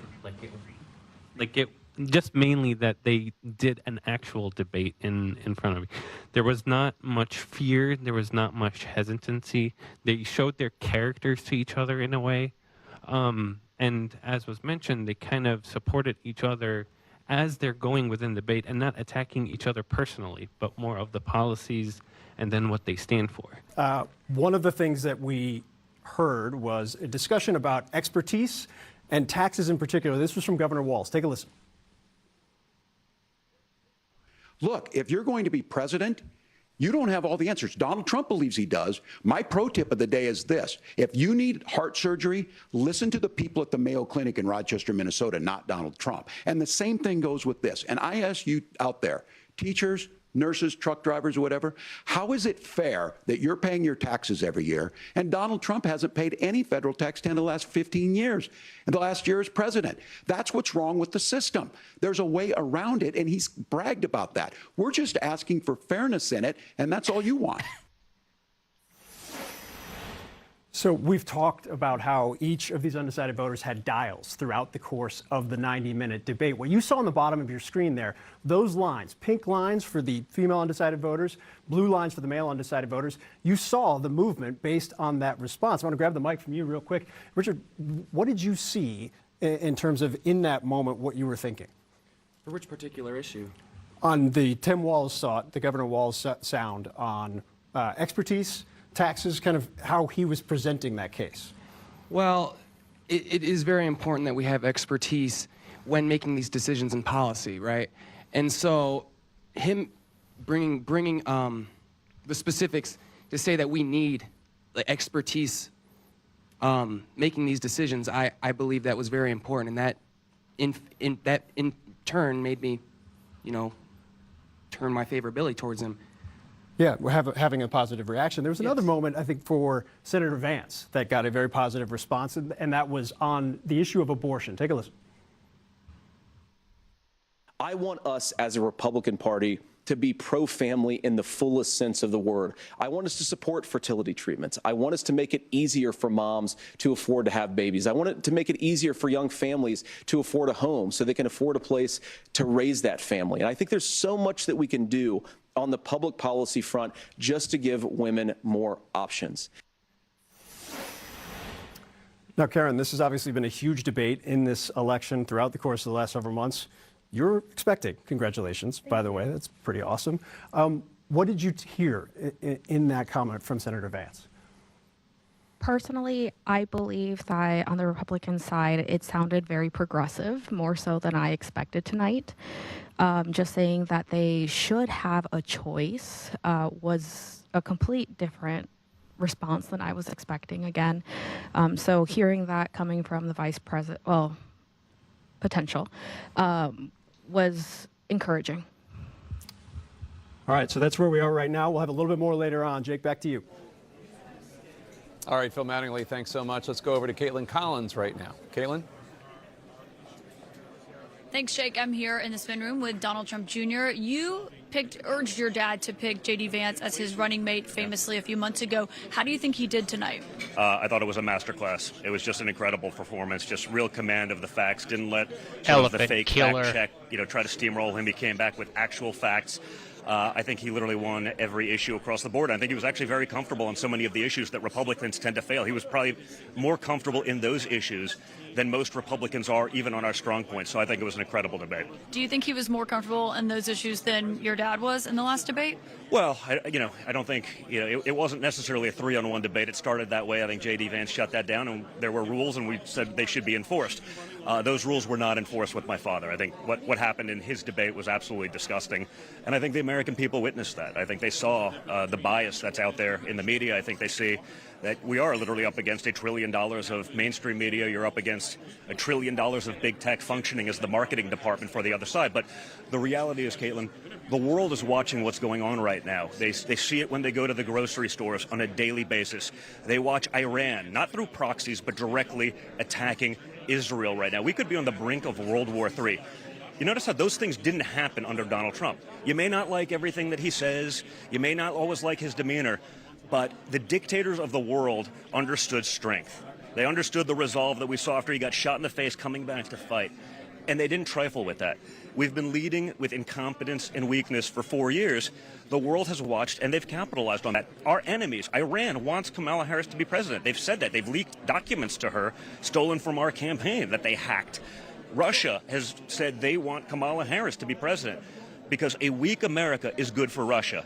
A weak America is good for Iran, and a weak America is great for China, all of whom are chomping at the bit for a Harris-Walz administration and the continuation of the Biden policies that have failed America for the last 3.5 years. Well, and I should note, when you talk about Iran, I mean, Iran did hit American troops when your dad was in office. I covered that, and today he was asked about that. He likened the traumatic brain injuries to headaches. But on the debate itself, it was very civil. I mean, they acknowledged when they agreed. They gave each other the benefit of the doubt. Should we see more of that on the debate stage when your dad's up there? You know what? I'd love to see that across the board. Sometimes the political climate isn't that much. We've all heard about Trump derangement syndrome. We've seen what they've lied about my family. I was an agent of Russia, but Hunter Biden's laptop was totally Russian disinformation. Turns out the opposite was true. Right. The media did that. They created so much of that environment. The media has radicalized the people that are trying to kill my father. I've had to deal with that twice now in the last 2 months. I've had to have that conversation with my 5 young children you guys twice are black sheep. in the last 2 months about someone Your trying whole to shoot their grandfather. Only Mary Trump is that didn't the just only magically white sheep happen. in the That's family. not him. That's a media-created fake Russia scenario. They ran with it for years. Even when it was disproven, they still ran with it. That environment wasn't just created by Donald Trump. Okay, but can I say, you can't blame, and everyone wants your dad to be safe. No one wants the threats against his life to happen, but you can't blame the media for those threats. There's been no evidence that's what drove those. And allows people to have a platform to call someone literally Hitler every day for 9 years, it creates it. Okay. Whether you want to believe it or not, that's a fact. But as you know, J.D. Vance once likened your dad to Hitler as well. He questioned if he was America's Hitler. But I want to talk about the debate. Do you want your dad to do another debate after seeing tonight? You know what? I don't think he can have a chance at getting a fair debate. I don't think there's moderators out there that will do that. I think there are probably Fox moderators that are so worried about even trying to appease the left that they'd actually maybe even well, your lean dad that said way. CNN gave him a fair debate. Well, he offered to do the Fox debate, just so we're clear. My father, weeks ago, said, I'll do a Fox debate too. Kamala Harris turned that down because she can only go in, she can only do an interview with a sidekick like Tim Walz on her side. She can only do it when she knows she's going to have that upper hand. So I don't think in this environment you can do it. The reality is this. What's unique about this election is you had 4 years under Trump. You had 4 years under Harris-Biden. We know the policies are going to be the same because she cut and pasted them onto her webpage and didn't even change the source code. So you can have more of the last 4 years, or we can go back to a time of peace and prosperity. It's a very simple choice. But people can go into a grocery store today. Are you better off now than you were 4 years ago? And the answer is no. On your argument about your dad doing another debate, obviously he has said now that he thinks another debate would be too late. But is he letting J.D. Vance, his running mate, would be his vice president, have the last word in that case? Are you okay with that? I'm fine with it. I mean, I think they get along great. I think, again, J.D.'s debate performance tonight totally speaks for itself. The reality is this. I commented on Twitter. I'm watching. Tim Walz is listening to J.D. I think he's voting for us. I mean, he was nodding along in agreement on all of the things that J.D. was saying because he actually spoke with facts. He called out all of the nonsense. And I think it was an absolute masterclass performance. Well, and Vance said he agreed with Governor Walz on some things as well. Donald Trump Jr., thank you for your time tonight. Jake, back to you. Hey, Donald Trump Jr. Well, that was a lot. Coming up, the first results from CNN's instant poll of debate watchers. Who came out on top, do they think? Much more of our special coverage right after a quick break.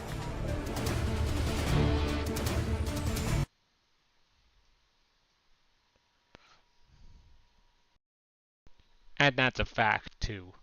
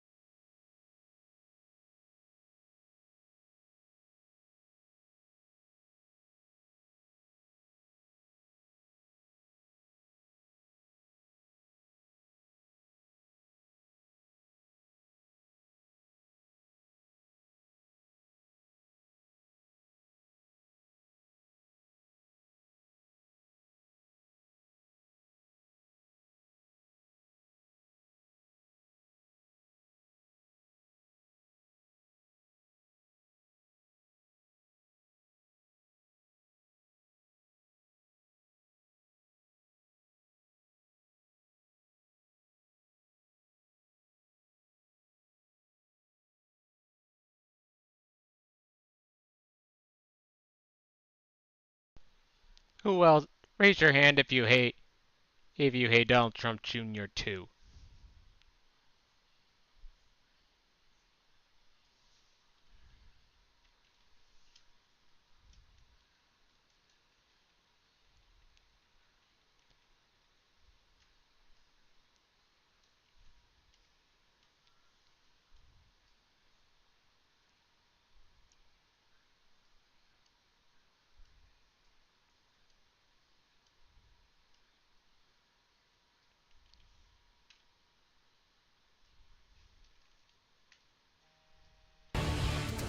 Okay, we're back.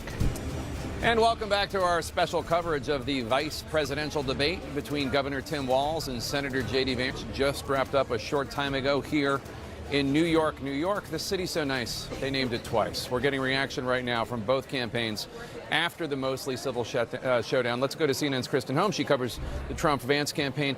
Kristen, what kind of reaction are you picking up after the debate? Well, Jake, this is very different from the kind of reaction we heard after Donald Trump's debate against Kamala Harris. A lot of celebration. Now, the former president himself watched the debate and the coverage on the way down to Texas. He's going down there for a fundraiser tomorrow. He was privately praising Vance. He was publicly slamming Tim Walz. And I've talked to a number of his advisors who were celebrating. They believe that Vance came out on top. And again, as I said, this is very different from what we saw in the aftermath of the Kamala Harris and Donald Trump debate, in which his aides were largely silent. They were trying to placate indicate Donald Trump, and many of them were concerned that his performance was going to affect him in November. Now, overall, when you talk to allies and advisors from the former president, they don't really believe that this Vance debate is going to move the needle at all when it comes to November, but they're pretty pleased that they don't feel like they're going to have to spend the next week playing cleanup around J.D. Vance's performance. Jake?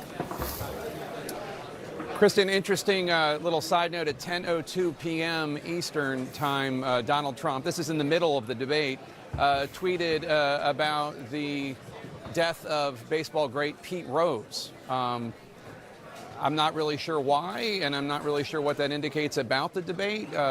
Any thoughts?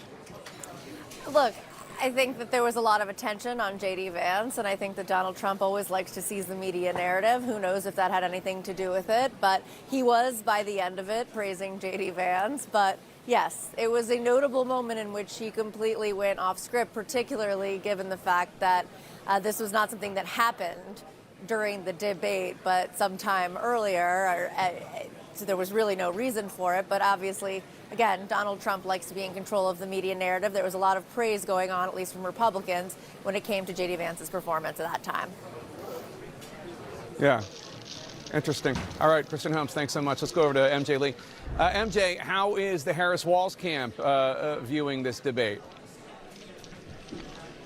Well, Jake, heading into tonight, the Harris campaign was consistently lowering expectations, predicting that at least stylistically, J.D. Vance could do quite well. But after the debate, I think Harris aides are not denying that he did appear polished and practiced, but they do insist that on substance, Governor Walz outperformed the senator on a number of issues. You know, they were particularly pleased that there was so much focus throughout the evening on Donald Trump and his record, his past statements, his proposals on a number of different things, particularly on issues like immigration, reproductive rights, and the 2020 election results. And remember, heading into this evening, one of the most important goals for Tim Walz was really to paint as stark a picture, a difference in the difference between the Harris-Walz vision and what Donald Trump and Vance are proposing. And the campaign does believe that that was on clear display. And you'll see that the governor moments ago was speaking to reporters, and he said, quote, "I think it was a good debate."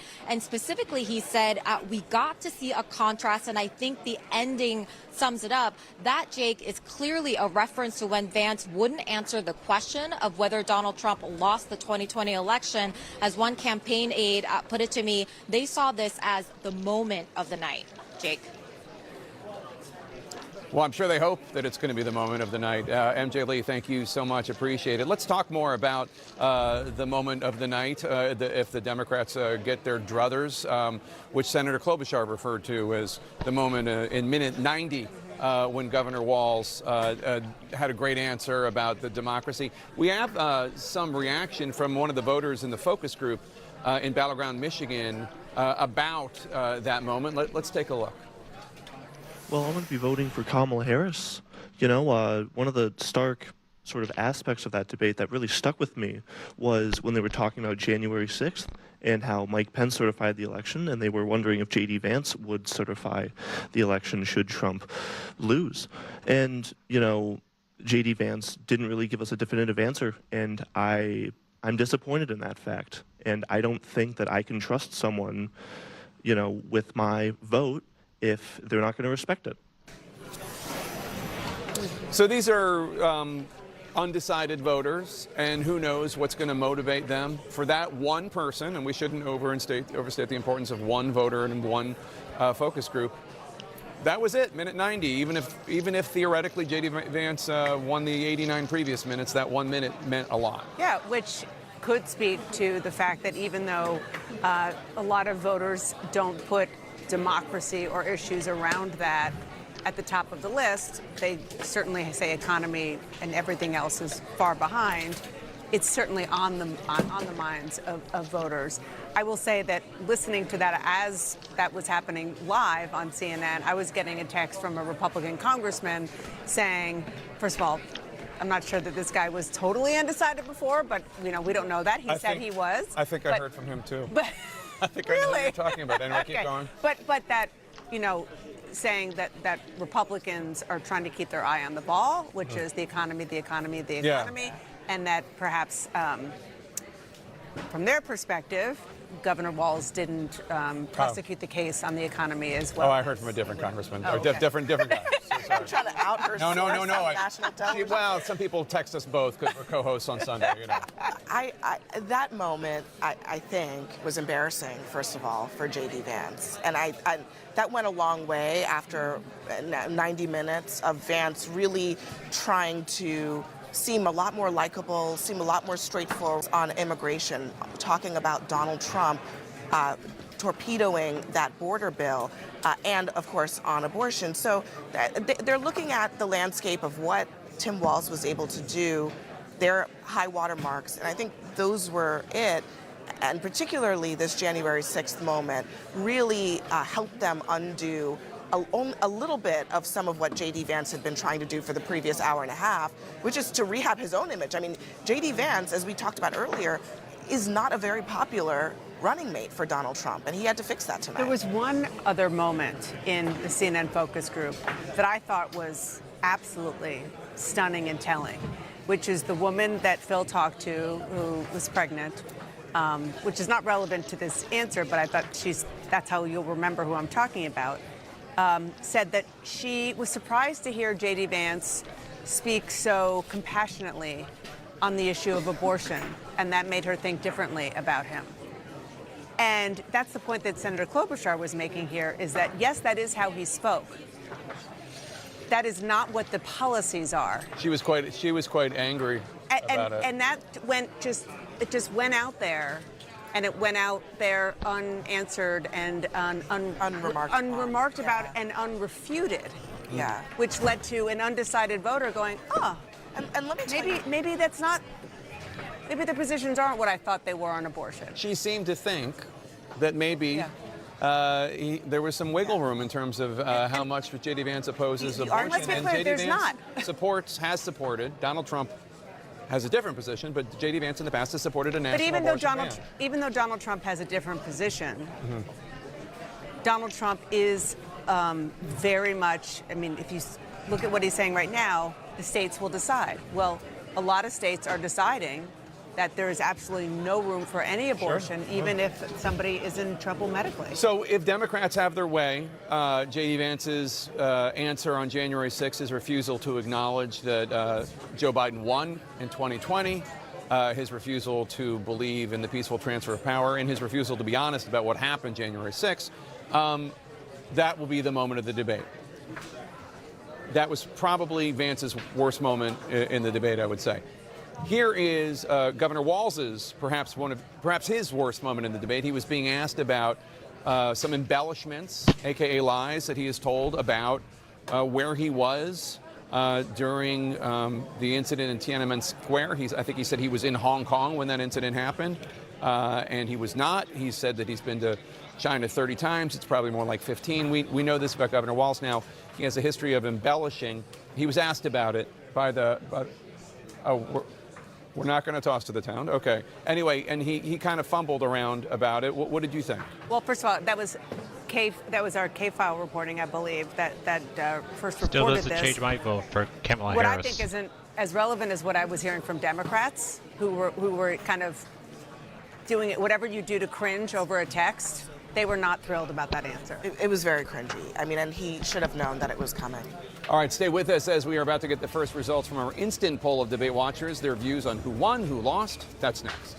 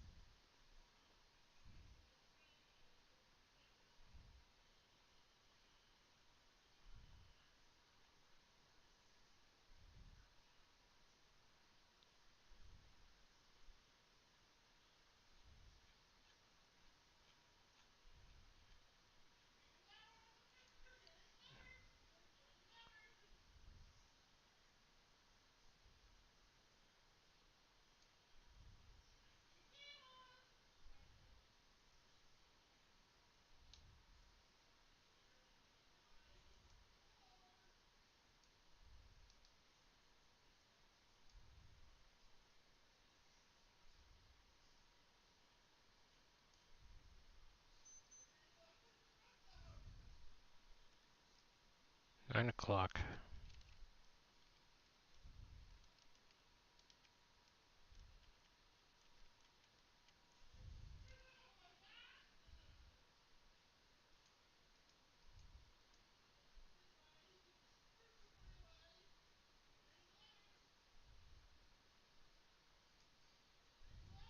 We're back.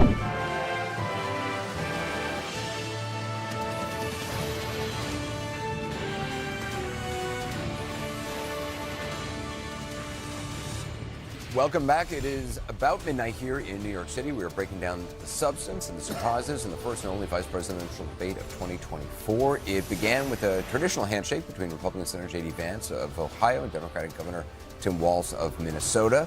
The debate went on to be mostly civil, especially given the history of attacks in this campaign. Senator Vance and Governor Walz drew very sharp contrasts on policy while repeatedly shifting the focus to the candidates at the top of their tickets, Donald Trump and Kamala Harris. Take a listen to Walz and Vance as they save their sharpest lines for the presidential nominee of the other party on issue after issue. Fundamental here is that steady leadership is going to matter. It's clear, and the world saw it on that debate stage a few weeks ago, a nearly 80-year-old Donald Trump talking about crowd sizes. When did Iran and Hamas and their proxies attack Israel? It was during the administration of Kamala Harris. Senator Vance has said that there's a climate problem in the past. Donald Trump called it a hoax. We have a historic immigration crisis because Kamala Harris started and said that she wanted to undo Donald Trump's border policies. How is it fair that you're paying your taxes every year and Donald Trump hasn't paid any federal tax in the last 15 years? Kamala Harris has already done it because she's been the vice president for 3.5 years. She had the opportunity to enact all of these great policies, and what she's actually done instead is drive the cost of food higher by 25%. When Donald Trump said, I've got a concept of a plan, it cracked me up as a fourth grade teacher because my kids would have never given me that. Honestly, Tim, I think you got a tough job here because you've got to play whack-a-mole. You've got to pretend that Donald Trump didn't deliver rising take-home pay, which of course he did. You've got to pretend that Donald Trump didn't deliver lower inflation, which of course he did. And then you've simultaneously got to defend Kamala Harris's atrocious economic record.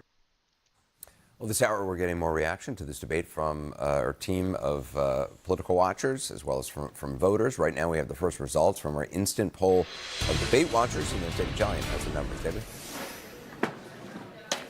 Yeah, Anderson, I just should note at the top, this is not a poll of registered voters or likely voters overall. This is a poll of registered voters who watched the debate. So I just want to make clear that it's about a third Democrat, a third Republican, a third independent in our sample. Overall, about 5 percentage points more Democratic than a poll of registered voters nationwide would be. So keep that in mind as we look at these results of debate watchers. First, foremost, who won the debate? It was basically an even split. 51% of debate watchers say Vance won. 49% say Walz won. What about expectations versus reality? So who did you think was going to win the debate? Before the debate, 45% said Vance would win, 54% said Walz, and you see it ended up 51% to 49%. So Vance bested expectations. Walz underperformed expectations of this group of debate watchers going into the debate. And I just want to show you how this scorecard stacks up to recent vice presidential debates. You see here it looks more in the realm of 2016 and 2012. This was not an outsized, lopsided victory the way we saw in 2020 or 2008. Roughly even here in how the debate watchers in this poll saw this debate tonight, Anderson. Now that's how debate should With be. the team in New York. It's a good Scott example. Jennings, Ashley Aslin, what do you think? What stood out to you? We haven't heard from you tonight.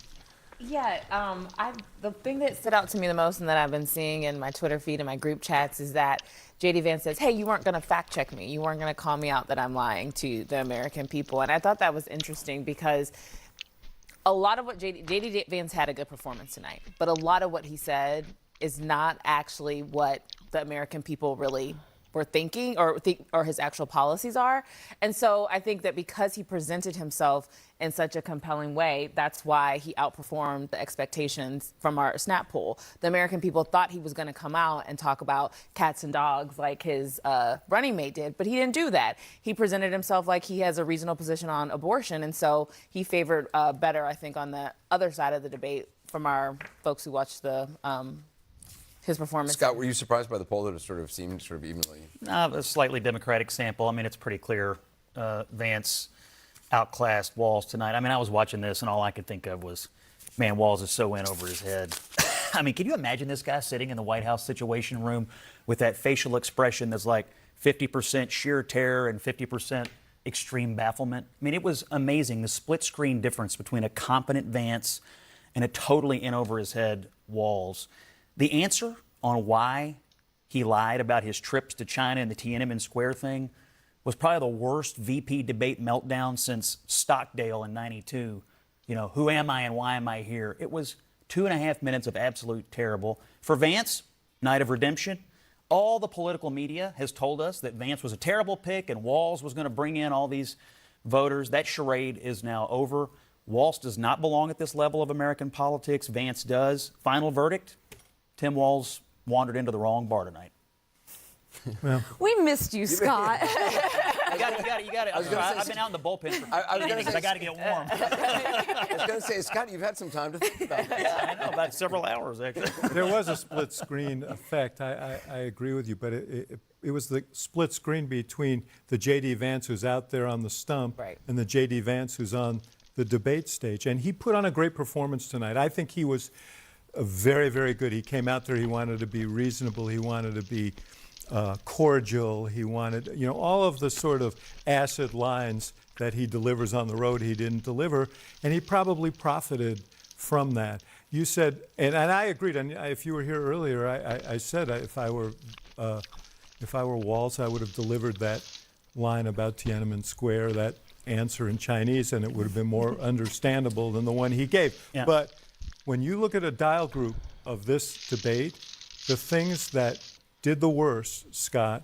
were two things. His January 6th answer, worse than anybody, and his abortion answer, saying he never supported a national abortion ban, because people know that's not true. So that was one place where he couldn't do the split screen effectively because people knew too much. Listen, do I think Josh Shapiro maybe would have been a more formidable opponent up there with J.D. Vance? Absolutely. That's just simply a fact. It took Walz a while to get his footing in this debate. But what I think actually both Walz and Vance did incredibly effectively, and I think that's why you see this basically split down the middle, is they talked about their personal stories, their humble beginnings, and then use that to say, we understand your struggles and we're going to have solutions to solve them. And it just brings us kind of back to where we started here, which is hyper close race by the hair. A hair it's going to be decided, and this is not going to move the needle. Don't you think that on these VP debates, though, there's two issues? Totally failed on that. Vance rose to the occasion. The other thing is people are evaluating Trump and Harris on their choices. And up until now, we've been told what a terrible choice Trump made and what an inspired choice Harris made. And now the veil is off. The charade is over. And I think it calls into question. I mean, she's got to staff the whole government. This was her first choice. No, I mean, I hear your talking point about you're not attacking him that he's not a good governor. You're saying that he's a terrible governor. He doesn't look the part. Look, the vice presidential debate, like people have said, it's a do no harm. Tim Walz did not do harm tonight. Oh. Also, at the end of when we started really talking about domestic policies, abortion, J.D. Vance's answers were empty. We have to do better. He didn't tell actually what his policy was. He says that our party is not doing well on this issue, and rather than saying we need to change our policy, he just went in circles. And then Tim Walz came back and actually said what the overwhelming majority of people actually want the abortion policy to be is to at least restore Roe. Yes, Walz? Because that is why in J.D. Vance's state, my home state, J.D. Vance's the overwhelming population of Ohio voted against J.D. Vance's state. He mentioned that. But then he didn't say what his position would be. He said, they don't like what I believe, but I'm not going to tell you what I believe. Two things on abortion. Walz totally lied about the post-abortion infant Bill totally lied about that. And number two, he totally sidestepped it is true. He totally sidestepped the question about what restrictions do you prefer, just like Harris. I mean, he essentially ratified the position, which is no restrictions. I thought Vance talked about the issue with some compassion, and he acknowledged the political reality in Ohio, which you just brought up. And across the country. I couldn't believe it. It was a masterful pivot by Vance. I think he won the exchange. On this abortion thing, because I do not think that's what the Minnesota law states, I wish that Republicans would stop saying, oh, they're allowing babies to be killed once they're born. Why not talk about the fact, which is actually a valid point, babies are now being resuscitated at 23 weeks. They've lived in the NICU at that point. That's where you could start the conversation if you want some restrictions on abortion. I feel like J.D. Vance is actually right to say Republicans are completely in the wrong space around the issue of reproductive rights, but he didn't offer the right solution or even identify what he basically showed solicitude for the victims of policies that he supports. Give him credit for solicitude. Look, the policies, maybe not. I just had this thing in Minnesota.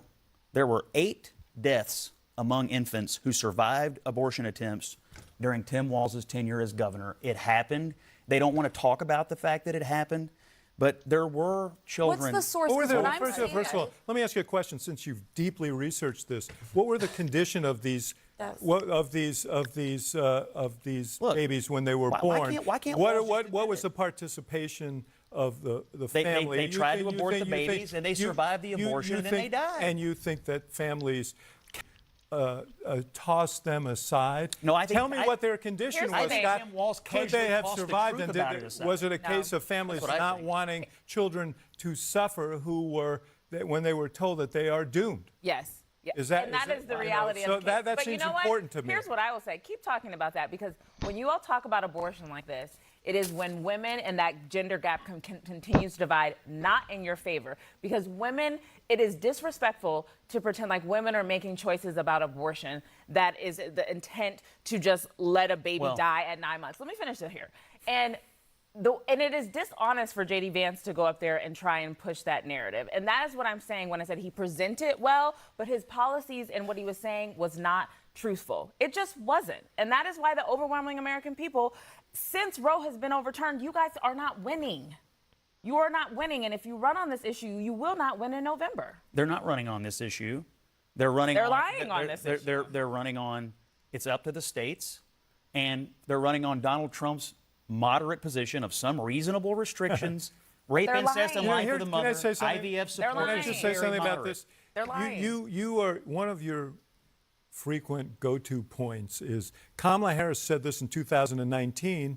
That's her position. Donald Trump said women should be punished if they had an abortion. Why shouldn't we hold him to that? You talk about his moderate position. His moderate position has been adopted over the course of this campaign for purposes of this campaign after he put the justices on the Supreme Court who overturned Roe, who've created a crisis for women who live in 20 states in this country. His position is moderate, and it is in line with what I think most Americans Do you believe want. him when he said that women should And I think Harris and Walz have proven they cannot discuss even a single restriction that they want. Do you believe when he said women should be punished? Do you believe him? I don't believe, and no Republican wants women to be punished. No, but he said it. said Do you it. believe him when he said it? And at the time, it was roundly criticized by other Republicans. Did you believe him when he said it? I can tell you what Republicans believe, which is I'm just asking you what Trump believes. I'm telling you what he's running on right now. I know what he's running on right now.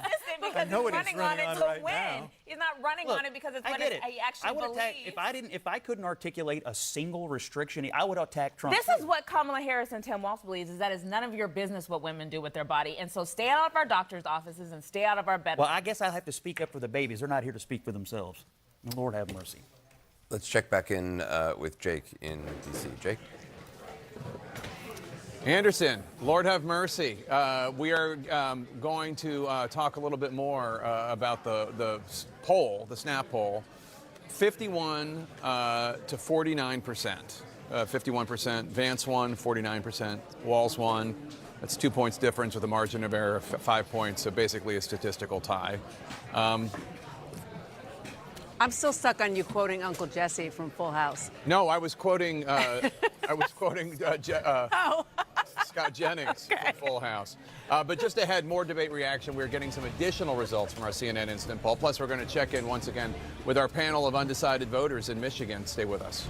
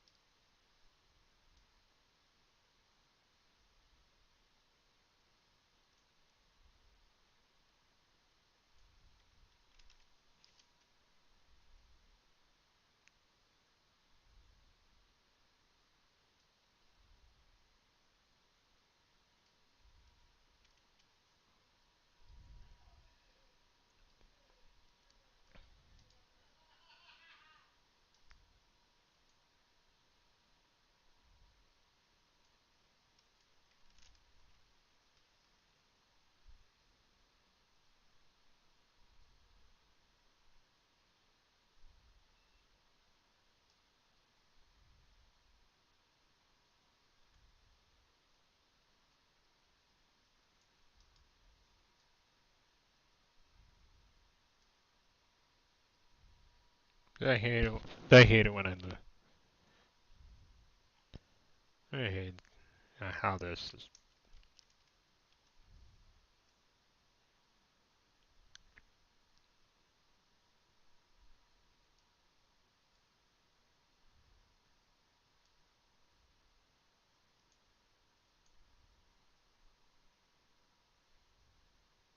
So that did it.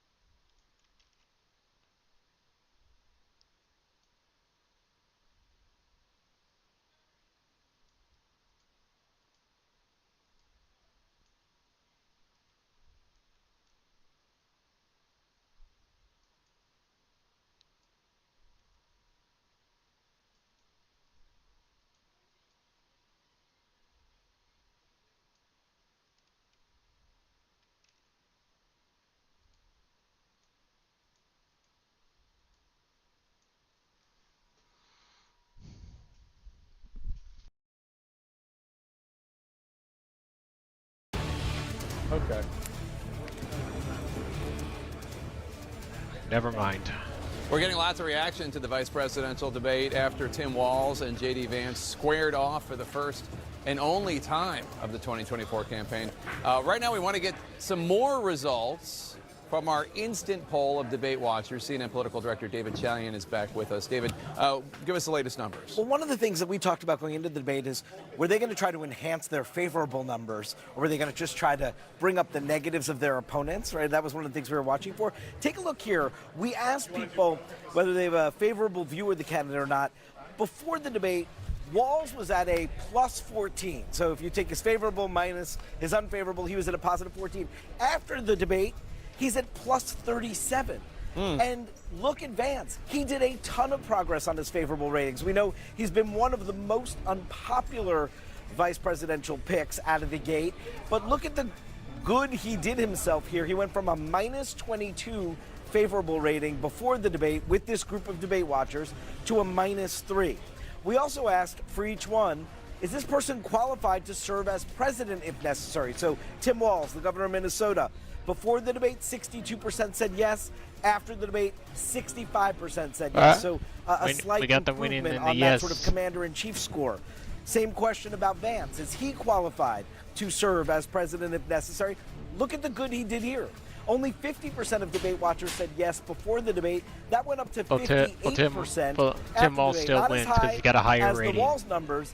But again, this group of debate watchers is about 5 percentage points more Democratic overall than an overall registered voter population would be. Well, so it's interesting. So it's just basically it keeps with what we kind of thought they were doing after the debate was over, which was they're trying to be likable, they're trying to be folksy, they're trying to be agreeable, they're not trying to really attack each other all that much, and it looks like they both succeeded. Vance had a lot more work that needed to be done, but they both succeeded. They both succeeded at that, and I would just add to that, it seemed like they were making a play for the middle at this debate and not just trying to drive out and throw out red meat for their bases, and that probably contributed to this as well. Probably makes sense. We also want to hear directly from some of the voters who had not yet made up their minds before watching tonight's debate. CNN's Phil Madigan was sent to Michigan, battleground Michigan, joining us again right now alongside his panel of undecided voters. Phil, you've had a little more time to speak with these lovely 7 individuals. What else are they telling you? Yeah, Jake, we're on the campus of Grand Valley State University, critical battleground state of Michigan. We started this night with 7 undecided voters.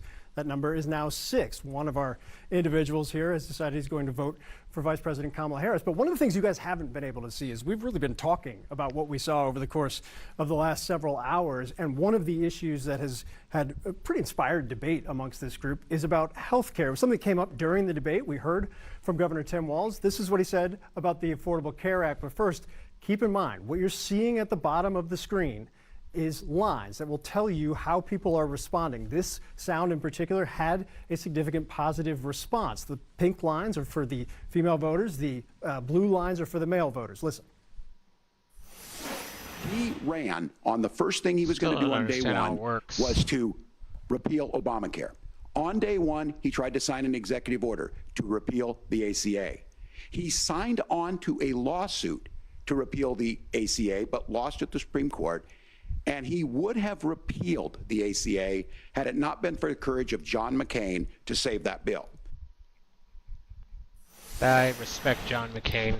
So again, you could see it, watch it live in real time on the bottom of your screen where you saw the pop. Honest, I want to go to you because we introduced the world to your wife, who is expecting. Last segment, congratulations as well. You also just became an American citizen a few months ago, so this will be the first election you're voting in. But you've talked a lot about health care given the moment you're in your life. What do you see? So there are 2 main things that I really value about my family and our baby daughter that is being born soon. One is health. And 2 is time. With health, like I want to be assured that my wife and daughter are going to be healthy and safe. Time, I would love to spend time with my daughter, maybe through a medical leave. But for those 2, it would be really unfortunate if I can't afford it in the first place. So any kind of assistance to that and to my family and to allow me to enjoy the health of my family as well as to spend time with my family would definitely help me decide with my vote. I hope the family knows it's a vote for girl. Kamala Congratulations. Harris. That's awesome if they didn't. That's some breaking news. I do want to step back with this group. Again, you should we read had Project 7 undecided 2025. voters coming in. We have 6 now. For the 6 of you who have not decided, 35 days left. Alex, I want to start with you. What's the main issue that you're going to be looking for to make that decision? Absolutely, thank you. So the biggest thing that I'm still looking at is foreign policy and international relations. Watching the debate today, it was touched on for maybe 6 minutes total, only on the breaking news that was happening in Iran today, or in Israel today, with Iran attacking them. I think that there's still so many issues at hand with international politics, and seeing how our president, or possible president, and our vice president possibility would react to those situations is extremely crucial. Looking at Ukraine and Russia, and looking at China and Taiwan, not just focusing on the attacks today, but kind of looking at international relations as a whole is still probably one of the heaviest part of my decision. Hope, what's the one issue you're keying on these last 35 days? So coming into this debate, I was definitely focused on how trustworthy are the candidates. And I think that's still my main issue. And I thought this was a great civil debate, and like how trustworthy I think the candidates are grew for both of them, in my opinion. But the one thing that stuck out to me was Vance's refusal to say whether or not Trump lost the 2020 election, and then also how he kind of said that carbon may not cause climate change, and kind of just his refusal to agree with those things that most people very clearly see makes me think he's not as trustworthy. But I did like a lot of his other policies. All right, well, this was a great group. Democracy also the deciding he's not factor. the one making the for shots. Ryan, who did make up his mind. And he's not honest about Just them. talk things through. Jake, back to you. If you were talking about J.D. Vance, that is. Thanks, Phil. Appreciate it. So that's interesting. A second member of this, again, unscientific, but still 7-person focus group of undecided voters in battleground Michigan. A second person really not liking J.D. Vance's answer, in which he refused to acknowledge that Joe Biden won the election, in which he gaslit and pretended that Donald Trump handed over power peacefully, and that really bothered them. Democrats, we should note, these people are not sitting there reading Twitter. They're in this focus group with Phil. They're in kind of like keep them in silent chambers. Yeah, exactly. And they, they don't know what's going on. They don't know how the political world. They're not getting texts from members of Congress like Dan. I will tell you this. When we were talking about this earlier, I did get a message from a Harris campaign person who said that they're already cutting that January 6th answer for an ad. So it has resonated. It resonated in the information that they were receiving from, they're surveying undecided voters too to try to see how this is landing. That was by far, I think, Tim Walz's best moment and the worst moment for J.D. Vance. But I think it also speaks to another aspect of this, which is that J.D. Vance was trying to rehabilitate his own image and did so to a great degree, but that really hurt him. That January 6th answer really hurt him. So we should note they both did themselves favors when it came to making a good impression on viewers. Walz's favorability rating among this group of people polled, the Snap poll, from 14% net approval to 37% net approval. And J.D. Vance went from negative 22% to negative 3%. Again, he had more of a haul, but still that is progress. It's interesting also, Abby, what you say, because so much of what the Trump and the RNC and Harris and the DNC, what they are doing right now, and all their surrogates in the media and such, are trying to win the post-debate. Forget the debate, trying to win the post-debate, finding the clips, finding the bad moments for the other guy, the good moments for theirs, and mostly the bad moments for the other guy, and putting it out there on social media, on TikTok, in Facebook ads, in all sorts of places that we won't even see it. And that is a battle that is going on right now. Yeah, no, it's for the people who didn't sit and watch the entire debate. Which is most of the American people. It's a lot of people, right. I mean, we know, painfully so, that a lot of people these days, especially younger people, get their information from the quick clips that they see online. But I will go back to this Insta poll that David Chalian just gave us. Again, all the caveats. It's not registered voters, it's not likely voters, it's people who watched the debate. Who are 5 percentage points more likely to be Democrats than Republicans. Yes, yeah. And even with that caveat, especially the fact that both candidates, both of these vice presidential wannabes, did so much better with the likability factor. And that's not nothing in today's politics. It really isn't. And I know that, you know, what we're doing is saying, well, Walz didn't answer this, or Vance sort of glossed over that. It was a civil debate. That's something we need. In a time when people are disgusted more by of politics, yes, candidates to be more it wasn't civil, exactly, you know, totally factual, and honest with their supporters. The fact that they didn't correct each other all the time. But the fact that they were cordial, and by the end, Vance was calling him Tim, and Walz was calling him, Walz was calling him Vance, and they shook hands, and the wives came up. And maybe it was cordial, and maybe it was effectively do no harm for both candidates to a degree. But I do think that J.D. Vance had to make up. In our poll, it showed that he did. He's still a little bit underwater, but that was mainly what. Dagnabbit. More of our CNN Instant poll of the vice presidential debate. Did this face-off do anything to change voters' minds about who they would support at the top of the ticket? Stay with us.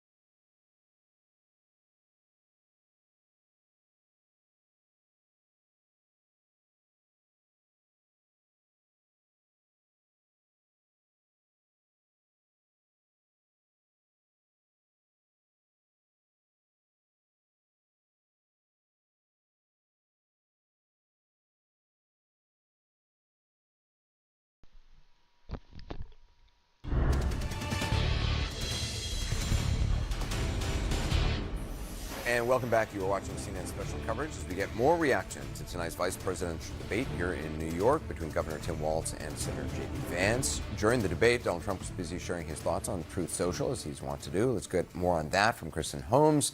So I have not looked myself. Kristen, what did he post on what was going on? Well, Anderson, one of the things that was actually probably the most notable was the fact that he finally said that he would veto a national abortion ban if he was reelected into office. Now, this is what he posted during this debate between J.D. Vance and Tim Walz. He said, "Everyone knows I would not support a federal abortion ban under any circumstances and would, in fact, veto it because it is up to the states to decide based on the will of their own voters." Now, the real point here, Anderson, is that not everybody knew that, because during the last debate between Donald Trump and Kamala Harris, he was asked repeatedly, he was pressed on the issue, would you veto this ban if it came across your desk? And he refused to answer that. In fact, J.D. Vance had said in an interview that Donald Trump would veto a national abortion ban if he was reelected. And when asked about that in the debate, he said Trump said he hadn't talked to Vance about it. Not only that, he said, "I don't think he was speaking for me." Later, Vance said that he learned a lesson about speaking out ahead of Donald Trump. But this really comes at a time, again, when Donald Trump has tried to walk this fine line when it comes to abortion. He knows it's not a political winner.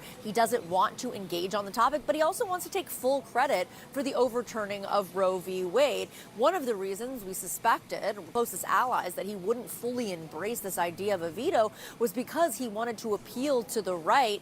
Clearly here he has moved a step further. They're saying he would, in fact, veto a national abortion ban if it came across his desk. Anderson? All right, Kristen, thanks very much. Right now, let's take another look at some of the results from our brand new instant poll of debate watchers. CNN's David Chalian is digging in to the numbers. David, when you were talking about this with Jake a short time ago, you showed some really interesting numbers that basically this debate improved the favorables for both candidates. Both candidates' kind of approval went up. Yeah, they definitely did some good work. Both of them did on that. Take a look at some more findings from our instant poll, Anderson. We asked, who's more in touch with people like you? 48% of debate watchers say Walz. 35% say J.D. Vance. Who shares your vision for America? Another Walz win here. 48% say Walz. 39% say Vance. This is really intriguing to me. Who did a better job of defending their running mate, sort of bolstering the top of the ticket? Well, here Vance scores best. 37% say he did a better job of that. 33% said Walz, and 27% said both of them did a good job at that. Only 3% said neither of them did. Did the debate affect your presidential choice, right? We talk about, does a VP debate matter? Well, here's your answer. Only 1% said that it changed their mind. 1% of Harris supporters, 1% of Trump supporters say it changed their mind. So the answer there is overwhelmingly, minds were not changed by this debate, Anderson. Harris got the lead still. Back with the team here in New York. It is interesting to see these numbers, because for all of the concerns about, well, J.D. Vance, was, or Walz, for Democrats, that Walz was, not up to the job of debating, I mean, their favorabilities both went up. Look, I think they both sort of played to their strength, right? J.D. Vance is a professional public personality. Like he's excellent on TV shows and comfortable in an arena like this. Walz is a very genuine, authentic guy, and he speaks in a language and an idiom that people hear. I was looking at some numbers from a focus group, and it reflects exactly what, this was a dial group, exactly what was said here, and Walz made more progress than Vance. Neither presidential candidate gained much from their performance. So, professional political commentators can say what they will, but people judge through a different lens, and they see in Walz kind of authenticity and genuineness and identification with them. Do you think this changes, Alyssa, given what you know about the former president, the calculus about whether there'd be another debate, presidential debate? I still think there's a chance that Donald Trump wants to do another presidential debate. Even though J.D. Vance performed well, I think he likes to have the final word. I think he loves a camera, and he sees the benefits of getting in front of one. So if this is still neck and neck, I could absolutely see him deciding to do one. I think what this underscores is that the public is so thirsty for a little bit of civility and decency in our politics. And J.D. Vance has never made that kind of a capstone of who he is in American life, but tonight he showed a different side of him. Why he can't behave this way more often is beyond me, but I think people were just happy to see handshakes, introducing spouses, acknowledging each other, showing empathy, things that we really did not see in the presidential debate. And by the way, if we have another presidential debate, I don't think we're going to see it again. Yeah. Enjoy it while it lasted, folks. Do you think this, does this change? This doesn't. Maybe there change. should be a number of how many they can have. The game at all. I don't think it changes the outcome of the election. I don't think, but I do think it can give you some opportunity. It's like, so Tim Walz, go out and start communicating with people, having more direct conversations. I even think he should do a few more interviews with different publications, more local than, don't look at me like that. Isn't the point of doing that to get better for the debate, not to like? No, because I don't think these debates are determinative of voters' behavior, particularly vice presidential debate. I think that voters will read their local newspaper. So if Tim Walz goes and has a conversation, goes to an ice cream shop or a pizza shop or wherever, and has a conversation with a local newspaper, he can get his message out there. What I will say, though, is that I do wish he would have pushed back a little bit more on J.D. Vance. The way Kamala Harris showed up and pushed back and knocked out Donald Trump. It was interesting to me, even so, during the Harris debate, she clearly had thought of, or their team had thought about the cutaway shots of her watching, because these debates are just split screen debates. It doesn't seem like there was any thought given to this one. For J.D. Vance, it seemed like there was thought given to it because he had the same kind of expression of sort of a slight smile, sort of listening, not really, gesticulating or reacting. Walz was just sort of turned fully looking. It was not. He did look at the moderators every time he wanted to say something. And it, like when I was watching it on television, it was kind of like a pick me kind of teacher moment. I felt like from him, which was a little weird, but. Yeah. I mean, he didn't do the jazz hands or whatever, which he does at a lot of the rallies. So that was a step in the right direction from a theatrical perspective. Walz, I mean, I don't understand something. Why is it that he's like a serial exaggerator or fabricator of his own personal narrative. He's been asked about it twice, once by Dana Bash, once in this debate. And in both cases, he sort of defaulted to some, like in Dana's case, it was, I don't have good grammar. Tonight, I think he said, well, I'm just a knucklehead. Like, why can't you just sort of own up to it? I don't understand. Yeah. I know you said people think he's authentic and that, this is just who he is, but he has clearly gone way over the line on his own personal narrative, something that only he would know the facts of. Yeah. And he's done it repeatedly. And when asked about it, effectively, he's just like, well, I'm too dumb to tell the truth. There's no doubt that there are places where, for example, on the gun thing, I don't know whether you were here when we talked about this earlier and whether we were on the air, but he was, there was video at one event in which he misspoke. Yeah. Didn't put in literature, didn't put in an ad. There's no, so far as we know, another example of it. He misspoke. You can call that as part of serial exaggeration. I agree with you, though. Be straightforward, own up to it. But if you're going to be concerned about serial exaggeration and misstatements and biographical rewriting and so on, it's really hard to sit here as an advocate for Donald Trump. You're right. Somebody in the press should absolutely spend a lot of time focusing on Donald Trump and all the things he said. I agree. Pink should do that. Of course, you're right. Especially involving what he would do. Why is he held to a different standard? Why is it okay for him to just kind of slough it off when it's not really okay for anybody? They asked about it on a debate stage. I know, but you're giving him. No one seems to care. Like you care deeply about every time Donald Trump does something like this, and I'm the first one to admit that he does it. But you don't seem to care as much when Walz when Harris does. I'll tell you what I cared about tonight. I cared about the way J.D. Vance presented Donald Trump's role relative to January 6th. That was more than a slight exaggeration. That was a complete rewriting of history on something that was a heck of a lot more serious than some of the things that Walz has said. Well, still ahead. Which vice presidential candidate veered farther from the truth tonight? We'll get a debate fact check next. I'm putting my money on JD Vance to veer farther from the truth. If they're saying which one that's lied more during the debate, I'm putting my money on JD Vance.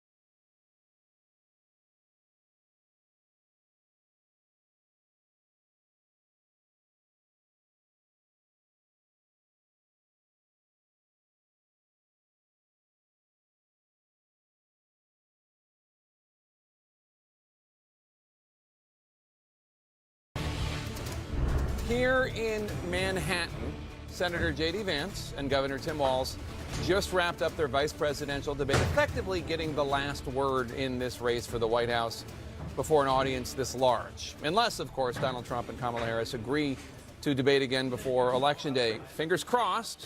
We've made the invitation. Harris has accepted. Tonight's debate was civil.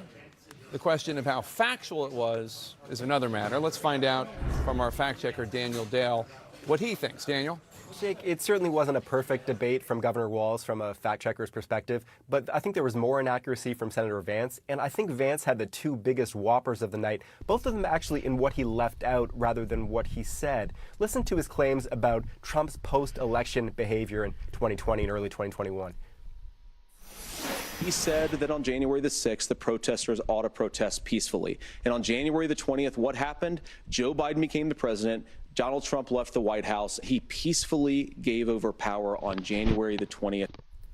This is a pretty wild rewriting of history. Trump peacefully gave over power on January the 20th. Sure, Trump did not lock himself in the Oval Office, but he left office after trying extremely hard to not give over power. We all know this. He tried to manipulate everyone from the American public to state elections officials, to state legislators, to the Justice Department, to his very own vice president. He helped trigger a deadly riot. And then Vance said Trump called for peaceful protest on January 6th. Yes, Trump did that once in that January 6th speech, after calling supporters to Washington with a promise it would be wild, spending weeks whipping them into a frenzy with lies about the election, Vice President Pence's non-existent power to overturn the result, and then in that same January 6th speech, using combative language far more often than that calming language, saying things like, if you don't fight like hell, you're not going to have a country anymore. When you catch somebody in a fraud, you're allowed to go by very different rules. You'll never take back our country with weakness, on and on. Now, let's turn to another egregious distortion of history from Senator Vance, this one on Obamacare. When Obamacare was crushing under the weight of its own regulatory burden and healthcare costs, Donald Trump could have destroyed the program. Instead, he worked in a bipartisan way to ensure that Americans had access to affordable care. Casting Donald Trump as the savior of Obamacare, I think, is bananas. Donald Trump tried very hard to repeal Obamacare. The only reason it was not repealed in 2017 was because he barely couldn't find enough Republican votes in Congress. And then he tried to undermine Obamacare in various ways. He cut the open enrollment period in half. He slashed funding for advertising and for people who help other Americans sign up. He ended a key set of subsidies for insurers. His administration refused to defend some critical provisions of the law in court, instead arguing that they should indeed be invalidated. I could go on. So yes, Trump did keep operating the Obama exchanges. He didn't completely give up on it, but casting him as the savior of Obamacare, I think, Jake, is pretty dishonest. I agree. All right, Daniel, thanks so much. Really appreciate it. Those were some fairly stark, in politics, we get used to people fibbing, embellishing, but those were some pretty direct, black as white, day as night, gaslighting examples. The idea that Donald Trump supported a peaceful transfer of power, the idea that Donald Trump tried to save Obamacare. Yeah, I mean, it's too clever by half. It's just straight up not true. But that is actually what J.D. Vance is there to do. I mean, he's there to be the person who can do sort of Trumpism in a way that sounds nice to more people and is more polished. And in many Trumpism ways, is dangerous to America. Many Republicans over the And I last said several dangerous. months. There are a lot of Republicans who make the case for Trump's candidacy way better than Trump himself does. Trump rarely executes these arguments in ways that are coherent. And Vance has been really the only person out there doing it for him. And tonight he did it. I think that they kind of both ended up net positive at the end of this. But there were some key moments there that I think Walz sort of let slide and allowed Vance to improve his reputation with voters a little bit. Just so our viewers, I just want to make sure that people understand. Triumph, you can come over here. Triumph, do you want to come? We're live on CNN. Oh boy. This is Triumph. That's how you know it's almost 1 a.m. This is Triumph the Insult comic, Robert Smigel's brainchild, and was floating around behind. Is that and I a just want to dog make sure people or a understand. puppet? So people aren't. It's Mima. I'm JD's Mima. I don't know that you're mic'd. It's a puppet. All right. I'm mic'd. And You're stuck not, with me. We're not going to make fun of J.D. Vance's grandmother, but we do appreciate the comedy artistry of Robert Smigel and Triumph. But thank you. The Hulkster. How about the Hulkster? And the whole. I'm here to spin for the J.D. Vance. So good to see you. Thank you. Back okay, to the now topic. it's not funny to me Back anymore. to the topic at hand. J.D. Vance is doing what Donald Trump wants him to do, what the campaign wants him to do. And when you heard Donald Trump Jr. earlier in the night say that was a master class, that is exactly why they wanted J.D. Vance in that job, in that role. Right, but the J.D. Vance on the debate stage tonight is not the J.D. Vance we have seen on the campaign trail, at rallies, doing the interviews that he's been doing. It's just not. I mean, he has been very much trying to defend and explain Donald Trump's positions. Tonight, he glossed over the controversial positions that Donald Trump has. When it comes to abortion, number one, when it comes to Obamacare, the issues that Donald Trump disagrees with Kamala Harris on that are very popular with a lot of swing voters, Vance pretended like it wasn't a difference at all. CNN's Caitlin Collins is going to pick up our debate coverage along with an update on the crisis in the Middle East after this break. Thanks for watching.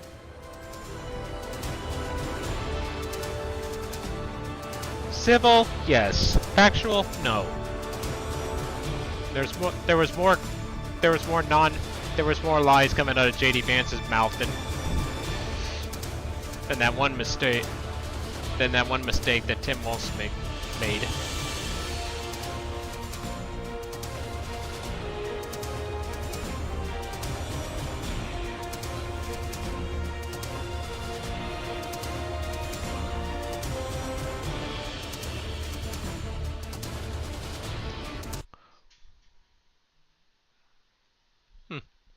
The way it was, I thought it was over.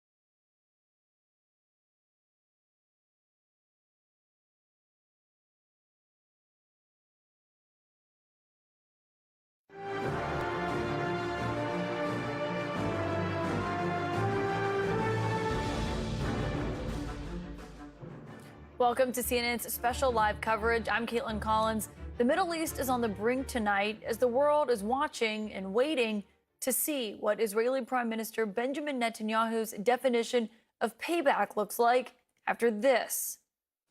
Rock. Oh, God. Okay, guys, we got to get off the roof. These are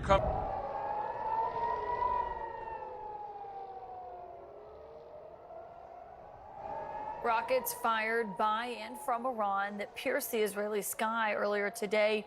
On the ground, the sound of air raid sirens, 180 missiles in all launched during the assault, sending millions of people. Israel says tonight that the Iranian strike had no impact.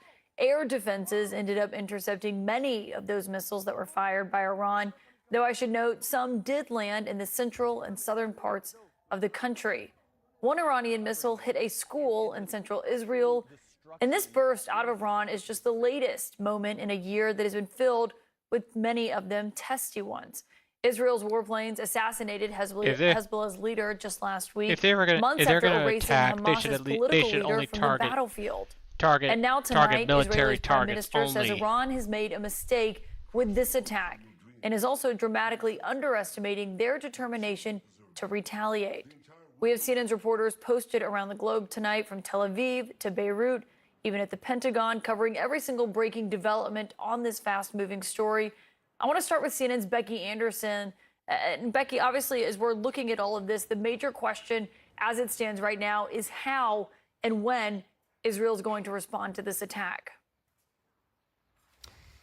Yeah, absolutely. I mean, it's just after 8 o'clock in the morning here in Israel, and people waking up to a country largely intact after what was an unprecedented Iranian ballistic missile attack on its military and security infrastructure. The teams here in Tel Aviv and those of our teams, not just around Israel, but around the region, were witness to what was really the most remarkable attack as missiles came piercing through the sky, as you described it. Those sirens were wailing. This was around 7:30 in the evening, so around about 12 hours ago. This was an attack which had been warned of. The US putting out a statement earlier on in the day suggesting that an imminent ballistic missile attack was imminent from Iran. But when it came, it was ferocious. As many as 200 ballistic missiles. The scale and scope of this really absolutely extraordinary, and bigger in scale and scope, given the use of these ballistic missiles, than the attack here back in April, which was pretty much thwarted. Now, as you rightly suggest, most of these missiles were intercepted by both the Israelis and the Americans, they say, in coordination with the Israelis and allies around this region who helped. But as you rightly point out, some of those missiles did end up hitting the ground across Israel and in the West Bank. Sadly, one Palestinian in Jericho losing their life, and there have been other casualties. Now, the sites targeted that's the problem with their just strategy. On the fringes of Tel Aviv here, and a couple of the very strategic those missiles could actually hit targets they don't want to hit. Where the assessment on damage Why is take still the risk? ongoing. But the IDF has said its Air Force still has full operational ability, and as you rightly point out, the warnings are that retaliation will come, not just against Iran, and we'll speak to that in a moment, but also against Hezbollah. And overnight we have seen further attacks by Israel on targeted attacks, they say, on Beirut taking their and its defense suburbs. too They far. say Thanks to reports Benjamin suggest, Netanyahu, and the the IDF Zionists. standing this up, that 2 senior Hezbollah commanders have been assassinated there. So despite the fact that we haven't yet seen the retaliation by Israel on Iran, and that could be, for example, on nuclear facilities, on its oil infrastructure, on its counter-strike facilities, those launching pads from where these missiles were launched. we do continue to see the Israeli operations against Hezbollah. Iran backed Hezbollah's assets in Beirut. Caitlin? Yeah, we're watching it all very closely. Becky Anderson, you're live in Tel Aviv. If you get any word of a response from Israel, what they've decided, we'll obviously come back to you as we check in throughout this hour. I also want to go to Beirut. That's where we find CNN's Jumana Karacha in Lebanon. Jumana, obviously there's a real question there. You know, earlier I was talking to Ben Wiedemann. He was describing celebratory gunfire as Iran was launching this attack against Israel earlier, still not knowing what the impact of that was going to be. What's the latest on the ground now? Well, you know, Caitlin, that gunfire that Ben described, you had gunfire, some fireworks coming from the southern suburbs of Beirut. It was pretty limited, pretty small. The southern suburbs is where Hezbollah had I wonder a if heavy one of presence the ways in the to past. stabilize the Middle East is to do what we did, the southern do suburbs. what So really we no type of did, surprise separation seeing of that religion sort and of state. moment of celebration that they had with the Iranian attack on Israel, considering the heavy blows that the group has incurred in recent days. But overall, the mood in this country is one of apprehension and anxiety. I mean, people are very, very concerned about what is coming next as that attack, the Iranian attack on Israel, was unfolding. It did appear for a bit like there was a lull in the airstrikes that have been pretty much continuous in different parts of the country, mostly in the south, in the eastern Bekaa region, and here in the southern suburbs. But within hours of the attack ending in Israel, it seemed that the airstrikes resumed again, with reports coming in from southern Lebanon of intense strikes there. Yeah. Here in Beirut, we began seeing evacuation orders being posted by the IDF's Arabic language spokesperson on his account on X, telling the residents of a number of neighborhoods in the southern suburbs to evacuate. And shortly after that, we began seeing and hearing airstrikes there. It's unclear what specifically was targeted. The Israeli military said that it is going after Hezbollah targets and infrastructure and facilities there. But keeping in mind, Kaylin, that was these warnings from the IDF were coming in at about midnight until 3 a.m. This is a time where you would expect most people are sleeping, not really looking at social media. So many people may have not seen these warnings, and those airstrikes started soon after that.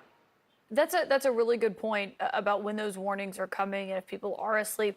But Jumana, the other question I have is, as Iran obviously often would rely on its proxies like Hezbollah to carry out its attacks, to serve as kind of a deterrence from Israel maybe responding too forcefully to something like what happened today.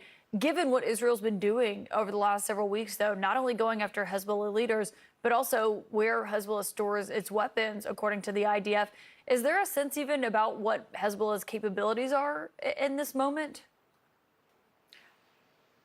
You know, Caitlin, that's the big question right now. Are they going to mention about why they're why this whole thing started because of command structure has been pretty much decimated in recent days, and a lot of these storage facilities where they have stored their weapons have been hit. But Hezbollah is known to have, according to estimates, to have been storing 100 to even 200,000 medium and long-range missiles. So it's unclear at this point how much of that has been destroyed, while it would seem that it is significant hits that it's taken in recent days. I think everyone is waiting to see what happens in the coming days. You know, since those attacks have increased here, we have seen the group still carrying out attacks, still launching medium range missiles, even longer range missiles, a ballistic missile.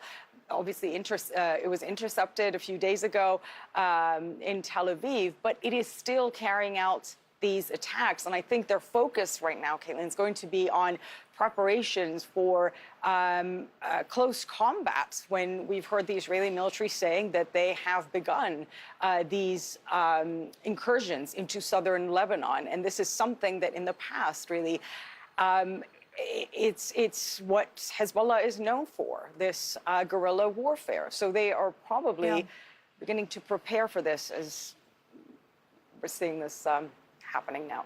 Jemana Karacha in Beirut, thank you for that report. We'll check back in with you. I also want to go to the Pentagon now. That's where we find CNN's correspondent Oren Lieberman. Oren, when this happened in April, the U.S. was able to kind of tell Netanyahu and the Israelis to take the win based on what Iran's response had been, and that it hadn't actually, they were not really that successful with the 300 missiles or some that they fired that day. What's the sense tonight of how much influence the U.S. has on what Israel does next here? From this perspective, the attacks are viewed as substantively different. April 13th was a mixture of drones and ballistic missiles. More drones, and that's what makes this attack much more powerful, even though there was a smaller number here. Only 180 ballistic missiles, but they are far more powerful than the drones that were launched back in April. There, it seemed Iran was more sending a message that they were willing to attack Israel. You're right that most of that was intercepted, and President Biden pushed Prime Minister Benjamin Netanyahu to take the win, essentially, to say, look, the attack didn't do much damage. Israel had a limited response in Iran that was much the same way. It was essentially sending a message to Iran that Israel could strike sovereign Iran if it wanted to. Now, this attack, much larger, and the expectation is that Israel will carry out a much larger response, and we've certainly already seen that threat coming from Netanyahu, from the IDF, and from others. So the expectation is that this one will be bigger. Israel showed in April that it could attack Iran. Now the question, will they go after Iranian nuclear facilities? Will they go after Iran's oil and natural gas? That's essentially the lifeblood of Iran's economy right now. So the question, what will they do? President Biden huddled with his top aides to try to get a better sense of what the possibilities might look like and how they will play out, not just Israel's response, if there's but one how thing Iran that might retaliate for that. So if there's very one thing complex that discussions to try to figure out how this a goes. The U.S. has made a clear they superpower want to country talk should to be Israel working about together on what this might it's look like over stabilizing the the course Middle of the next East. several days. So likely those conversations are already happening, but it's a question of when and how big does Israel go here, and what role will the U.S. play in that response, if any. The U.S. making it clear that they will back Israel when it comes to air defense, but offensive, that's a whole different question. Yeah, and we know there's a lot of U.S. troops in the region. More have been moved there in recent days. Oren Lieberman, thank you for that. Joining me now is the former Defense Secretary. If I was in Israel, I wouldn't take part in what Mark Israel. Esper. Thank you so much, Mr. Secretary, for being here. I Of want to ask you about Palestinians. something that Barak Ravid of Axios is reporting. He is one of the best reporters on what is happening in the Middle East, and he says tonight that Israel is expected to launch what they are calling a significant retaliation against Iran. What do you think that could look like? Well, good evening, Caitlin. It's good to be with you. Yes, look, I do agree that Israel is going to respond, likely significantly. I think what you could see would be airstrikes against military facilities. At the high end, try and attack the ballistic missile production facilities, and maybe their missile launch sites. But we also have to keep in mind they could expand it, broaden it by going after economic targets such as oil refining facilities in the Gulf. So much remains to be seen, but this is clearly a new day in the Middle East. Well, and so the question is not just how Israel responds here, but if Israel strikes Iran itself, not just a proxy of Iran, and in a significant way, going after its nuclear capabilities, going after an energy facility, maybe an assassination. I mean, the Iranian supreme leader was taken into hiding basically the other day because they clearly are fearing for his safety. A direct act of war. Does Iran then respond to that, and we just see this continue to go back and forth attacking as a the Middle nuclear East facility is a bad put on the idea. brink even more than it is already? Yeah, well, first things first, Iran breached that threshold in April when it shot, at that point in time, over 300 missiles and drones and cruise missiles at Israel. And that crossed that threshold at this point in time. So I think the fact that if Israel decides to respond to attack Iran directly, yes, Iran may respond. But the fact is, Iran does not want a wider war. I think at this point they've realized they certainly can't win it. And they've once again proven that their missile capabilities, which we paid close attention to when I was in office, is rather feckless. It's the second time they struck last night with over 180 missiles, and they were completely proven ineffective. So I don't know what Iran has left to respond with. Their proxy groups have been decimated in southern Israel with Hamas. Hezbollah is on the ropes. We see today, this morning, Israel still pressing and will continue to press into southern Lebanon.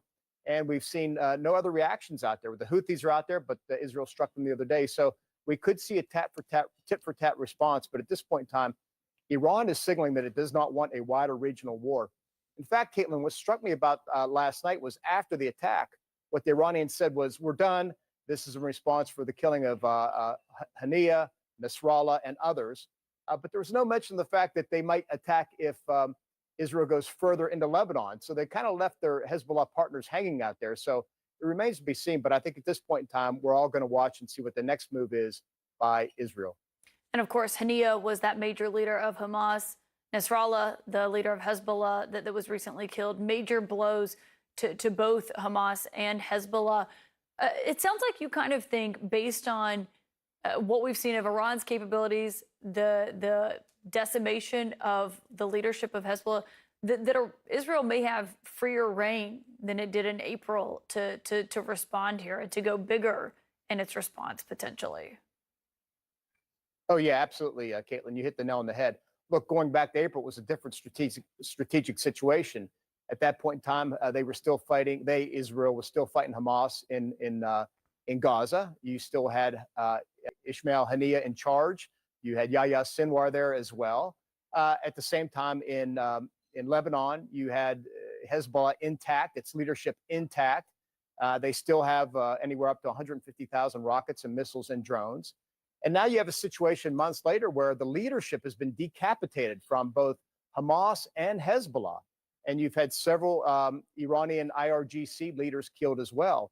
And so I think right at this point in time, in Gaza, they have the situation pretty well under control. In Hezbollah in the north, they are on the ropes. And so the fear that if Israel responded to Iran and Iran would tap its proxy, Hezbollah, to shoot tens of thousands of missiles against Israel, that seems to be far less of a concern at this point in time. And so thus, as you said up front, Israel has a much freer hand. And as you said in your earlier, at the tee up here, it appears that Hezbollah has been so decimated, both the elimination of their leadership and their inability to conduct command and control, that we aren't seeing much response from them in the north when it comes to rockets and missiles. Yeah, and Secretary Esper, we just got finished watching the vice presidential debate here tonight between Senator Vance, Governor Walz. Both of them did not really answer a question about whether they, as an administration, would support a preemptive Israeli strike on Iran. Obviously, that's an important question. But I want to ask you about something else that Donald Trump said today that is relevant to when you were serving as his defense secretary. He was asked about U.S. troops who were injured during an Iranian attack in 2020 on a base in Iraq. Listen to what Trump had to say to reporters. What does injured mean? Injured means you mean because they had a headache, because the bombs never hit the fort. There was nobody hurt other than the sound. It was loud, and some people said that hurt, and I accept that. You were the defense secretary at that time. Is that how you viewed it? Just traumatic brain injuries of U.S. soldiers as headaches? Did to that guy who had shell shock. Yeah, that's obviously not accurate. We talked about this afterward. I wrote about this in my memoir. We went through that entire night trying to get an assessment of what the damage was done to the harm done to our troops. I think at the time Iran launched 13, 14, 15, 16 missiles or so at the Al-Assad air base, and our troops defended extraordinarily well. But when we got up the next morning, we had no injuries traditionally, as you would know. But over time, we came to learn as troops did self-reporting and really came to reported some of their symptoms, that we had, I think, dozens, over 100 cases reported, and several were very serious traumatic brain injuries. And this is a new harm from war that we've learned from the conflicts in Afghanistan and Iraq, where concussions, where large blasts, much like were experienced in a ballistic missile attack in Al-Assad, can create traumatic brain injuries that they're unseen, if you will, casualties of war. And it took some time to discover these again, but eventually we, over 100 troops reported injuries. Some of them were very serious. I remember visiting a soldier at Walter Reed Hospital a couple months later and talking about the attack and what he experienced. And so it was quite a traumatic night. Yeah, I don't think they would classify it as just a headache. Secretary Esper, thank you for joining us tonight. Thanks, Caitlin. Up next, we're going to go to the White House and get new reaction from there as President Biden is weighing the U.S. options here about how to back up Israel while also trying to avoid a wider war happening in the region. Plus, the attack is also at the center of the campaign trail as Donald Trump, Kamala Harris, and both of their running mates are all weighing in and pointing fingers in response to what we saw happen. This is CNN's special live coverage. We'll be right back.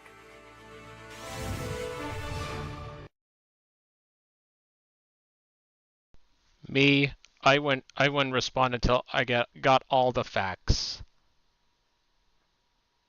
Until we got a complete.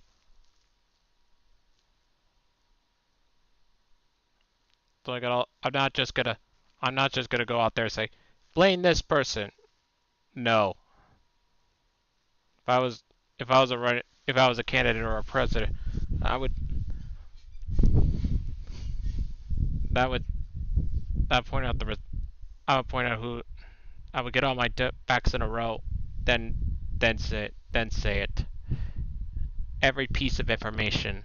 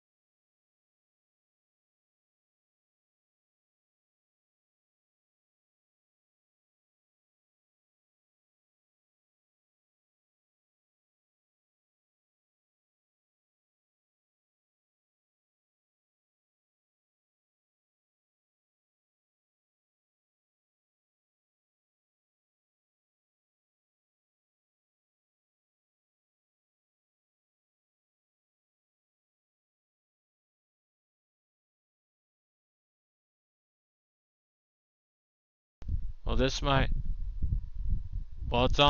whole thing's almost over. This is probably the last one. Only got like 30 minutes left, then we're gonna end it. And almost 30 minutes left, and then we're gonna end the meeting.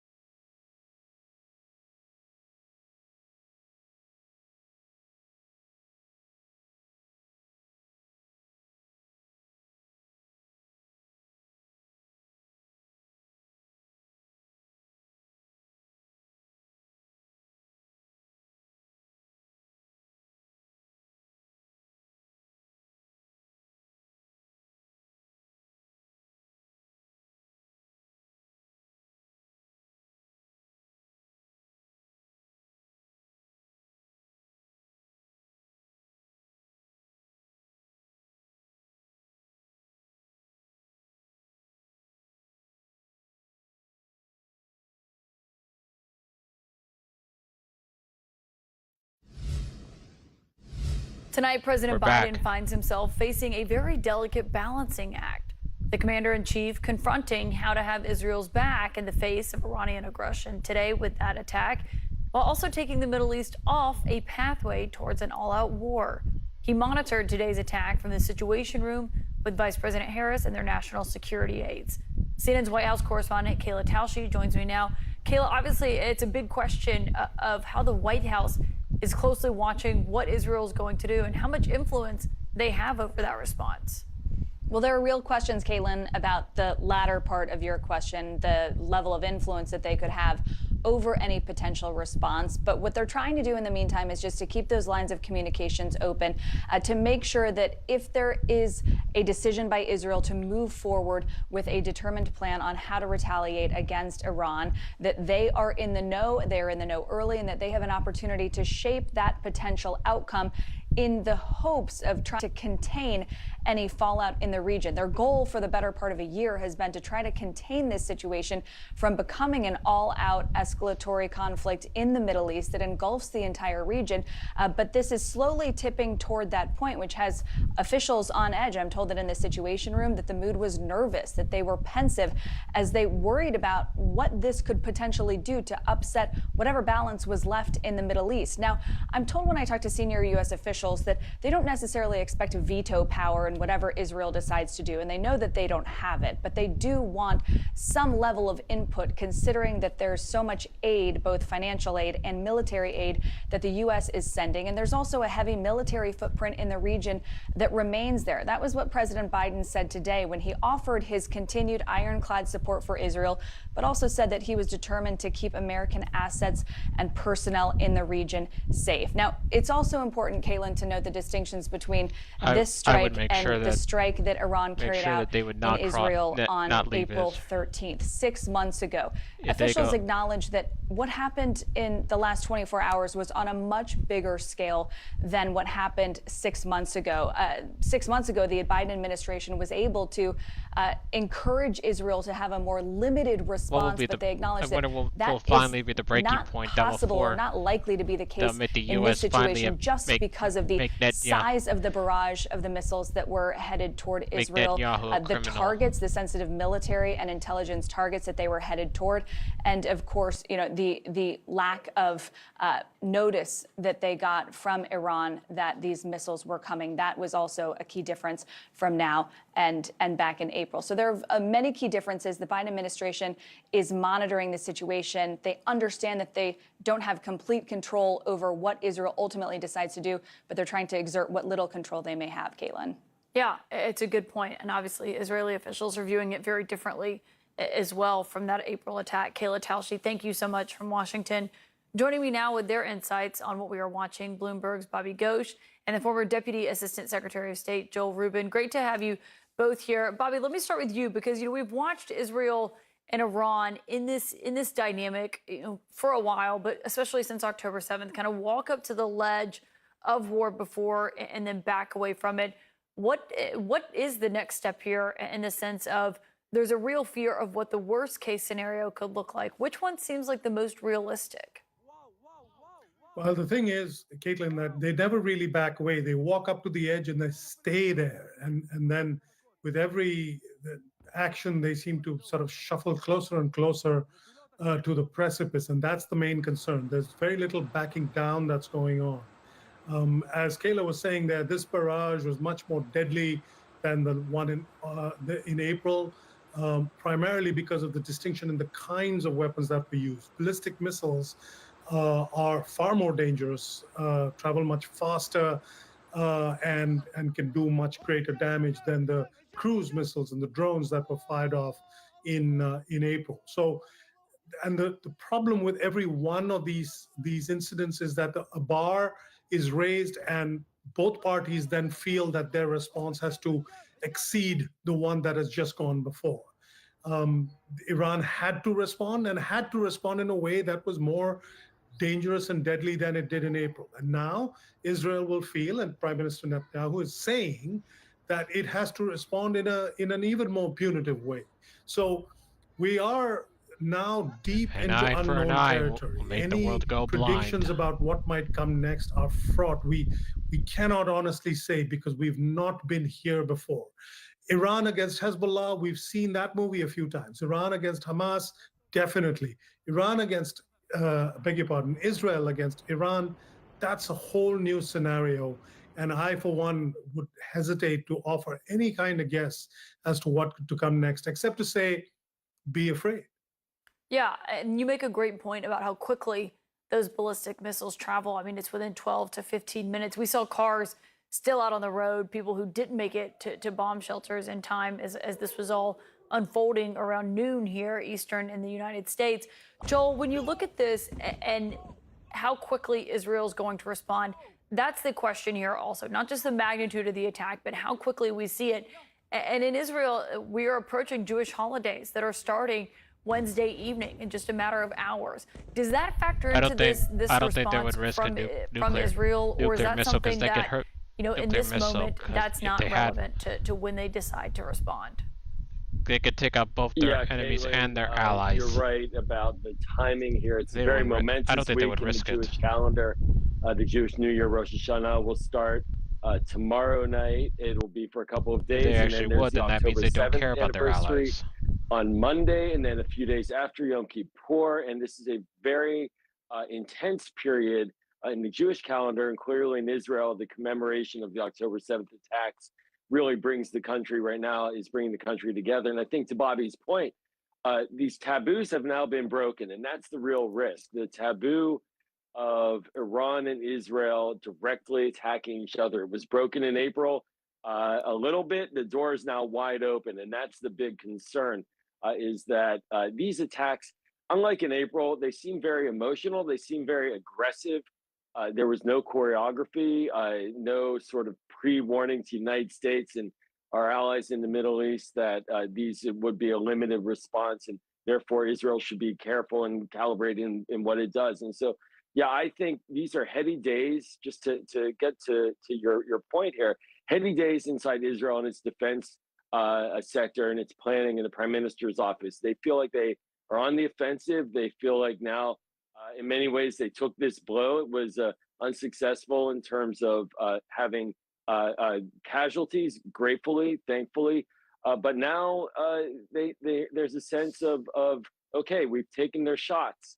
And maybe this is now the time to strike in a way that we have been afraid to or been held back from before, which is very concerning, and hopefully will be something that the Biden team is able to continually counsel the prime minister to be very calibrated in any response, to not have this continue to grow, so that the taboos not only are broken, but that we really do escalate into an all-out direct conflict. Well, and Bobby, this all has a political lens to it as well, because it was the first question and first topic brought up at tonight's debate. Obviously, before a week ago, that is not what people would have thought would have maybe been the first question asked to Senator J.D. Vance and Governor Tim Walz tonight. But it was something, given what we've heard from these campaigns.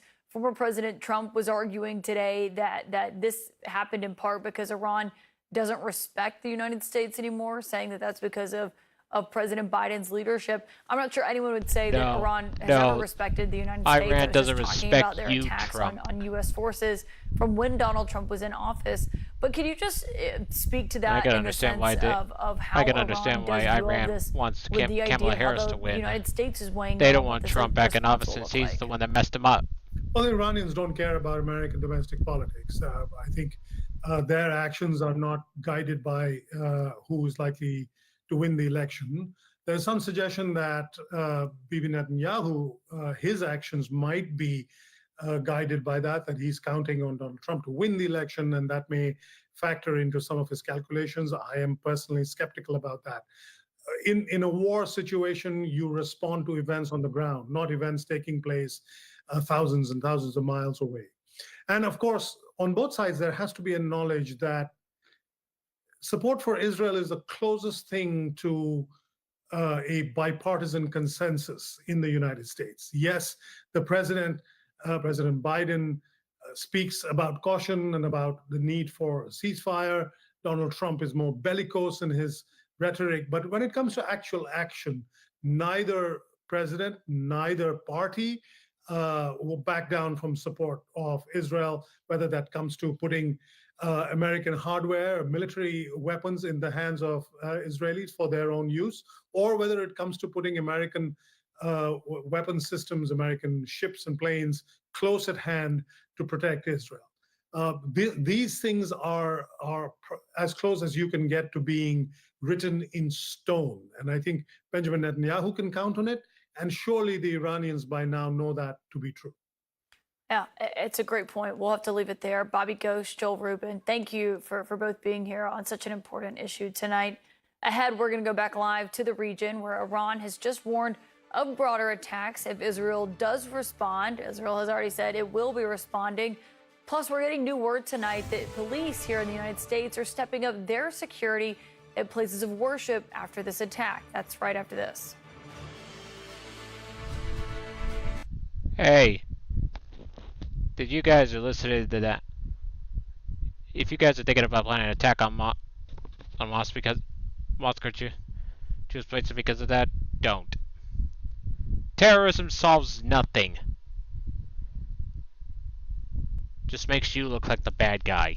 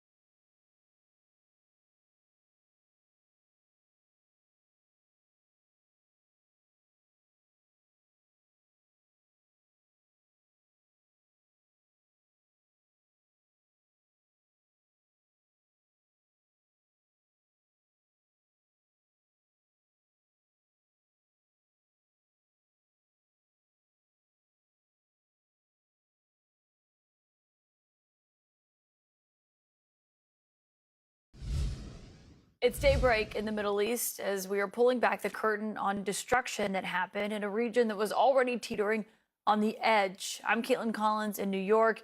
It's 1:40 a.m. here on the East Coast, but most of the world's attention is trained on Israel and its neighbors right now. Blast happening there overnight, both in Beirut and across Israel, as Iran sent a volley after volley flying into the Jewish state, while the IDF re-upped its assault inside Lebanon, continuing what has been a week's worth of barrages aimed at decapitating the Tehran-backed terror group known as Hezbollah. Back here in the U.S., we are also getting some breaking news as police across the country are stepping up security at places of worship as these attacks overseas are escalating. I want to get straight to CNN's Josh Campbell, who is breaking this news. Josh, tell us what it is that has the authorities on edge and why they're stepping up security right now. Yeah, Caitlin, we're hearing from law enforcement agencies from coast to coast about this increase in physical presence at Jewish houses of worship. Of course, this comes after Iran's latest attack on Israel, as well as the start of the Jewish high holidays, which begins tomorrow on Wednesday. Now, we're told from officials this is being done out of an abundance of caution as a deterrent. It's not based on any specific threat, but officials have continued to tell us that chief among their main concerns is the so-called lone wolf threat. This is someone who might not be associated with any group, but still conduct some kind of act of violence. We're told that in New York, the NYPD will be partnering with state police to conduct missions at bridges and tunnels, looking for explosives. There will also be helicopter units in the air scanning for any type of radiation. Here where I am in Los Angeles, the LAPD says that it will be increasing patrols. There will be more officers on the beat. There will be command post vehicles in certain places around the city, horse-mounted units who are around conducting patrols as well. Of course, there have been concerns here in LA after an anti-Semitic attack just last year, where two men were shot by a suspect after they were leaving Jewish houses of worship. That suspect was then taken into custody just yesterday. He was sentenced to 35 years in federal prison. We're hearing from police agencies about increased protection at both Jewish and Muslim houses of worship. And of course, this comes as the FBI has been warning about this heightened threat environment. Take a listen to these comments from FBI Director Chris Wray. This was after the October 7th attack in Israel by Hamas. He spoke in very stark terms about the outsized nature of threats to Jews here in America. The Jewish community is uniquely targeted by pretty much every terrorist organization across the spectrum. And when you look at a group that makes up 2.4% roughly of the American population, it should be jarring to everyone that that same population accounts for something like 60% of all religious-based hate crimes.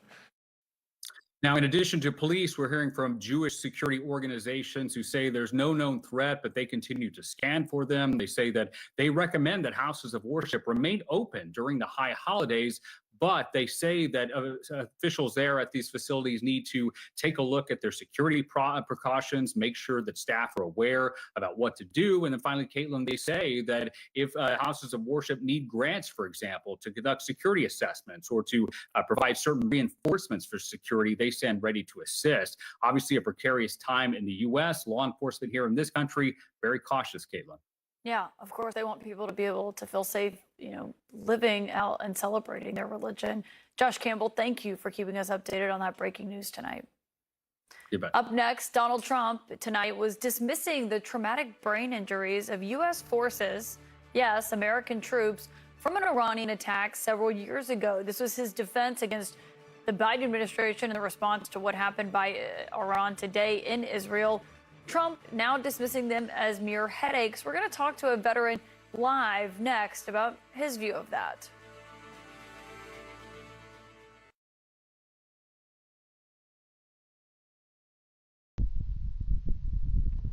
And care.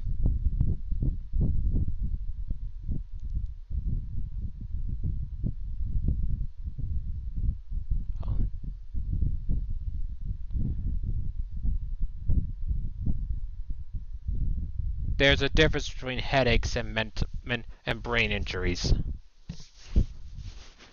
And if you don't know what...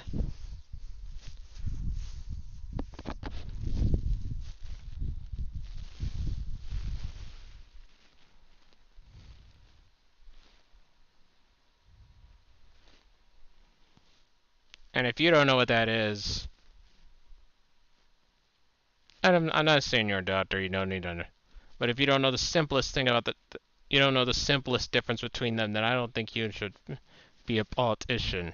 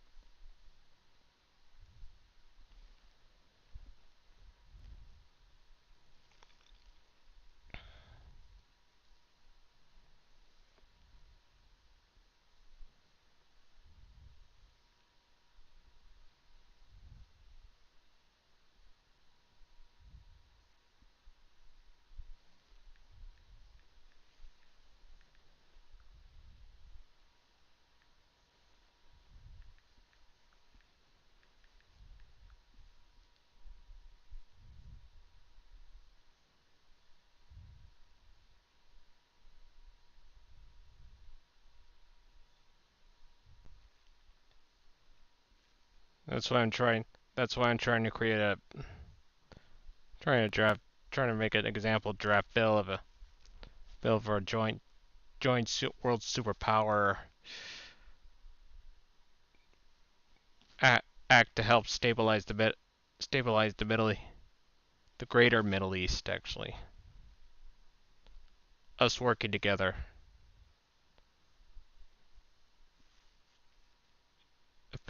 A path towards peace. For those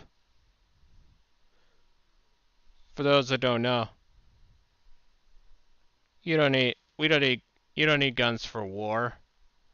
Sure, you can, but not against other people. I mean, there are threats off this planet. Like hostile aliens, like as seen in Independence Day.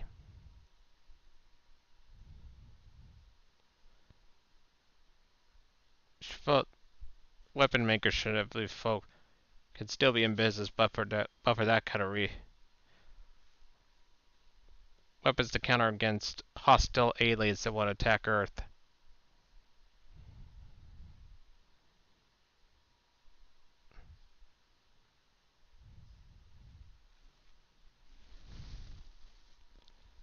I hope you're getting this message. Donald Trump once again downplaying the severity of traumatic brain injuries that U.S. troops suffered from in Iraq, as Trump said that an Iranian missile attack on the al-Assad military base in 2020 didn't damage the base or wound any troops. What does injured mean? Injured means you mean because they had a headache, because the bombs never hit the fort. There was nobody hurt other than the sound. It was loud, and some people said that hurt, and I accept that. Have you ever heard of shell shock? Now, that comment is not new, but it's worth noting that Trump underlined what he has said previously, denying that service members were injured during that attack. I spoke earlier about this with the former Defense Secretary, Mark Esper. He was in charge of the Pentagon at the time. He recounted how serious this was and also how many of the cases became more severe over time. He even visited one of the soldiers at Walter Reed Military Hospital. Joining me now is Iraq War veteran Paul Rieckhoff, who is the founder and CEO of the Independent Veterans of America. You obviously had some strong feelings about this. You called it ignorant and absurd to hear Donald Trump hear this. I mean, if you are a U.S. service member who was there that day, what's it like for you to hear the former commander-in-chief downplay that? It's insulting. It's a slap in the face, and it makes life hard for you. I think what I really want to underscore is it's ignorant. It fails to understand that traumatic brain injury is the signature injury of the Iraq and Afghanistan wars. Almost 500,000 men and women have experienced a traumatic brain injury, and he is the former commander-in-chief. He should know that. And in this incident in particular, over 80 people got Purple Hearts. So if they don't get recognized as being injured, they don't get benefits, they don't get care. One soldier has got 90% lifetime disability. So it's a very significant issue. And it's asinine, it's ignorant, it's confounding. He has no excuse for this. And I think the bigger issue, too, is you're talking about the Middle East. We've got 2,500 troops in Iraq right now, 900 troops in Syria, plenty of troops on ships that could experience exactly this type of injury if rockets continue to fall from Iran and their proxies. Yeah, which the Trump campaign knows well, because after Vice President Harris said no U.S. forces were in an active war zone, they pointed to where those U.S. forces were. And you talk about, just the actual material benefits of being able to get benefits, the importance of someone understanding your injury. But also, this is something that soldiers have struggled with, is actually saying, hey, I am injured, just in a different way that you may not be able to physically see the same way you can with someone else. It still counts as an injury, though. Yeah, I mean, and it hurts the national conversation. I mean, we're constantly trying to make the public aware of our sacrifice, of the kind of injuries we're experiencing, and to have the former commander-in-chief say this and double down on it, I think is really problematic. And ironically, it's happening on the night of a debate that's really historic because it's between two post-9/11 veterans. We've never had two post-9/11 veterans on the major ticket together. So you've got Vance and you've got Walz. They both served overseas, and they may have experienced, troops in their units who had traumatic brain injuries. I wish we got to that more. I wish there were veterans issues in particular we got to more tonight. But, this is the latest in a long string of insulting and ignorant remarks from Trump having to do with the military and veterans. It's a constant thing with him. Yeah, well, I mean, that's a really good point, because he also seemed to just kind of downplay this with the hopes of saying, Iran didn't do this when I was in office. They're only doing this when Joe Biden is in office. I mean, they did actually hit the base. There were 11 missiles, I believe, that actually hit the base and damaged it. There was real damage. But you just said that Trump has a long history of this. I'm kind of surprised this didn't come up tonight, but I think, Trump just says so many things that people just let them go. But when he recently was comparing the Medal of Honor and the Medal of Freedom, we saw the altercation at Arlington National Cemetery. I mean, these would have been campaign derailing moments for pretty much anyone else, especially a Republican candidate. Yeah, and insulting John McCain. I mean, the list goes on and on. I think what they fail to recognize is this actually hurts them politically. I think tonight we're going to talk about Walz and Vance, but you're going to see that clip of him talking about traumatic brain injuries over and over again, and that may actually be more significant, especially if you're talking about independent Americans, independent unaffiliated voters in places like Pennsylvania, Wisconsin, Ohio. Those are largely veterans. Many of them are independent and are watching issues like this, and they vote on character, they vote on integrity, and they vote on who they can trust to be the commander-in-chief. And you want a commander-in-chief who understands what a traumatic brain injury is and can articulate that and passionately advocate for us and not politicize just about every issue that surrounds us. So what do you think that looks like? Are those movable voters, though, in this scenario when they watch this play out? I mean, that's a comment that Trump makes either at rallies or in press gaggles. It's not necessarily a moment like on the debate stage tonight where tens of millions of people are watching. I think it's reflective of the questions about his character. Does he have honor? Will he respect the office? Will he go above politics and put country first? I think General McChrystal's recent op-ed in the New York Times is significant. I think he can be in effect very powerful. And he talked about character. He said, I'm voting on character because I don't trust Trump's character and I trust Harris's character more. And I think for people who maybe don't like either candidate, at the end of the day, they're going to trust somebody. They're going to pick someone that they trust or they feel okay with. And surrogates like McChrystal and others, I think, will be effective in moving those independent voters who are largely non-college educated men in the states we talked about. And many of them are veterans and care about national security and are watching right now because they've got friends in the Middle East. Paul Rieckhoff, thank you for joining, and thank you for your service. Thank you. Really appreciate it. I want to thank you all for watching our special report tonight. I'll be back tomorrow night here at 9 p.m. Eastern for The Source. Our breaking news coverage on CNN will continue right after this.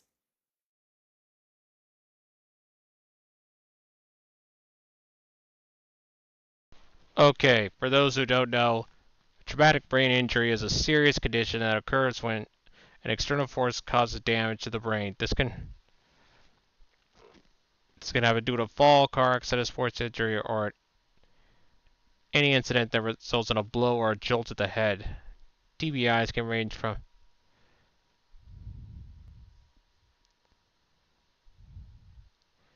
It can range from mild conditions to severe, potentially leading to long-term cognitive, physical, and emotional impairments.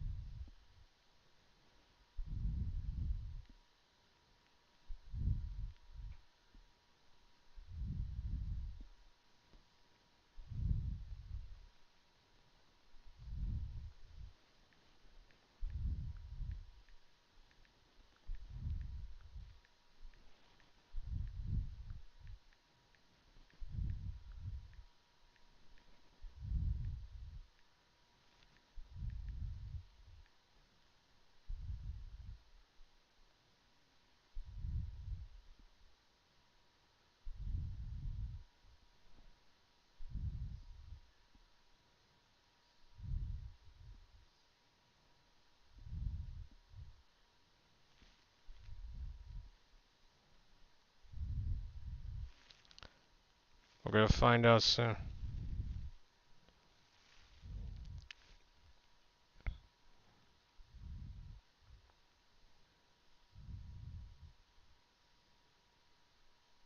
There are different types of brain injuries. Concussion, from mild, which is a concussion, moderate to severe, which is persistent headache, repeated vomiting or nausea, seizures, inability to wake from sleep, slurred speech or weakness in limbs, loss of coordination, profound confusion or agitation, changes in behavior, mood, or personality.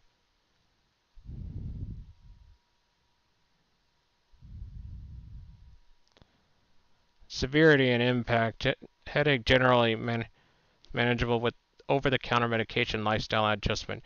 Traumatic brain injury can lead to significant cognitive, physical, and emotional impairment regarding medical attention and rehabilitation.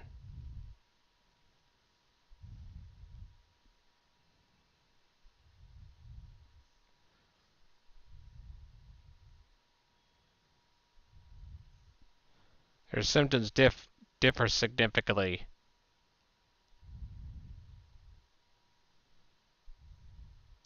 And understanding these differences is crucial for recognizing when to seek medical care. And Trump doesn't even respect our veterans. Unlike me. I respect them even though I still respect them even if they were in a war that we should never been involved in. I still go out of my way to say thank you for serving our country.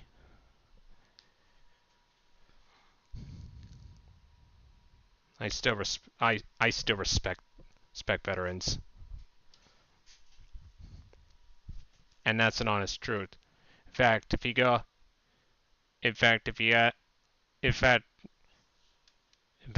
I would show you, or you can ask people yourself.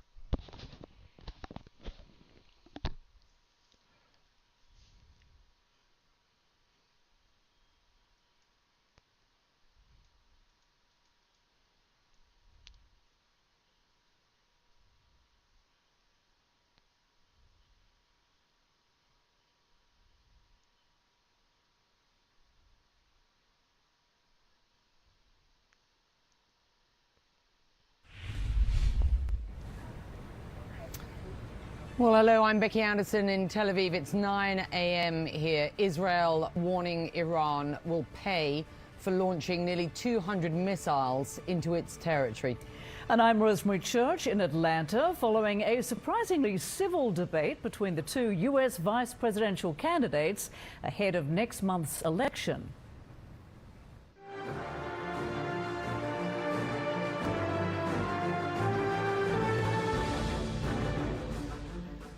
Well, the turmoil in the Middle East is escalating from Iran's attack on Israel last evening.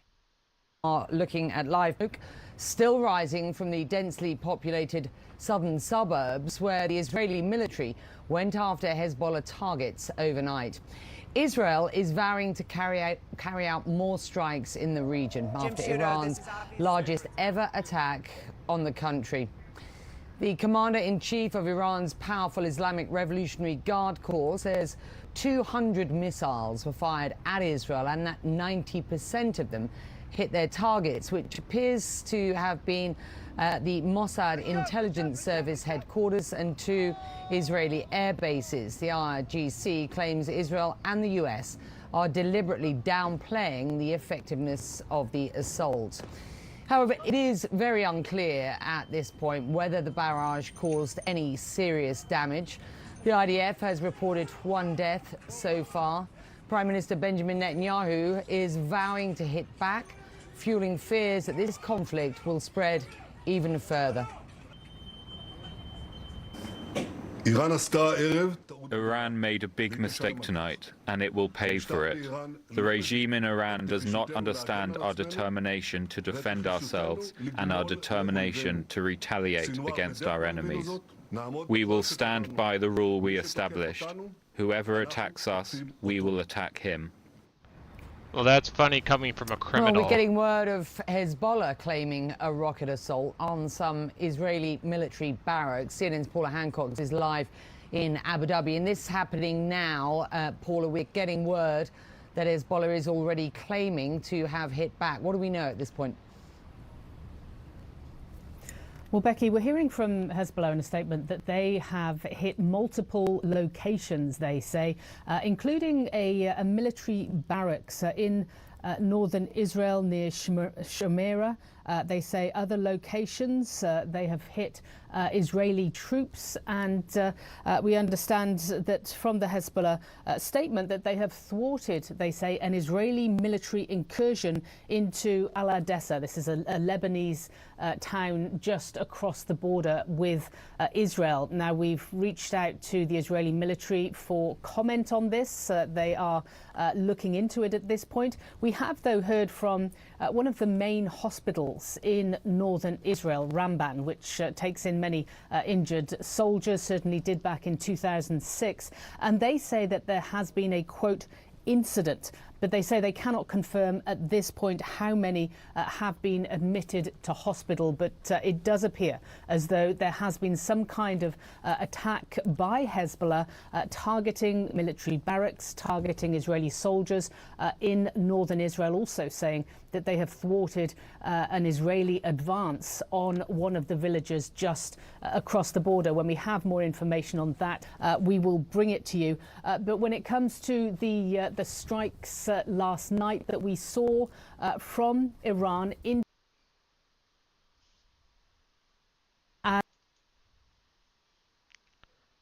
well, I was planning to do a commercial break, but that little thing made it easy. Well, I didn't realize that was gonna. I thought it was gonna come up at 11 o'clock p.m. was the repeat of the debate, but I guess not, because considering what just happened and what Iran did in Israel. I want to help stable Middle East, but we can't do it alone if I ever become president. But that's not going to happen for a while. That's why. And if Trump gets elected, we could kiss our democracy goodbye. That's why you must vote for Kamala Harris in order for us to keep our democracy.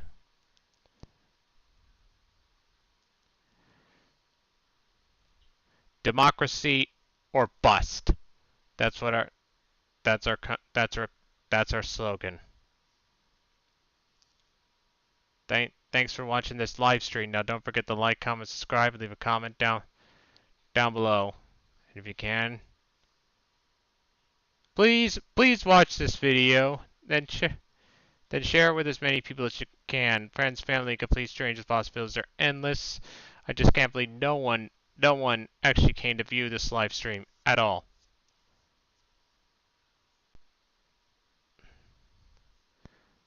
Maybe it was because of the change last.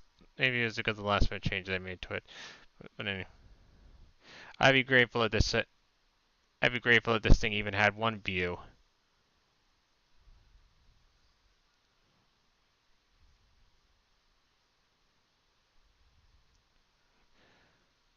Please help me keep those 1,000 subscribers. Otherwise, YouTube's gonna get rid of this. Otherwise, YouTube will remove this channel like they did with my other 13.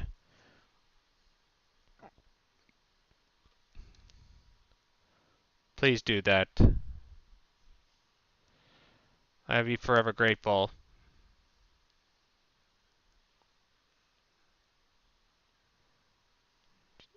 And share this video with as many people as you can. Friends, family, complete strangers, the possibilities are endless. So they can share with their friends, family, complete stranger. The possibilities are endless.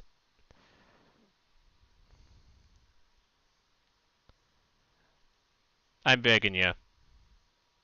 Please. Help me out here. Please. Well, until next time. This is Jeffrey Bart.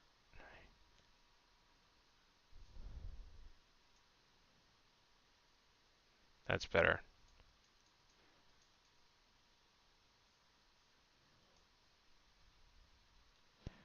This is Jeffrey Bartol, signing off.